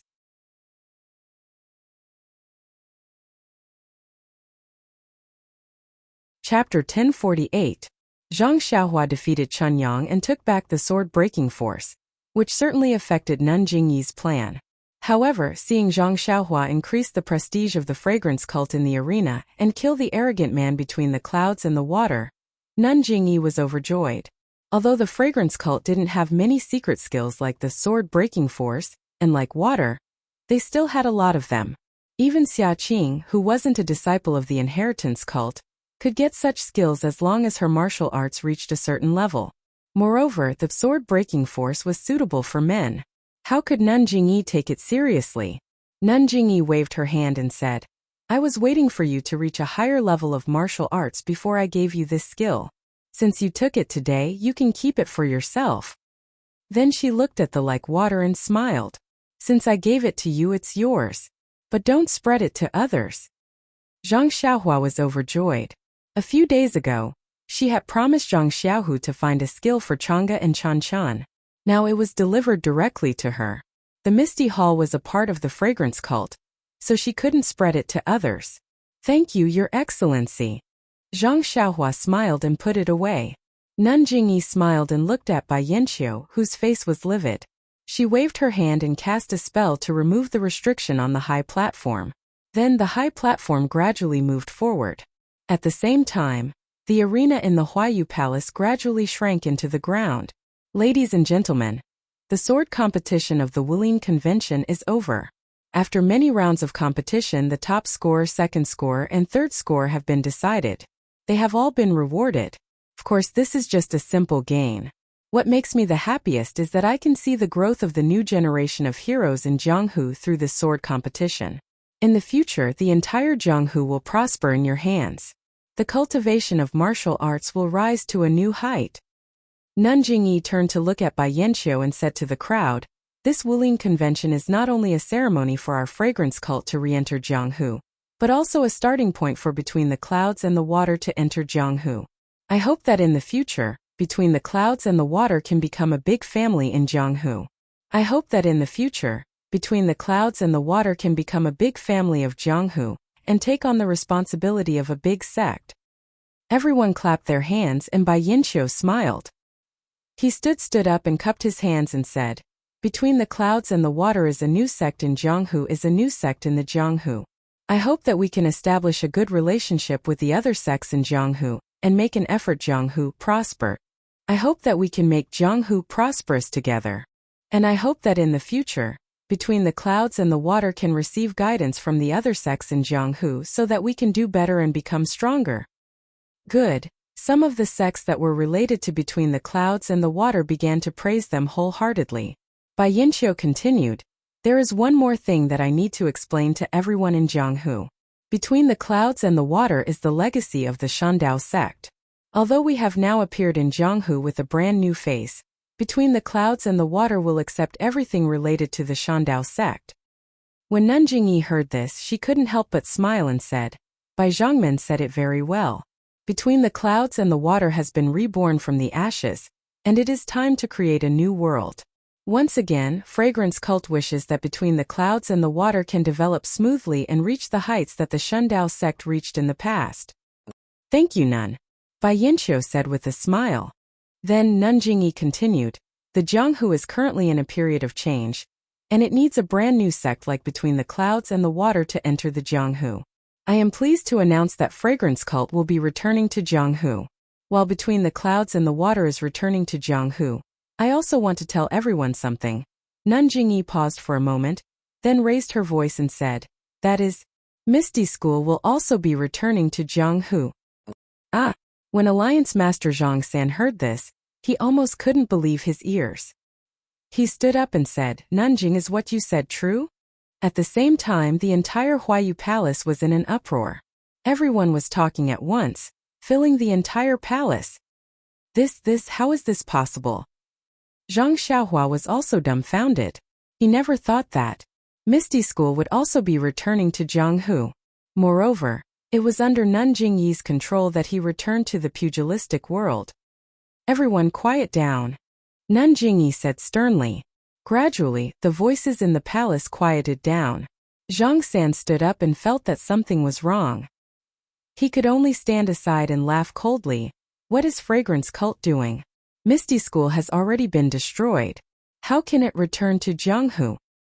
Nanjingyi laughed. Alliance Master Zhang San, what are you saying? Shandao sect has already been destroyed for thousands of years. Isn't it returning to Jianghu now? Misty School has only been destroyed for 4 or 5 years. Why can't it return to Jianghu? If we do as Alliance Master Zhang San said, Between the Clouds and the Water, won't it be able to return to Jianghu forever? Bai Yanqiu saw that he was being used as an excuse and had no choice but to go along with Nanjingyi's idea. He said, yes, Alliance Master Zhang San's words are inappropriate. Alliance Master Zhang San was flustered. He pointed at Nanjingyi and said, weren't the remnants of Misty School taken in by Fragrance Cult as Misty Hall? It was established at First Faith Peak. How can it suddenly return to Jianghu? Nanjingyi laughed coldly. I'm afraid that the Righteous Alliance can't meddle with the internal affairs of Fragrance Cult? Even if the Aroma Cult had absorbed the Ethereal Sect into the cult and became the Ethereal Hall, but no one can say that the Aroma Cult had trapped the Ethereal Sect's disciples in the Shirxin Peak all this time, right? Furthermore, the reason why my Fragrant Cult took in the disciples of the Ethereal Sect was because the mistress of the sect master of the Ethereal Sect was a disciple of my Fragrant Cult. Moreover, she was a direct disciple of my cult. If my cult didn't take her in, wouldn't she have been killed? Great harm to Jianghu? Right now, Misty Hall is in Fragrance Cult and doesn't fit in with the other branches of Fragrance Cult. There's always trouble. Moreover, our disciples have fulfilled their duties as elders and used their own strength to protect the remnants of Misty School's disciples for 4 to 5 years. It can be said that they didn't let down her late husband. She herself told us that she was tired and didn't have the ability to lead Misty School anymore. She begged us to release Misty School's disciples from Fragrance Cult and let them grow in the melting pot that is Jianghu. We've thought about it over and over again. It just so happened that Fragrance Cult's restrictions were lifted. It can be said that the heavens are helping Misty School, so we've decided to let go. To let Misty School become their own Misty School again. When did this happen? Misty School's disciples will also return to Jianghu with Fragrance Cult? Alliance Master Zhang San had an ominous feeling in his heart. Of course not. Nanjingyi waved her hand and said, Misty School may be an immortal sect, but it's already declining. How can it compare to Fragrance Cult and Between the Clouds and the Water? They don't have the right to hold a martial arts convention. You're saying, Alliance Master Zhang San said anxiously, they have already left Fragrance Cult? Yes. Let me think. Nanjingyi tilted her head and thought for a moment. Maybe 3 months, maybe 2 months, but it won't be less than a month. We've already let them leave Fragrance Cult. Ah. Alliance Master Zhang San was shocked. Oh, that's right. After the Misty Sect disciples left Dianchi Lake, they headed north. As for where they went, I don't know. Anyway, I've already let go of the incense cult. It's not appropriate to meddle too much. Alliance Master Zhang San stuttered. He didn't know what to say. Since they were heading north, what else could he say? If they didn't go to Pingyang City, where could they go? And this was something that happened 2 to 3 months ago. Why didn't he receive any news? Thinking of this, Alliance Master Zhang San calmed down. The incident had already happened 3 months ago, so there was no need to rush. Even if he couldn't send the news out today, he could do it tomorrow. Haha, I'd like to ask Nanjing Yi. Alliance Master Zhang San asked. Go ahead. Then Misty School has nothing to do with Fragrance Cult anymore, right? Yes, our disciples have already stayed in Misty School's palace and no longer care about Misty School's affairs. Haha, that's good. Then even if our Righteous Alliance and Misty School have an unexpected conflict, Fragrance Cult won't interfere. Alliance Master Zhang San laughed sinisterly. Of course. Nanjing Yi nodded.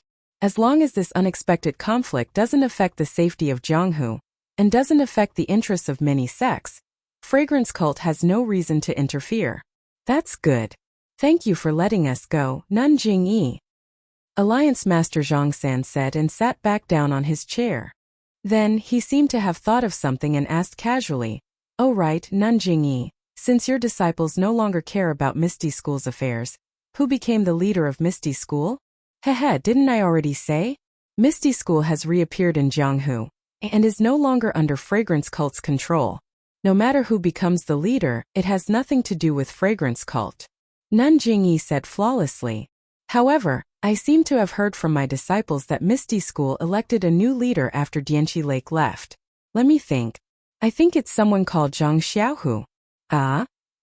Zhang Xiaohua exclaimed. Then she felt that something was wrong and immediately covered her mouth. Meng Qi was also stunned. She turned around and looked at Zhang Xiaohua with a strange expression in her eyes. When Nanjing Yi heard Zhang Xiaohua's voice, she raised her head slightly and looked at her in surprise. Then she realized and nodded. Yes, it should be the disciple of Misty Hall who brought you out of Orchid Dusk. Hehe. Zhang Xiaohua laughed. Then if I have the chance, I'll go and congratulate Zhang Xiaohu. Zhang Xiaohu saved your life.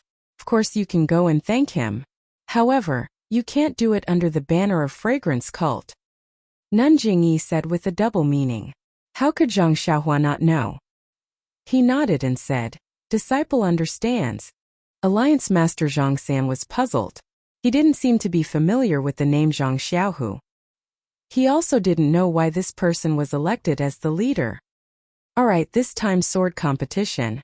Nanjing Yi's expression was refreshed. Just as she was about to announce the end of the martial arts assembly, a powerful divine sense suddenly swept in from outside Huayu Palace. Nanjing Yi's expression changed drastically.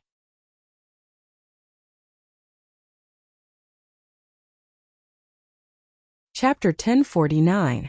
Zhang Xiaohua also sensed it, but he couldn't release his divine sense.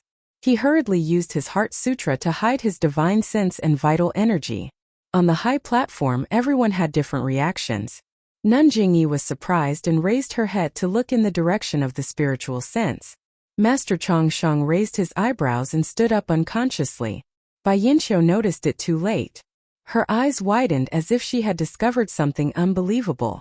Of course, her reaction was not as good as Garuda's. With a whoosh, Garuda leaped up from the high platform and flew straight out of Huayu Palace. Alliance Master Zhang San's face was slightly red and then pale. He looked at the strange reactions of the people around him and quickly closed his eyes. After a while, he returned to normal and looked outside of Huayu Palace. Inside Huayu Palace, about 2,000 people were listening to Nanjing Yi's words. Seeing the strange situation on the high platform, they also found it strange and turned their heads. At this moment, a very pleasant voice sounded. Both Fragrant Cult and Shundao Sect are going to reappear in Jianghu. How can I not come and take a look? Following the voice, a tall and thin figure in black floated in the air like an immortal and flew in from outside Huayu Palace. Behind the black-clothed man, Garuda flew slightly lower with a respectful look on his face. Akra.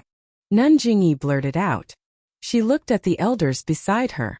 Bai Yinqiu and Alliance Master Zhang Sen also didn't dare to be negligent. They all stood up and went forward to welcome him. The black-clothed man gradually descended from the sky and landed on the high platform. A voice sounded, "I haven't participated in the 5-sex sword competition for many years. I didn't expect to come today. Chang Shangjing, how are you?" Very good, very good. Sakura, how are you? Nun Jingyi and the elders looked nervous, but their faces were full of smiles. Is this Sakura? Below the high platform, Zhang Xiaohua accompanied Meng and looked from afar. Just by looking at the levitation technique, it's only SOSO. Zhang Xiaohua couldn't help but feel proud of her flying technique. Then, she curiously sized up Lord Sakura, whom Qin Shirui had mentioned before, the sect master of the Tenryu sect. Sakura was wearing a black robe, and the style of this robe was rather strange. It seemed to be tightly wrapping around his body. Sakura's entire head was hidden in the bamboo hat, and it was unknown what was so strange about the bamboo hat that one couldn't see Sakura's face clearly. Although Sakura had landed on the platform, his feet didn't seem to have really landed on the ground. I didn't expect Lord Sakura to be able to come, so I didn't go out to welcome you. I hope you can forgive me. Nun Jingyi said with a smile. It's all right. This heavenly king made a decision on the spur of the moment. I didn't inform you directly about the incense cult and became an uninvited guest. I hope you can forgive me. In the face of the number one person in Jianghu, other than Elder Changsheng and Abbess Jia Jingyi, Bai Yinqiu and Zhang San had been hesitating for a long time. They did not know what to do. Needless to say, below the platform the whole place was silent. A series of footsteps came from outside Huayu Palace. Another dozen disciples of the Tenryu sect entered in a single file. They walked to the bottom of the platform and stood with their hands by their sides. All right, everyone, take a seat. Sakura waved his hand and walked to the front of the 5 chairs. He picked the chair in the middle and sat down. Abbess Jingyi frowned, but she concealed it immediately and sat down beside Sakura. Elder Changsheng took a look and also sat down. Bai Yinqiu looked at Alliance Master Zhang San and went forward to greet Sakura. I'm Bai Yinqiu between the clouds and the water. Greetings to Heavenly King Sakura. And so it's between the clouds and the water. I thought it was still called Shundao sect. Sakura said and didn't speak anymore. Bai Yinqiu was bored and didn't dare to say anything. He lowered his head and found a chair beside Abbess Jingyi to sit down. Zhang San walked forward and also cupped his hands. Greetings to Heavenly King Sakura. And Zhang San, long time no see, your martial arts have improved by leaps and bounds. Sakura looked at Zhang San and said strangely. Zhang San's expression changed slightly and he smiled. No matter how much I improve, it's impossible for me to be Sakura's opponent. That might not be the case, Sakura said. All the martial arts in the world return to the origin. In the end, all of them can be cultivated to the extreme. Zhang San casually replied with a few words and picked the last chair to sit down. Heavenly King, I wonder why you have the leisure to come to my place to preach incense cult? Abbess Jingyi smiled. Jingyi, your words are against your heart. Didn't you know that I would definitely come? Sakura replied. Abbess Jingyi nodded and looked around. I knew that you would come, but I didn't expect you to come so soon. I also didn't expect you to come at this kind of occasion. Immediately she said, Please wait a moment, Heavenly King. Then she stood up and walked to the front. Everyone, the sword conference of this martial arts convention has ended. My incense cult has prepared food and wine. Please enjoy your drinks at Huayu Peak. If anyone wants to leave Huayu Peak now, my disciples will also guide you along the way. Because Sakura of Tenryu sect is here, I can't greet everyone. I'm very sorry. Abbess Shuezhen will be in charge of the following matters of the martial arts convention. Saying so, she nodded towards Abbess Shuezhen and walked to the front of Sakura. Heavenly King, please follow me. And Sakura nodded. His gaze swept and he saw Meng, who was with Zhang Xiaohua below the stage. Abbess Jingyi said to Elder Changsheng, Bai Yinqiu, and Zhang San, I have something to say to Sakura. Please help yourselves. Abbess Jingyi, since the martial arts convention has ended, I won't disturb you anymore. I'll come again when I have the chance in the future. Elder Changsheng put his palms together and smiled. Heavenly King Sakura, we'll meet again if fate allows. Humph, as if Buddha and devil were incompatible. Sakura found Elder Chongsheng pleasing to the eye. He only snorted slightly and didn't speak anymore. He didn't show the enthusiasm he showed when they first met. Bai Yanqiu and Zhang San looked at each other and also took their leave. Zhang San was already impatient. Thinking that he still had to deal with the matters of Misty Peak, he immediately left Huayu Palace after taking his leave. Zhang Xiaohua stood at a distance. Seeing Zhang San leaving in a hurry, she naturally knew why he left. She frowned and wanted to follow him. After all, Zhang Xiaohu pointed his sword at Misty Peak, which was where the Righteous Alliance was now. A big battle was inevitable. Zhang Xiaohua was still worried about her second brother. However, looking at Meng's flickering expression beside her, Zhang Xiaohua sighed. Perhaps she should help Meng understand her background first. Sure enough, not long after Sakura and Abbess Jingyi disappeared from the palace, Peacock came to call Meng and Zhang Xiaohua. It was still the same small palace. However, at this moment the outside of the palace was covered with a layer of restriction. No one could hear the sounds from inside. Peacock brought Meng and Zhang Xiaohua into the small palace and went out quietly. War cauldron Xiaoyao? Sakura saw the two of them enter. He didn't speak to Meng directly but asked Zhang Xiaohua first. Zhang Xiaohua only felt Sakura's divine sense rushing towards him, scanning his entire body from top to bottom. Under the bamboo hat that obscured his face, two pairs of eyes also shot out, scanning him up and down, as if wanting to see through all the secrets on his body. A faint pressure came along with the divine sense, pressing down on his body and his heart, making Zhang Xiaohua feel as though he couldn't breathe. When Zhang Xiaohua saw this, his heart skipped a beat and sweat appeared on his forehead. Silently, he circulated his heart sutra and tried his best to conceal his cultivation. After about a cup of tea's time, Sakura retracted his divine sense and his gaze also left Zhang Xiaohua and looked towards Meng. Zhang Xiaohua secretly wiped off the sweat on his forehead. Only then did he remember and immediately bowed in greeting. I am Chuanxiang Order's Dharma Protector disciple Ren Xiaoyao. Greetings to Lord Sakura. Sakura looked at Meng but said to Zhang Xiaohua, you are not bad.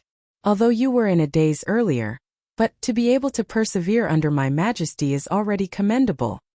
Majesty? Zhang Xiaohua was stunned and thought to himself, is it the pressure earlier? What kind of majesty is this? It seems, there's nothing great about it. However, he smiled and said, I don't dare. This disciple is a junior, and there are still many things to learn from the seniors. Good. My Tenryu sect has many inheritances. Since you only know martial arts and didn't cultivate any celestial arts, you can naturally cultivate. When you return to the Tenryu sect with me, I'll pick up some martial arts for you to cultivate. Zhang Xiaohua was stunned and asked unconsciously, This disciple will follow Heavenly King to the Tenryu sect? Sakura ignored him and asked again, how did you meet ya? Tell me the ins and outs of the matter. Oh yes, during this period of time you must have found many clues. Tell me everything. Zhang Xiaohua took a look at Meng. At this time, Meng still had her head lowered and didn't know what she was thinking. Hence, she told him everything from the first time she met Meng Qi until she found the small village outside the town. Of course, Zhang Xiaohua talked about Meng Qi's matters and didn't talk about her own matters. Presumably, even if Zhang Xiaohua wanted to talk about it, Sakura might not be willing to listen. After Zhang Xiaohua finished, Sakura nodded and asked, Presumably you already know about your background? Reporting to Sakura, I already know. However, I have already lost all my memories. I still don't know why Mother is the sacred ambassador of the Tenryu sect and why I myself have been missing for so many years. Your mother isn't some sacred ambassador. The sacred ambassador is a title to outsiders. Your mother is the previous saintess of the Tenryu sect. However, because of some other reasons, she left the Tenryu sect and chose to live in a small village. As for the reason, I don't need to tell you now. You will definitely understand in the future. And you are the current saintess of the Tenryu sect. Me? Meng raised her head in astonishment and asked in puzzlement, this matter. How come I don't know about it? Sakura looked at Meng Qi's familiar face and smiled. You silly child. Then, he looked at Nun Jingyi and said, this is the matter of the Tenryu sect. Nun, can you leave for a moment? Of course. Nun Jingyi stood up and left. Zhang Xiaohua also wanted to leave but was stopped by Sakura. Ren Xiaoyao, don't go. This is also related to you. Me? Zhang Xiaohua was baffled.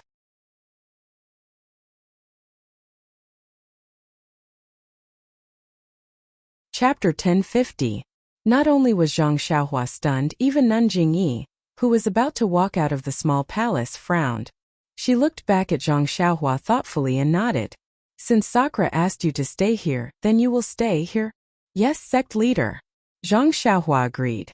When Abbess Jingyi left the palace, Sakura used his divine sense to scan the place. He snorted from his nose and waved his left hand. Several wisps of black gas flew out from his hand and landed on the floor of the palace, disappearing without a trace. Sakura then waved his right hand again and quickly threw out a red jade talisman. When the jade talisman landed on the floor, Sakura muttered something. After a long while, several wisps of black gas activated the restriction. A red light screen flashed and disappeared, covering the entire palace.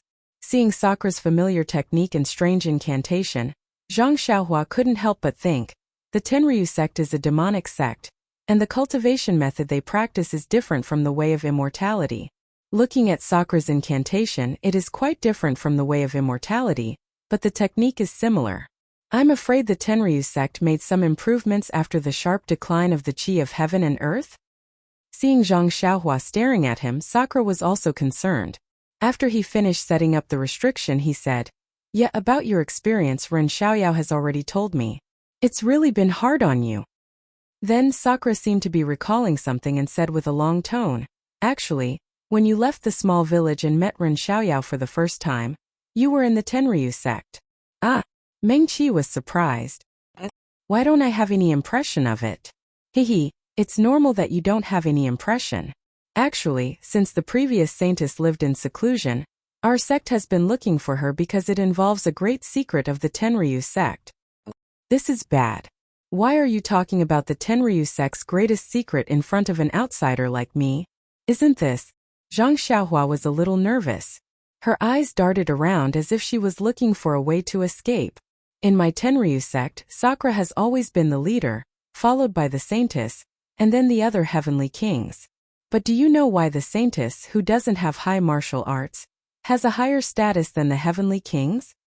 Zhang Xiaohua shrugged. Meng also looked at him in puzzlement and asked Sakura, "May Heavenly King please dispel my doubts? Because it's very simple. The husband chosen by the saintess is the Tenryu sect's next generation Sakura. The daughter of the saintess is the next saintess." Sakura said word by word, shocking Zhang Xiaohua and Meng so much that their mouths were wide open, not knowing what to do. "In my Tenryu sect, there's always a saying, first there's the saintess, then there's Sakura, then there's the heavenly kings. Therefore, the saintess is the root of my Tenryu sect's existence, and also the link of inheritance." "But," Meng wanted to speak but was stopped by Di Tian. "Actually, there's no buts. Madam Aya, who is your mother, is the previous generation's saintess. This lord is the husband she chose, so this lord is Di Tian. And you are the daughter of the previous generation's saintess, which is also this generation's saintess. In other words, you, Xiaoya, is this lord's daughter." Meng and Zhang Xiaohua had already heard it from Sakura's words. They didn't dare to believe it. It wasn't that they didn't guess Lady Aya's position in the Tenryu sect and Meng's position in the Tenryu sect, but they never thought that Meng was actually Sakura's daughter, and the so-called saintess, the extremely important saintess. Sakura pointed at Zhang Xiaohua and said, "If he's the husband you chose, then he's the next Sakura. Your daughter is the next saintess." This? Zhang Xiaohua was really speechless. He never thought that there would be a day when he could be Sakura. Suddenly Zhang Xiaohua's heart moved and he asked, "Lord Sakura, why are you so sure that we will definitely give birth to a daughter?" "Ha ha ha," Sakura laughed and said, "It's not that I'm sure. It's just that the Tenryu sect has always been like this. The saintess will definitely give birth to a daughter." Then he said, "However, Ren Xiaoyao, your martial arts are extremely poor, and you don't have a trace of devil cultivation. What makes you Sakura? Didn't I say it just now? You still have to go to the Tenryu sect and cultivate properly. Only when your devil cultivation reaches a certain level can you be qualified to be Sakura." You have to know that Sakura is a symbol of status. All the Sakuras in the Tenryu sect are the #1 people in the pugilistic world, the #1 people in the world. Zhang Xiaohua was stunned and asked curiously, how can it be so powerful? Is there no exception? No, Sakura said proudly. The saintess's heavy responsibility is like this. As long as she chooses someone, that person will definitely be the #1 person in the world. But Zhang Xiaohua thought of his second brother, who was preparing to attack the Misty Peak. He couldn't possibly follow Sakura back to the Tenryu sect. Moreover, his cultivation was on the path of immortality, so how could he change to the path of devil cultivation? She could only find an excuse to decline. But I'm already so old. Even if I want to cultivate, I'm afraid it won't be possible. Sakura waved his hand. You don't have to worry about this. As long as the Tenryu sect is willing, you and you can go back to the Tenryu sect with me. I can definitely make you the #1 person in the world. Then he smiled. Even if you can't cultivate in the end, I can just use the enlightenment technique and give you all my cultivation. What's so difficult about that? Meng knew Zhang Xiaohua's thoughts and interrupted. Heavenly King. Xiaoyao, if anything happens, don't make things difficult for him. It's fine if he doesn't go to the Tenryu sect for the time being. It's fine. Your matter isn't settled yet, and I'm also fine. As for the next Sakura, you don't have to decide so early. Sakura smiled. By the way, since you already know how important the saintess is to the Tenryu sect, you should also understand why the Tenryu sect is still brooding over your mother's seclusion and searching everywhere for her. About 10 years ago, the disciples who went out to search for your mother suddenly found traces of you. Although you were still young at that time, your face was exactly the same as your mother's. They could recognize you at a glance. You also know that compared to your mother, you're more important to the Tenryu sect. Therefore, after the disciples of the Tenryu sect couldn't find any trace of your mother, they brought you back to the Tenryu sect as if they had found a treasure. However, at that time you were muddle-headed and it seemed like there was something wrong with your brain. This seat then sought out the divine doctor in the sect, and the Jianghu's divine doctor to treat your illness. They treated you for about 5 years. 5 years ago, when your illness was about to be cured, you suddenly disappeared again. I sent people to search for you, but they couldn't find you at the place where you appeared last time. In these 5 years, it was as if you had evaporated, and there was no news of you. I didn't expect that you would be picked up by Jingxian and brought back to the Tenryu sect. The Tenryu sect did a good thing. Jingxian is also interesting. She actually wanted to take you in as an inner disciple. She's really shameless. I knew that you appeared in the Jianghu and even went to the Dalan temple to deliver the invitation to the Tenryu sect's martial arts convention. I immediately rushed over to take you back to the Tenryu sect. Meng sighed and nodded. I got it. On the way, Zhang Xiaohua and Meng discussed a lot. Meng knew that she was related to the Tenryu sect, so she knew that she couldn't stay in the Tenryu sect any longer. Now that she heard that she was the most important saintess of the Tenryu sect, Abbess Jingyi of the Tenryu sect, she didn't have the guts to take her in. She could only go back to the Tenryu sect. Moreover, the Tenryu sect was also her home in another sense. It was just that. Meng looked up at Zhang Xiaohua. The only thing she couldn't bear to part with was Zhang Xiaohua. Zhang Xiaohua looked at Meng and then looked at Sakura. She smiled and said, Meng, you should go back. Haven't you been looking for your family all this time? Now that it has finally come true, what's there to hesitate about? Moreover, if you miss me or if I miss you, we can go to the Tenryu sect to see you. Upon seeing this, Sakura took out something from his bosom and handed it to Zhang Xiaohua. He said, this is my token. If you come to the Tenryu sect, you only need to show this token. Zhang Xiaohua reached out and took it. She felt a bone-piercing coldness. When she looked carefully, it was a piece of pitch-black iron with a faint flame engraved on it. In addition, you don't need to be the guardian disciple of the Tenryu sect anymore. I already know about what happened in the Dalan temple. Abbess Jingyi must have other plans for you to be the guardian disciple. The Tenryu sect's cultivation method is a mortal cultivation method, so it's not suitable for you. And this one knows. This one came down to the Tenryu sect for Meng. Since Meng has left, there's no point in the Tenryu sect staying. Zhang Xiaohua nodded. At this time, the Tenryu sect didn't have any disciples of the Misty School in Meng, so he naturally wouldn't stay. Alright Ren Xiaoyao, I'll take you back to the Tenryu sect in a while.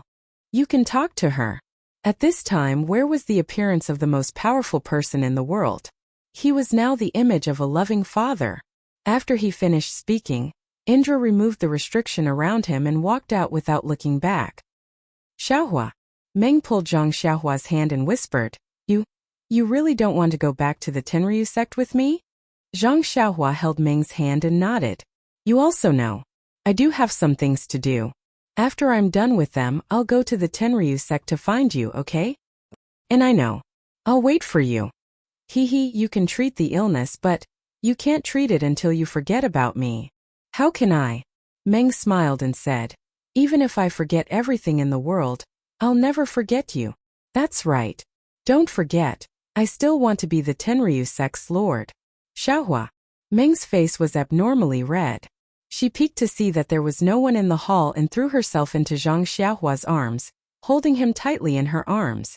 Please cast a monthly vote, please cast a recommendation vote, please collect, please tip. If you like this work, you're welcome to come to Qidian.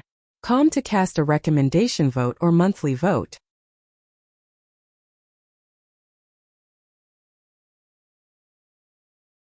Chapter 1051.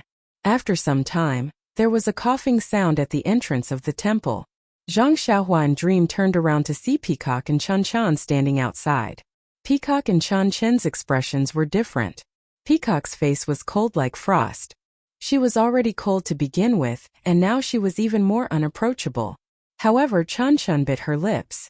Her eyes were filled with indignation and even a trace of provocation. Her chest rose and fell slightly as if she was feeling aggrieved. Cough cough Xixia, no, I should call her Xiaoya. I really didn't expect that the usually obedient and obedient little tail behind me was actually the saintess of the dragon sect. How come I didn't see it at all? Chun Chen coughed and said, Ren Xiaoyu, you have good taste. No wonder after taking advantage of Nia Xiaoyao from the Rejuvenation Valley, you immediately wiped your mouth and denied it. So you have already noticed Xixia.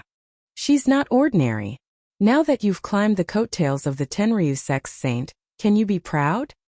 Zhang Xiaohua was sweating profusely. Chen Chen was a straightforward person, but he did not mean any harm. Although everything in the refining heart cave was just an illusion, Zhang Xiaohua still had a good impression of Chen Chen and Peacock. Therefore, when he heard this, he did not think much of it. Instead, he felt like he was being jealous, like a wife being jealous of her husband. Zhang Xiaohua laughed dryly and said, Senior Chen, what are you saying? Even you didn't see it, how could I see it clearly? I just like Meng, why would I care if she's a commoner, a disciple of the incense cult, or the saint of the Tenryu sect? You know that although I know Nie Qianyu, but it was after I met Meng. I have never hidden anything about Nie Qianyu from her. Meng was also a little embarrassed. She got out of Zhang Xiaohua's arms but still held onto Zhang Xiaohua's hand and nodded. Little. Xiaoyao is right. I've seen Nie Qianyu in the Sorrow City and I know everything. Senior Chen, don't talk about this boring topic. As for the saint of the Tenryu sect, I don't need to explain. I'm sure Senior Chen knows better than Senior Chen what I was like when I first came to the Tenryu sect. Even now, I can't remember whether I'm the saint of the Tenryu sect or not. Of course, since Di Shitian said so, I don't think it's wrong. However, during the 5 years I have been in the incense cult, other than Master, that is, Senior Sister Chen has cared a lot about me. I still have to thank Senior Sister Chen. After that, Meng let go of Zhang Xiaohua's hand and bowed. Chen Chen knew Meng's identity and naturally felt that she had been deceived. Moreover, Meng's identity made her feel that she could not compare with her. This kind of gap made her feel extremely uncomfortable, so she felt that it was unfair. At this moment, after hearing Meng's words and thinking about the helplessness and confusion she felt when she first came here, she felt relieved. She stepped forward and said, Forget it. Forget it. You're just a junior. If I don't take care of you, who will take care of you? But just as she took a step forward, she was pulled back by Peacock. Chen Chen turned back and asked curiously, Senior Chen, what's wrong? Peacock said to Meng, I didn't know your identity before, so I could call you Senior Chen. But now you are no longer Xixia of the Emotian Palace, but Ye of the Tenryu sect. This is a big difference. although we've been in the 5 sects for thousands of years, but your cult isn't an immortal. As the saying goes, those who walk different paths can't make plans together. In the future, we have to be clear about this. Of course, if you can remember the time you spent at Lingxiang Peak and take care of the incense cult in the future, then both of us will be very grateful. When Chun Chun heard this, she was already depressed and stopped in her tracks. Yes, their status had been confirmed.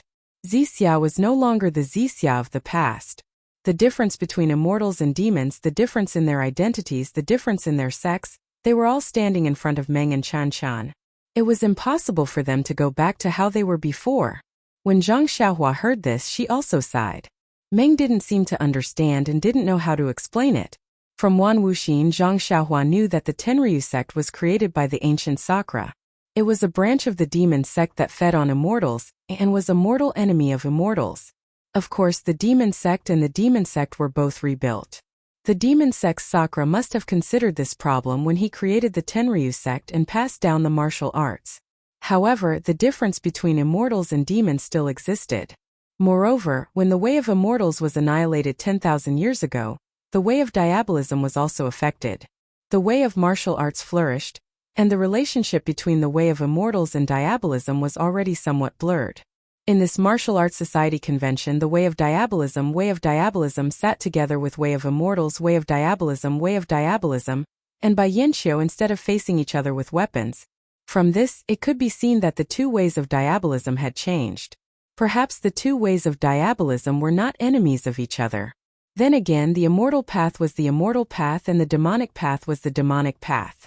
There was a fundamental difference between the two.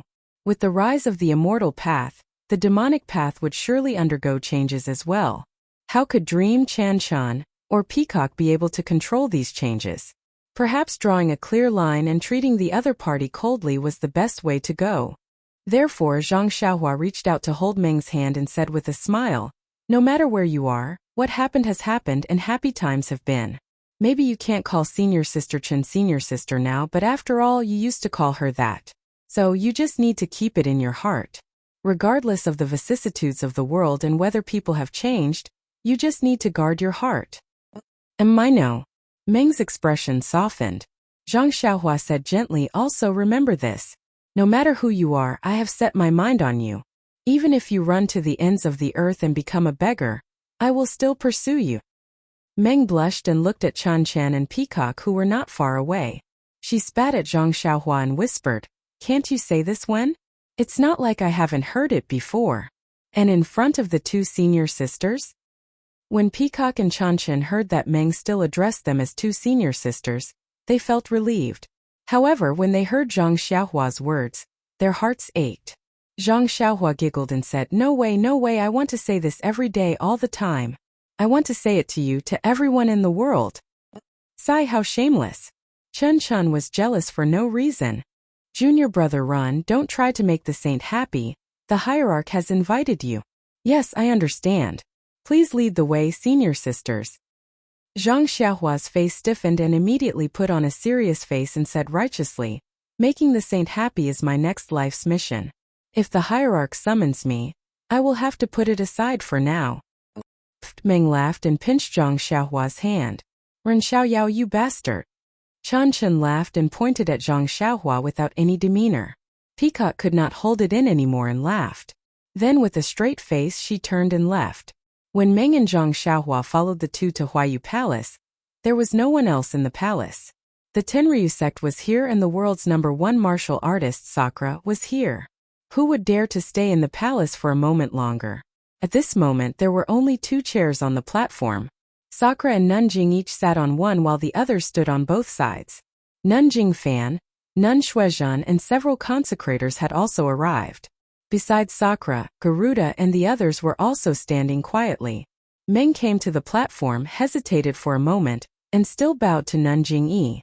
Nanjing Yi quickly turned her body slightly and said with a smile, "Congratulations to you for finding out her identity. I didn't work in vain these years. I hope that if there is a chance in the future, you will take care of me more." This disciple thanks Nanjing Yi for taking care of me these years. If there is a chance in the future, I will never forget these years of kindness. Nun Jingyi was elated and said, "That's great. My junior sister Jing Xian didn't bring you back in vain because of fate." "Oh Nun Jingyi, I still want to go to Lingxiang Peak to pay my respects to master before I leave." Meng hesitated for a moment and said, "There's no need. As long as you have junior sister Jing Xian in your heart, where can't you pay your respects? If you don't have her in your heart, even if you pay your respects every day, what does that mean?" Nun Jingyi rejected without any trace of politeness. Meng sighed slightly and nodded. "Nun Jingyi is right. All right Jingyi. My heavenly dragon cult has accepted your invitation to spread the incense cult, and will definitely repay you in the future. This seat will now bring the saintess back." Sakura Jiaoming didn't like it and continued, "Respectfully send Sakura off." Nun Jingyi also hoped that Sakura would leave early. However, when Sakura stood up and saw Zhang Xiaohua beside Meng, he said, "That's right, just now we were talking about you and forgot about Ren Xiaoyao. This Ren Xiaoyao came to your Tenryu sect for less than a year, and also hasn't practiced the martial arts of your Tenryu sect. It's fine if he doesn't become a guardian disciple." Nun Jingyi looked at Zhang Xiaohua and frowned slightly. She said, "Ren Xiaoyao indeed hasn't practiced the martial arts of my Tenryu sect, but this guardian disciple, he can also become one. He might have a bright future ahead of him." Nun Jingyi's words "indeed hasn't practiced the martial arts of my Tenryu sect" were quite forceful. She even looked at Zhang Xiaohua as if she was hinting something. Who knew? Zhang Xiaohua only looked at Meng, as if she didn't understand at all. Nun Jingyi saw that Sakura was a little unhappy. Although she was unwilling, she could only say, "Of course, if the Tenryu sect has any better arrangements, I think it would also be excellent." Zhang Xiaohua heard these words clearly. She moved her gaze away from Meng's face and took out his waist token. She handed it over and said emotionally, "Esteemed leader, Ren is untalented. After coming to the Misty School for more than a year, esteemed leader has taken good care of me and I'm really grateful. It's just that Ren is small and weak, and his martial arts are also low. Even if he wants to do something for the Tenryu sect, he has the will but not the power. Therefore, I can only remember the kindness of the Tenryu sect in my heart and strive to remember it at all times and every day." Nun Jingyi felt powerless after hearing this. She waved her hand and let Chan Chan put away Zhang Xiaohua's waist token. "Please vote monthly, please vote recommendation, please collect, please tip. If you like this work, you are welcome to come to Chidian.com to vote recommendation and monthly."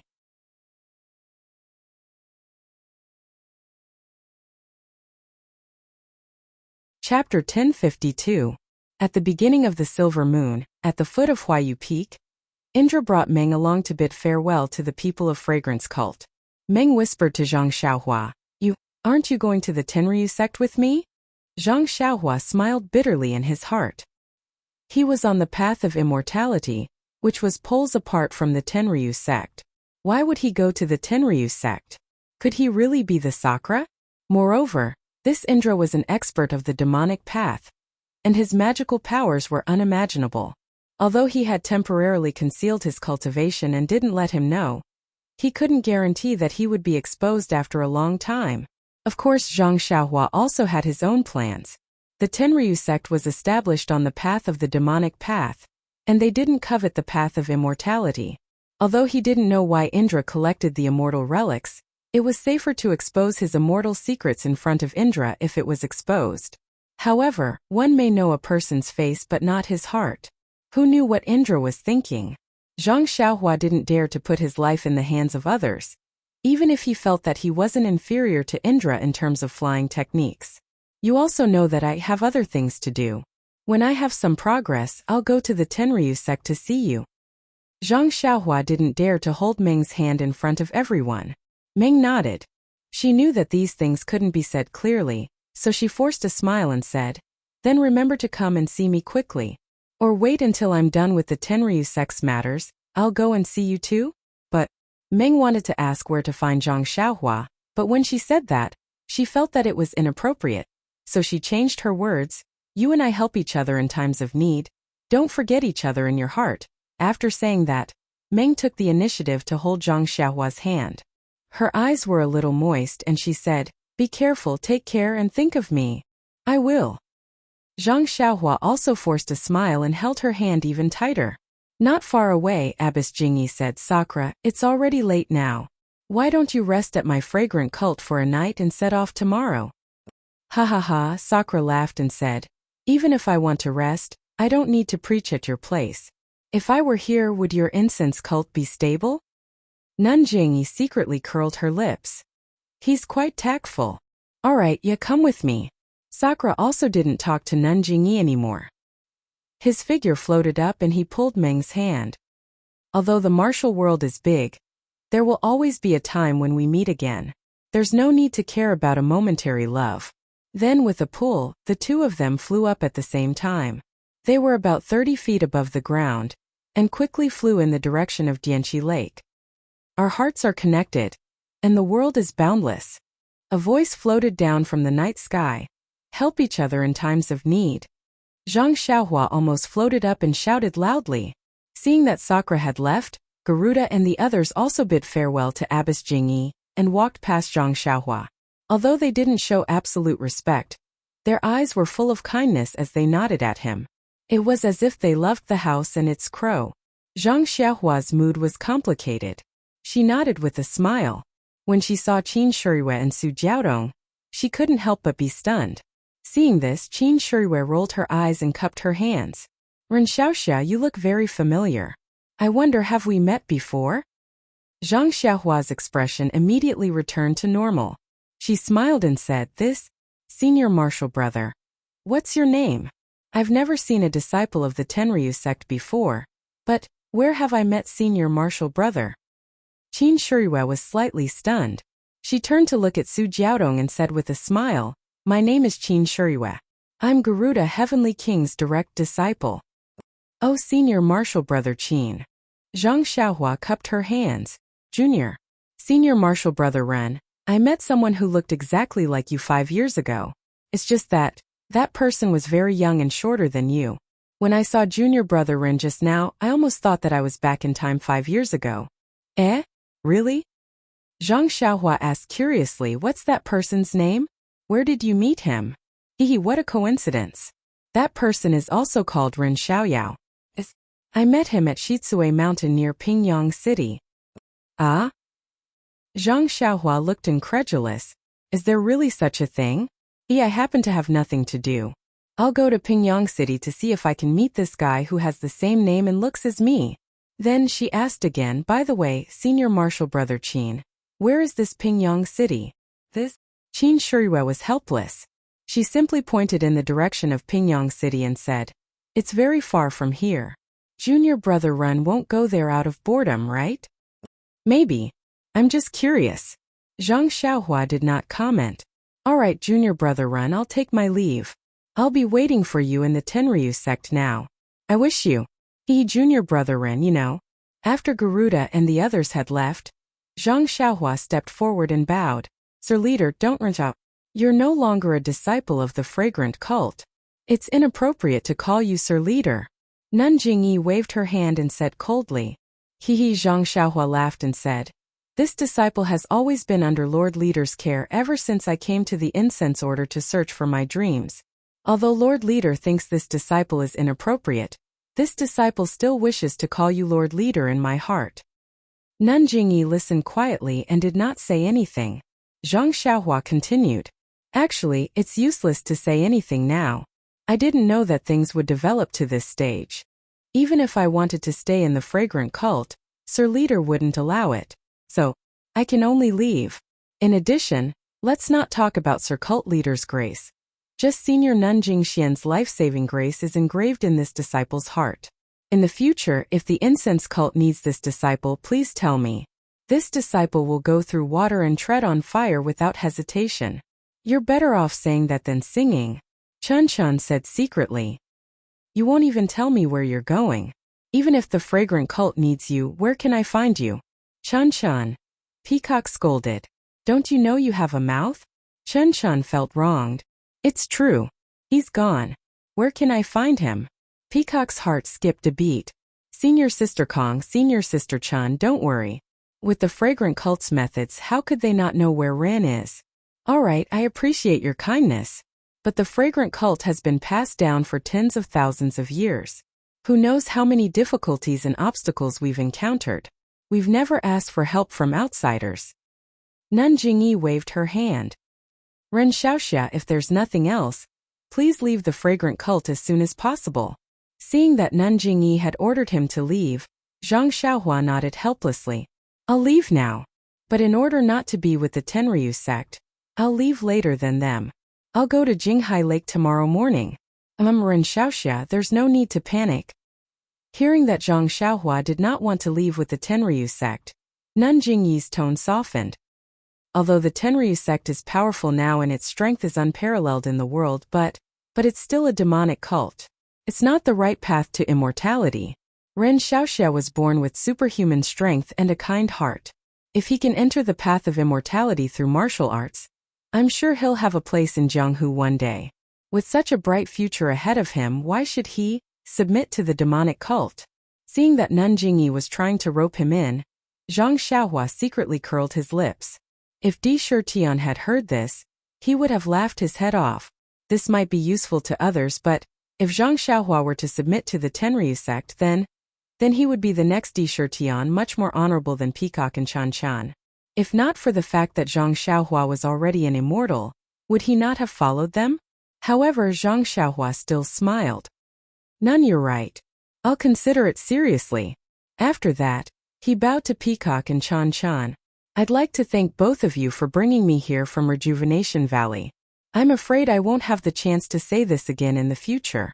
Peacock and Chan Chen's hearts ached for no reason. They both whispered, you have to be careful. The Jianghu is dangerous. You have to be careful. Ha ha ha, Zhang Xiaohua raised his head. The mountains will not change and the rivers will flow forever. I hope we'll meet again in the future. After that, he leaped onto the David's deer, patted Huan's protruding horn and walked straight along the mountain path. The tall and thin shadow was dragged along by the full moon, winding along the ground. It was incomparably lonely. Nun Jingyi and the rest had already turned around and returned to Huayu Peak. Peacock and Chan Chan were still standing there, looking at the gradually disappearing figure. No one knew what they were thinking. When Peacock came back to her senses, Nun Jingyi and the rest were already far away. Peacock's heart trembled. She reached out to pull Chan Chan, who was still grieving, and walked a few steps to catch up with them. However, after a few steps, she could not help but turn back to look. Usually, although they did not meet often, she knew that he was in Mo Xian's palace on Lingxiang Peak. She always felt a sense of security. However, now that she had to leave and perhaps they would not meet again, she knew that this person had been imprinted in her heart. Zhang Xiaohua went down Huayu Peak and walked along the mountain path. On the mountain path, there were disciples from various sects in the Jianghu as well as the inner disciples of Ruijin Palace. The cult of fragrance had been established for thousands of years. Everything in the cult had long been mysterious. Many people who came to participate in the martial arts convention wanted to see what was going on. They did not dare to stay in Huayu Palace, but they still wanted to stay in the cult of fragrance for a few days. Since the martial arts convention was over, there would be a few days for them to go out. Zhang Xiaohua found an opportunity to ride the David's deer down the mountain path. He threw Huan to one side and then concealed himself. He used the flying spell and flew towards the direction of Lingxiang Peak. However, before he had even traveled halfway, he suddenly stopped and stood on the clouds. He had a strange expression on his face as he alternated between looking forward and left. It was as if there was something strange in those two places. After waiting for the time it took to burn a stick of incense, Zhang Xiaohua's face lit up with joy. He whistled and flew down. When he landed about 50 feet from the ground, there was a black shadow coming from the direction of Lingxiang Peak. It was like a gust of wind, rushing towards Zhang Xiaohua. On the left of Zhang Xiaohua, there was also a black shadow. It was like a bolt of lightning and was even faster. It was also coming towards Zhang Xiaohua's direction. Please vote for me. Please vote for me. Please keep it. Please tip me.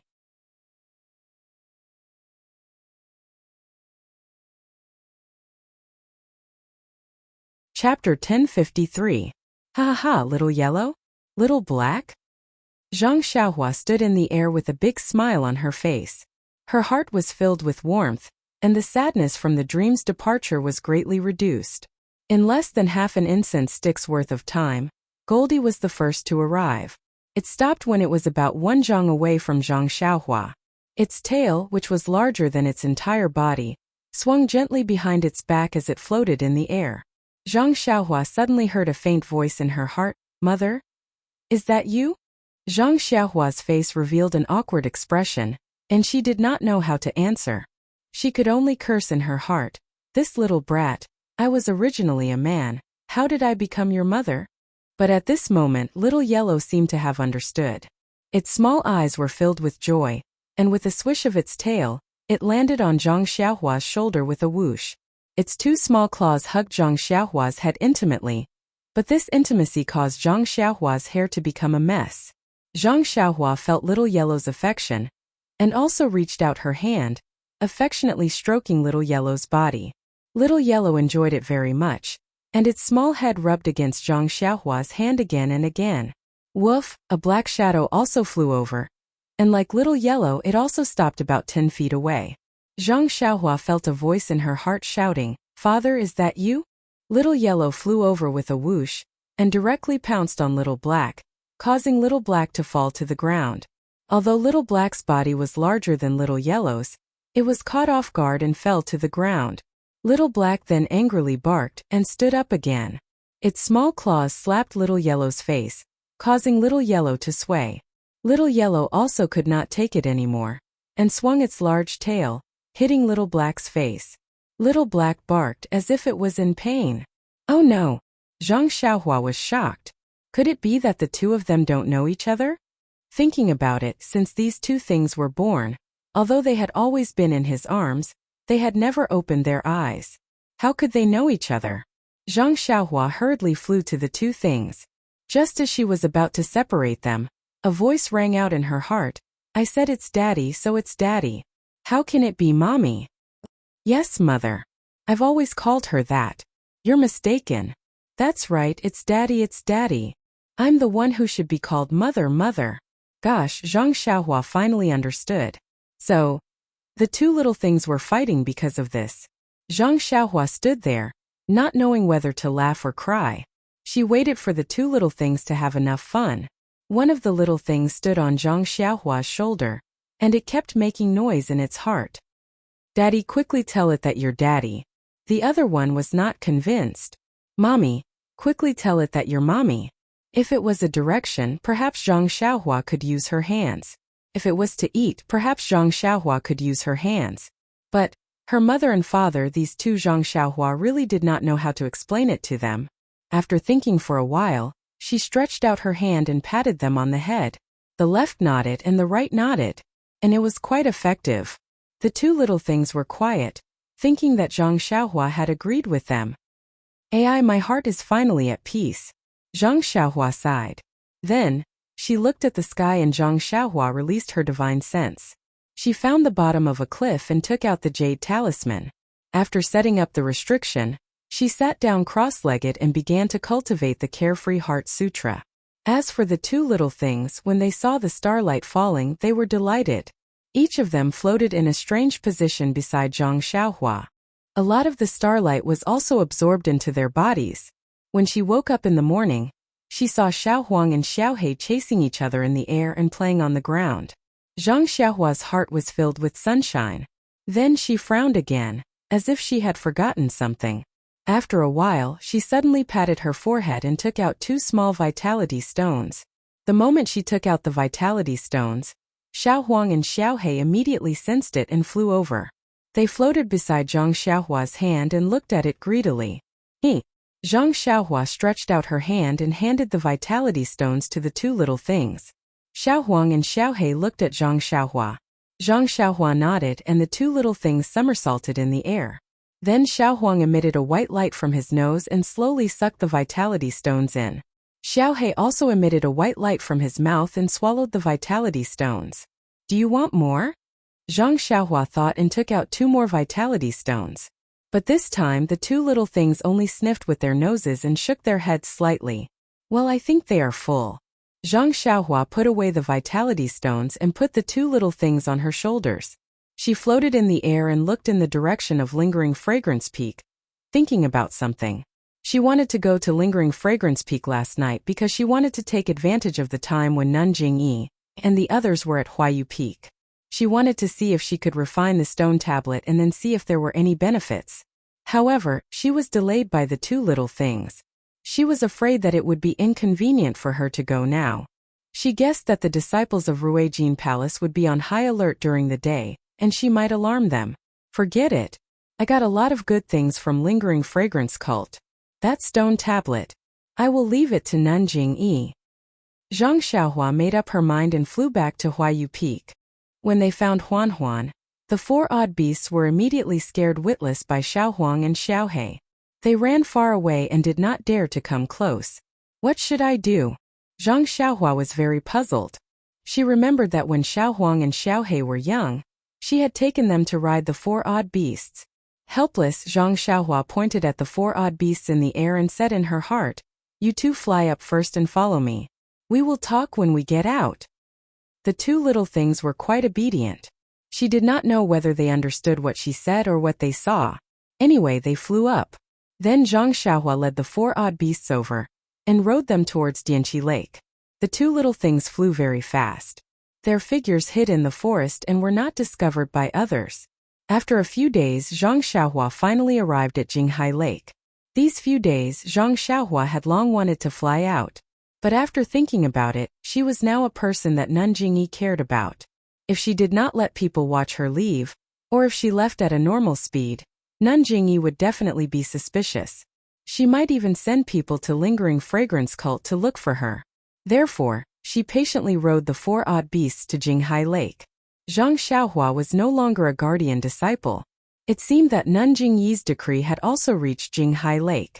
Moreover, Zhang Xiaohua's performance in the martial arts convention had also spread to Jinghai Lake along with the departure of the people of Jianghu.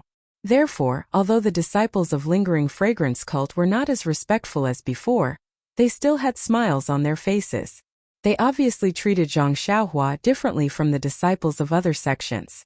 At least, when they were riding the boat at Jinghai Lake, Zhang Xiaohua had enjoyed preferential treatment. When they got ashore, Zhang Xiaohua was a little worried. She found the disciple of Ruijin Palace who was on duty at Dianqi Lake and invited him to a secluded place. She used her enchanted finger to ask for information about the disciples of Misty School. Then she rode the four odd beasts and left. The disciples of Misty School left more than a month ago.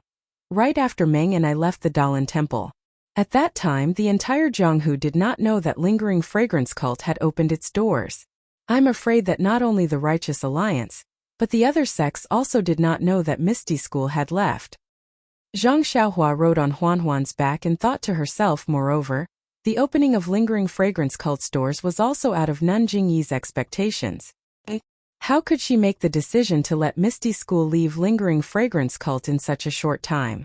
Could it be that she was not afraid that Misty School would leave and never return? This Nanjing Yi is indeed powerful. She is indeed the leader of Lingering Fragrance Cult. I think she had already planned for this. Moreover, she had taken into account the various reactions of Misty School. The opening of Lingering Fragrance Cult's doors was just a preemptive opportunity for her. If she did not have this opportunity, she would have taken action in another year or so. Zhang Xiaohua sighed and thought to herself, perhaps I don't need to think so much. When I see second brother, I just need to ask him.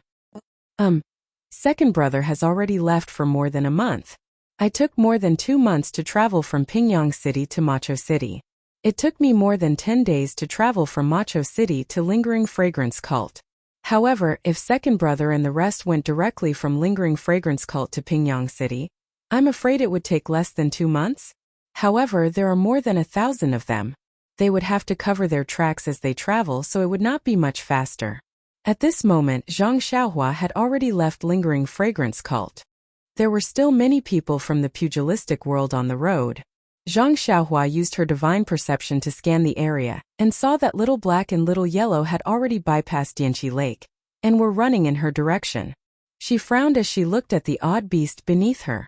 If she rode on the odd beast, it would take her at least a month to reach Pingyang City. By then, the battle between Misty School and the Righteous Alliance would have already ended. She would not be able to help second brother at all, much less protect him. She could only use her flying skill to catch up with the Misty School disciples. However, what should Huan Huan do? Suddenly, Huan Huan panicked and ran towards the forest beside the mountain path. Zhang Xiaohua smiled bitterly. Needless to say, Little Black and Little Yellow had arrived in midair. However, as soon as he arrived at the forest, Zhang Xiaohua's heart skipped a beat. The odd beasts had been captured by the Pill Sprouting Hall's disciples on Tianmu Peak, but they had still managed to escape. No one had been able to find any trace of them. If he left them here, he might be able to find them safely. Zhang Xiaohua jumped down from Huan Huan's back and took the bag. She patted the odd beast's bald head and smiled. Huan Huan, I have something urgent to attend to, and cannot take care of you for the time being. You find a place to hide first. When I'm done with my business, I'll come and find you again. How about that? Please vote for me. Please add me to your collection. Please tip me.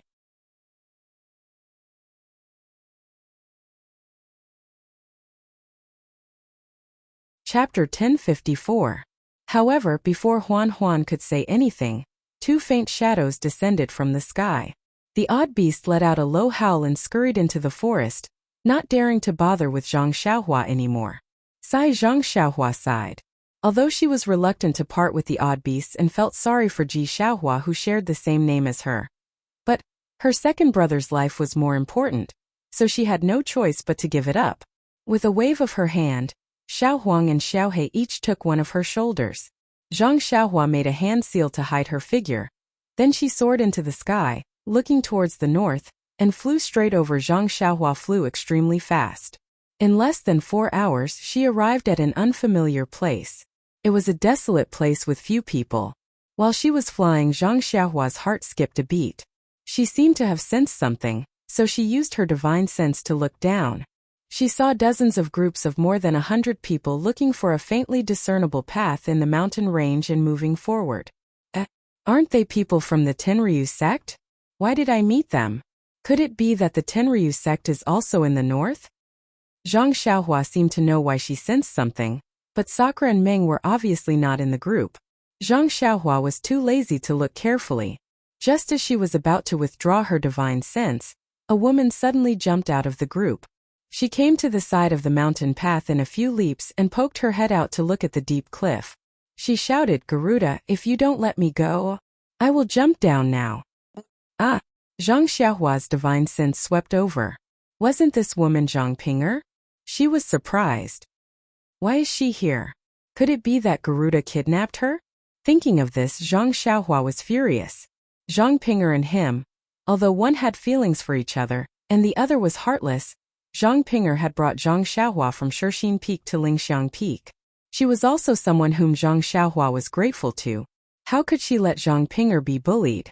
She waved her hand and Zhu Meng took action to protect herself. Then she covered her figure in breath and slowly descended. Xiao Huang and Xiao He stopped in the air far away. "Miss Zhang, why are you doing this?" Garuda's lazy voice was heard. Then he seemed to take it very seriously. He slowly walked out of the crowd and said with a smile, "Now that things have come to this, why do you still want to seek death? If you don't want to pass down the incense cult, how can I take you from Abbess Jingyi?" What does this mean? Zhang Xiaohua frowned slightly as she hid at the side. "Garuda, you think I don't know? If you hadn't used the Tenryu sect to force me to spread the incense cult, how could I have ended up like this?" When Garuda heard this, he immediately stopped and said seriously, "Miss Zhang, I have already made my intentions clear a few days ago. You are really important to me, so I can only ask for you directly. Besides, if the incense cult's Abbess Jingyi really cares about you, how can I just threaten her and send you away?" Zhang Pinger's face paled, but then she gritted her teeth and said, "Garuda, no matter what you say, I still don't want to. Don't come any closer, or I'll jump off the cliff and we'll go our separate ways." Garuda didn't care and took 2 more steps forward. Seeing that Zhang Pinger really did move a little further away, he stopped and sneered, "If you don't want to, why didn't you say so earlier in Huayu Palace? You followed me all the way here and now you're showing your true feelings?"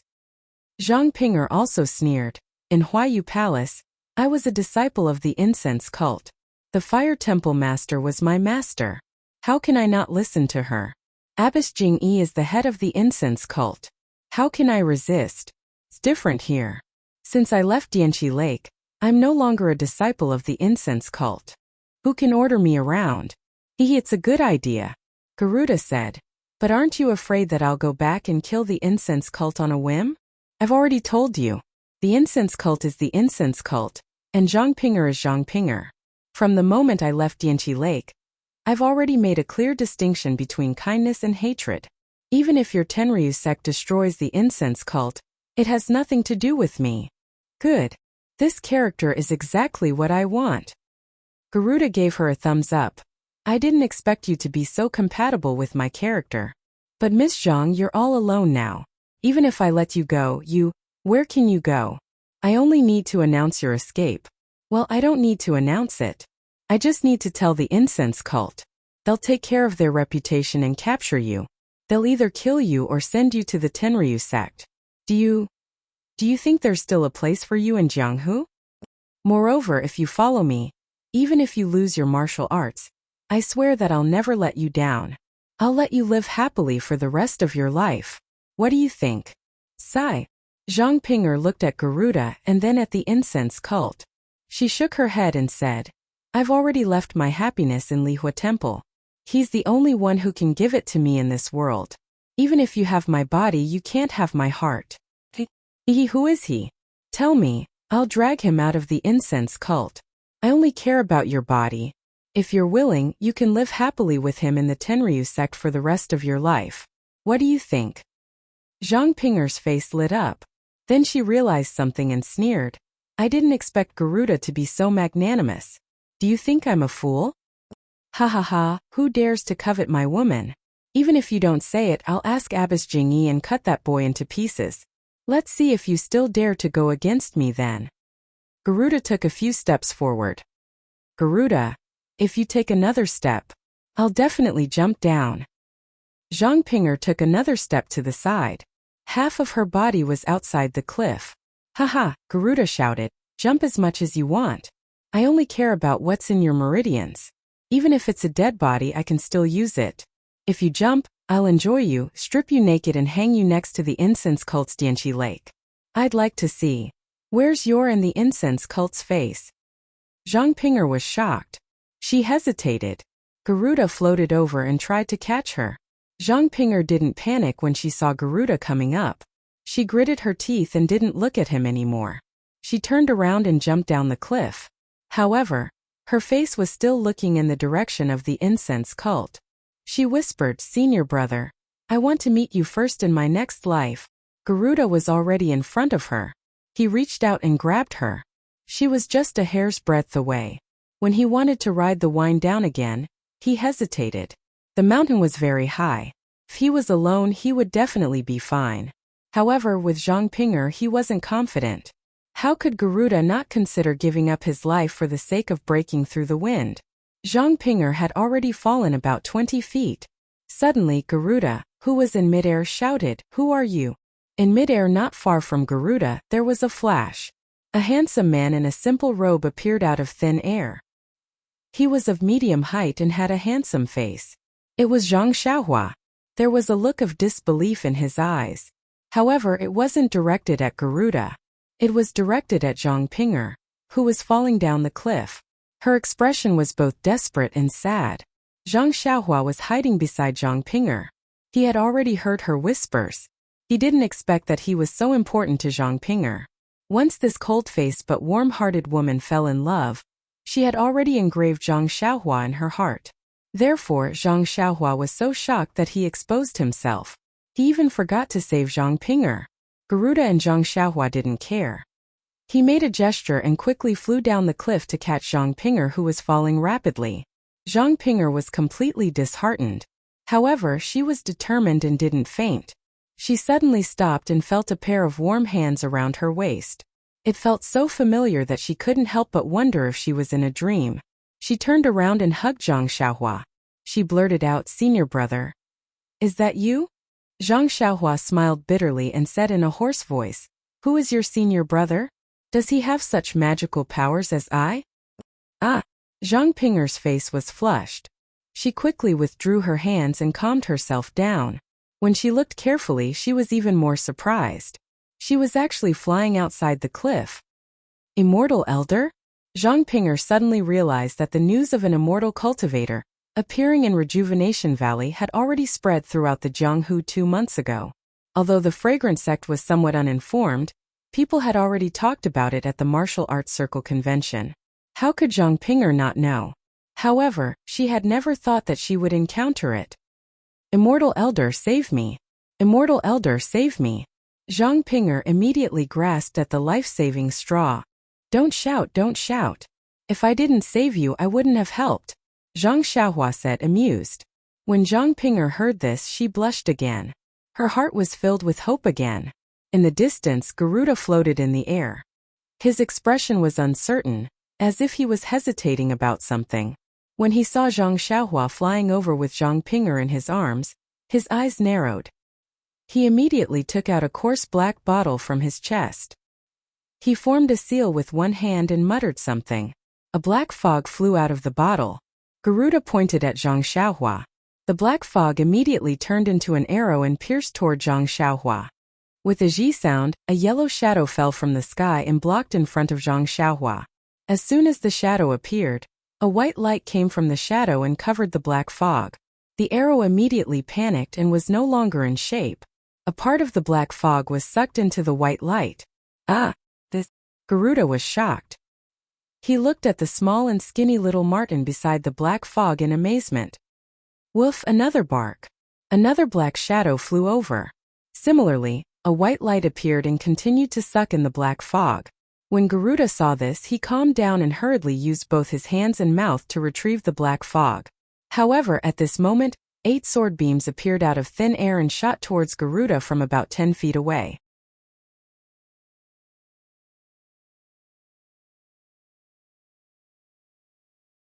Chapter 1055.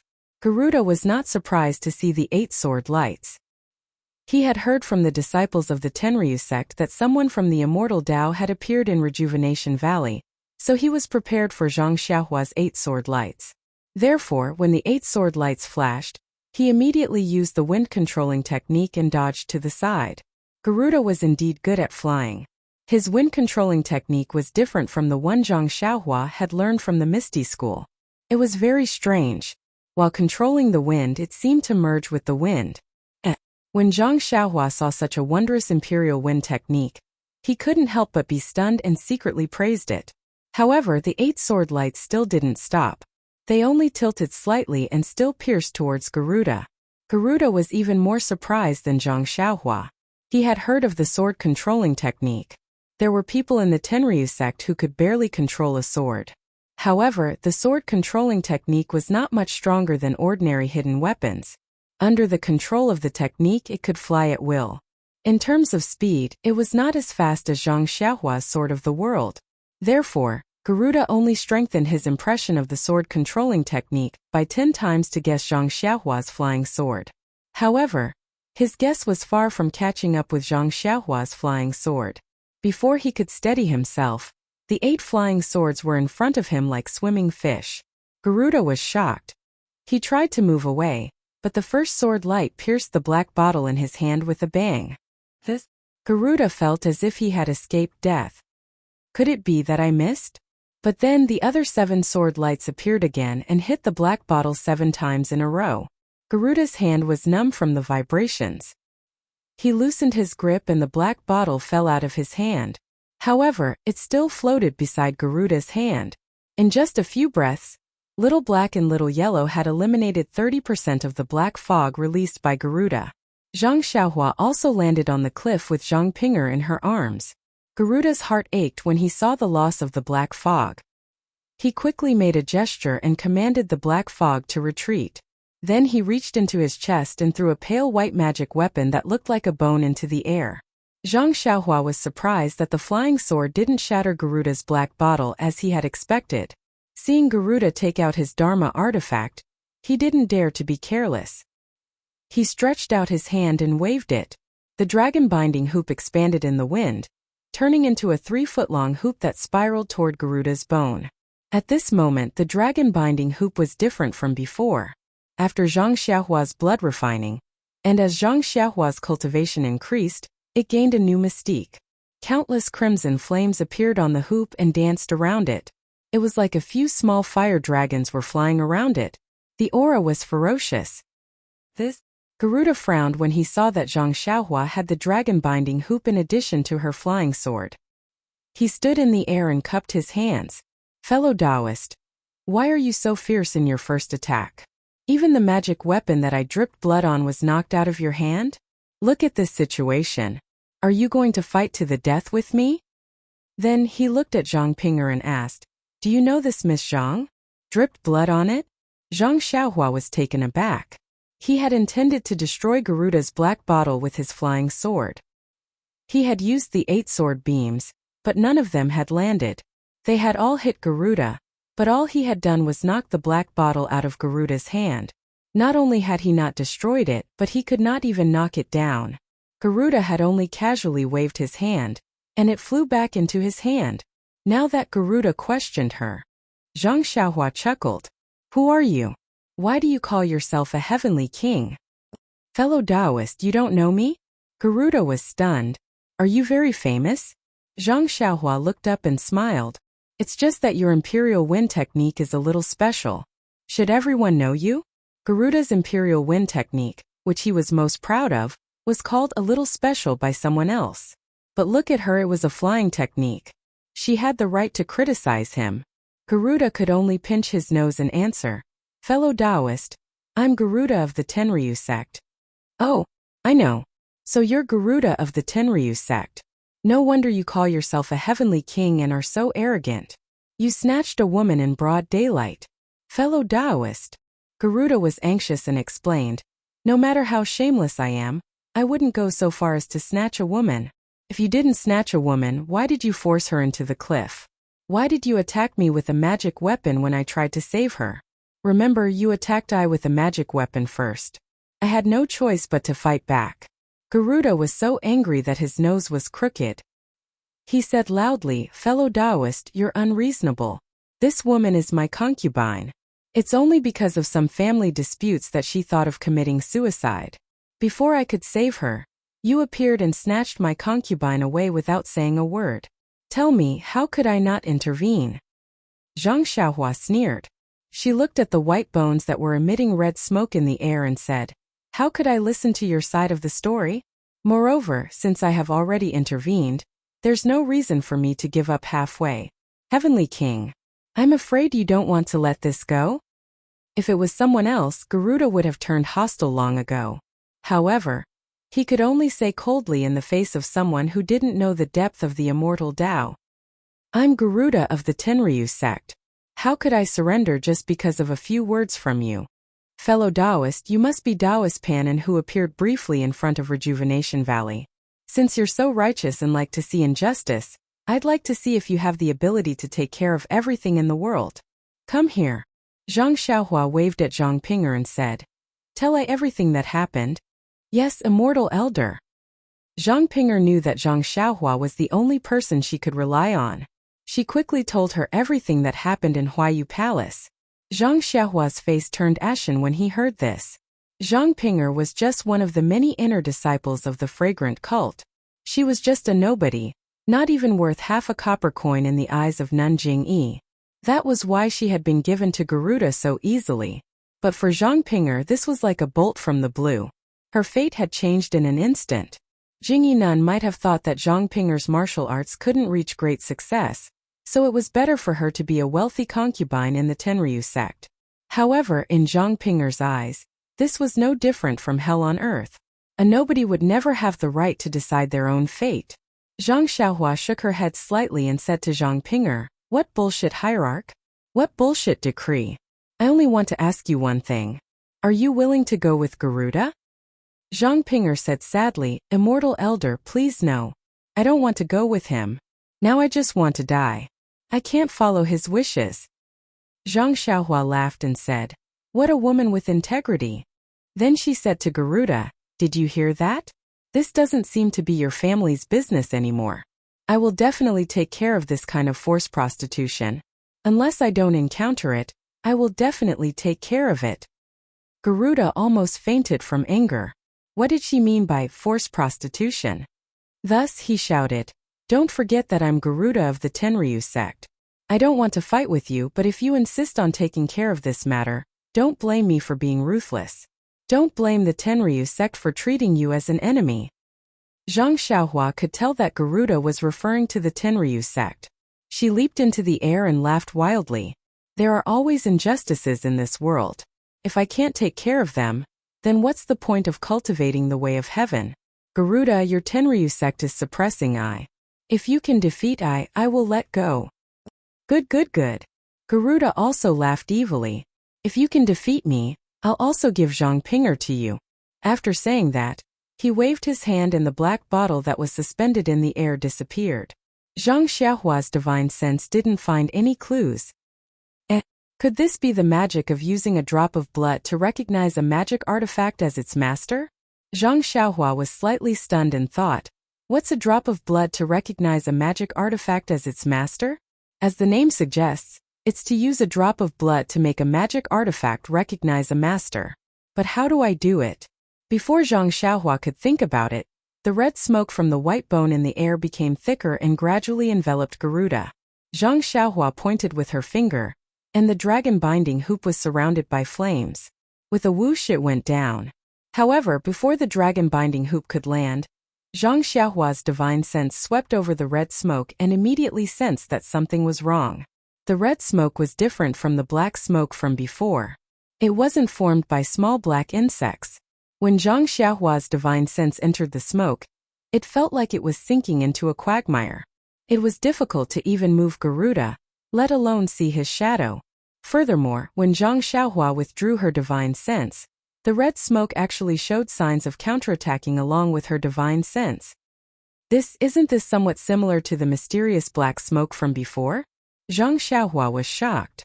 Since her divine sense couldn't be used freely in the red smoke, the dragon binding hoop couldn't land, and even the flying sword couldn't pierce it. No wonder Garuda was somewhat fearless. Zhang Xiaohua thought and didn't dare to be careless. She released the crimson spirit protection and first protected herself.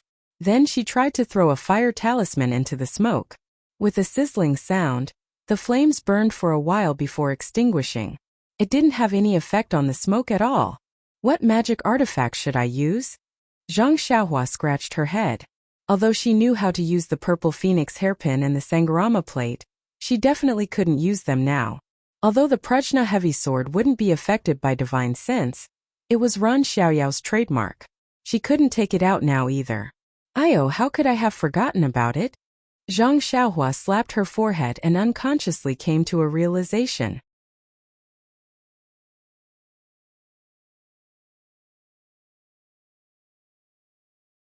Chapter 1056.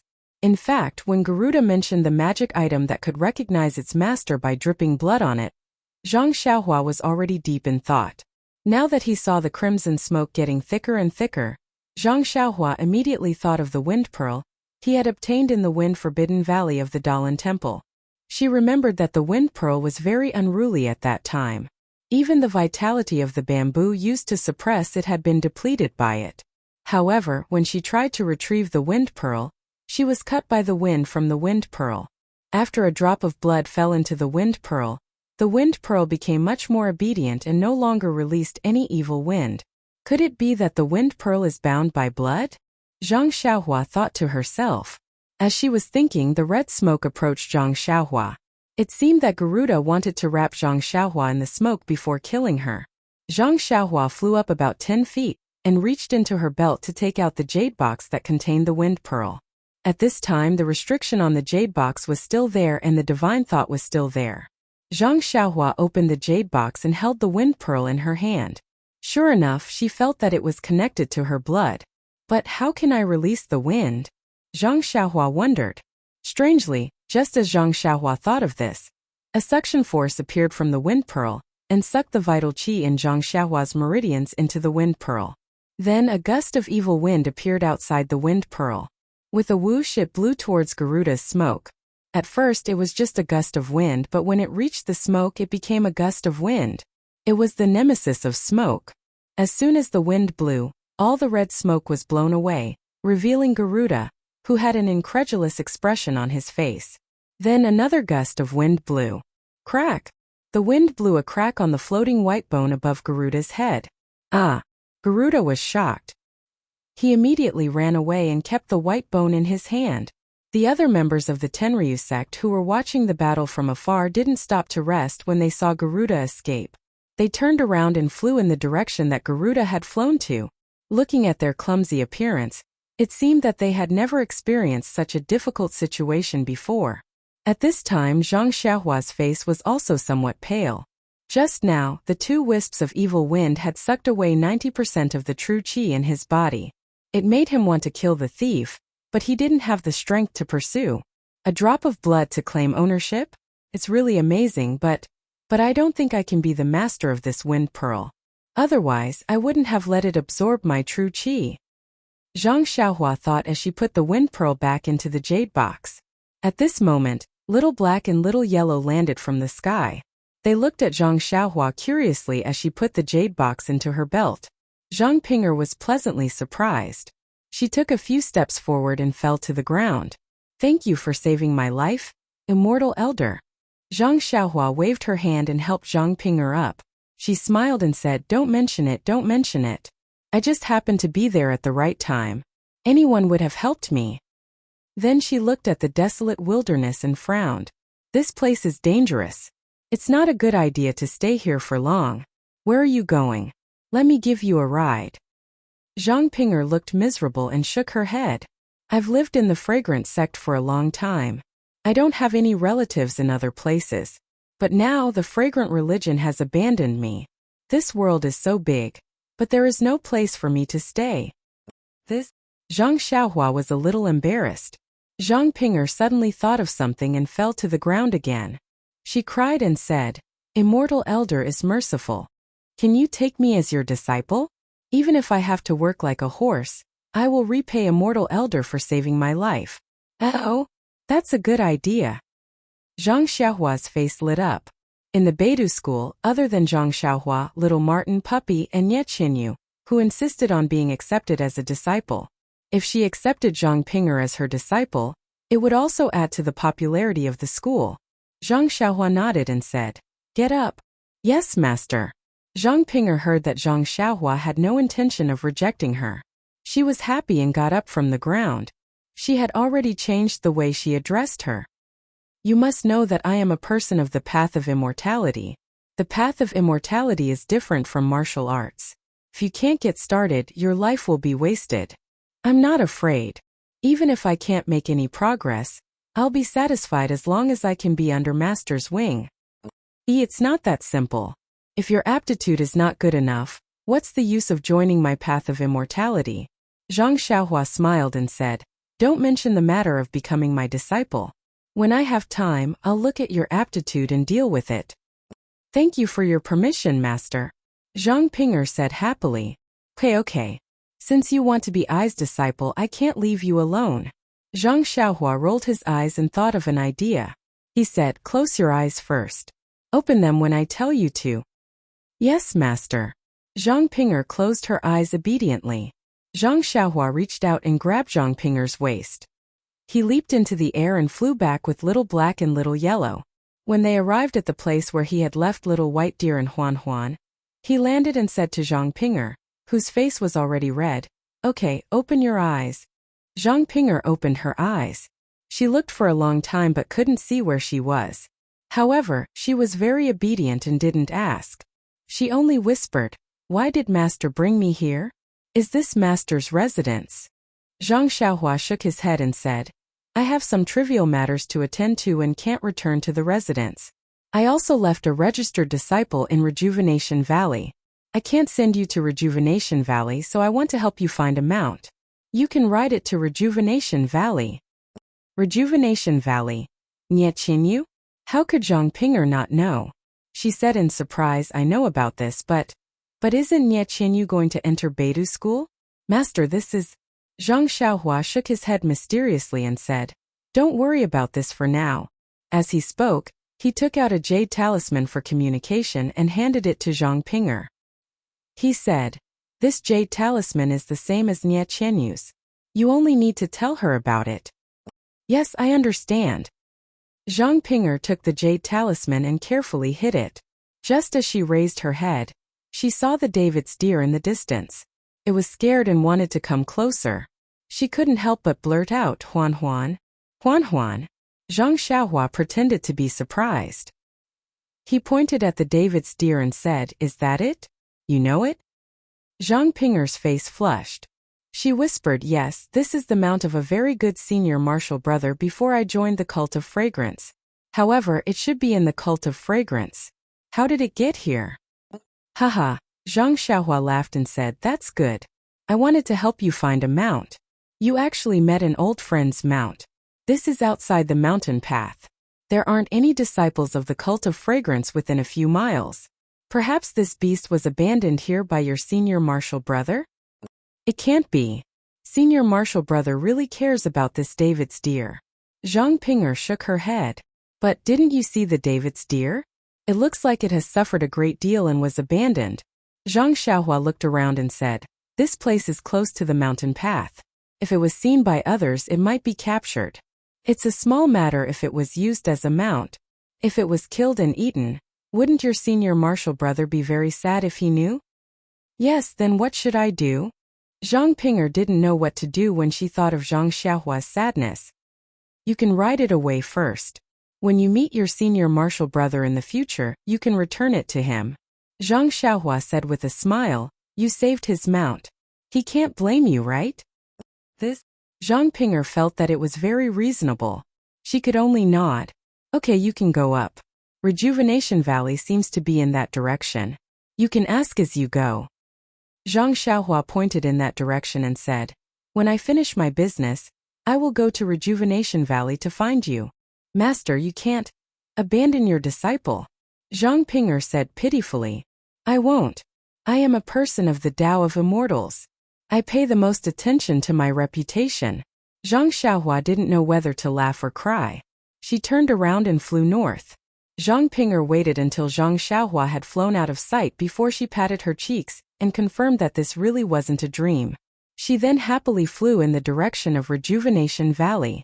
Zhang Xiaohua flew back and found the great wisdom sword that she had thrown on the ground. She then continued to fly north. However, she had used 90% of her true qi in the fight with Garuda today. Although she had recovered a bit before she sent Zhang Ping'er back, her true qi was insufficient again when the sun set in the west. Seeing this, Zhang Xiaohua didn't continue on her way. She found a small thatched hut that seemed to be used by hunters in the wilderness and landed there. She set down a restriction and began to recover her true qi.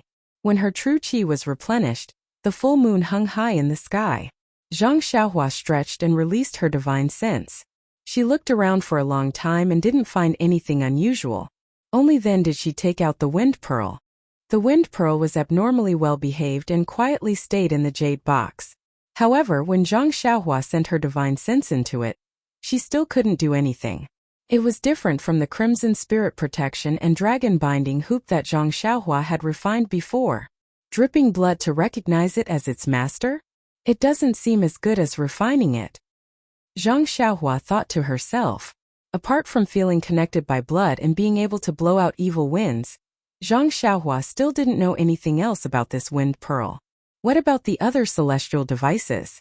Zhang Xiaohua immediately thought of the celestial devices that her divine sense couldn't penetrate.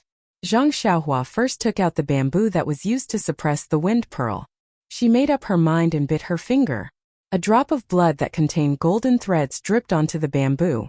Seeing the drop of blood seeping into the bamboo as if it was being absorbed, Zhang Xiaohua was suddenly shocked. Why are there golden threads in my blood? Could it be that I've contracted an extremely serious illness? Zhang Xiaohua anxiously checked her own pulse and used her divine sense to check her body for a long time. However, she didn't find anything unusual. She just slowly circulated her true qi in her meridians and still didn't find any clues. What's going on? Zhang Xiaohua was very puzzled. At this moment, The 7-section bamboo suddenly emitted a faint Buddhist light. Then it was extinguished. Zhang Xiaohua seemed to have some inexplicable things in her mind. That bamboo in Zhang Xiaohua's hand also had a feeling that it was connected by blood. You're tuning in to the Li Mei Sword of Destiny YouTube channel. We're so grateful for your support, and don't forget to subscribe to join us on this incredible journey through captivating stories. Your generosity through donations truly makes a world of difference, as it's the primary source of revenue that allows me to expand and enhance this channel for you. Thank you from the bottom of my heart for being a part of this adventure.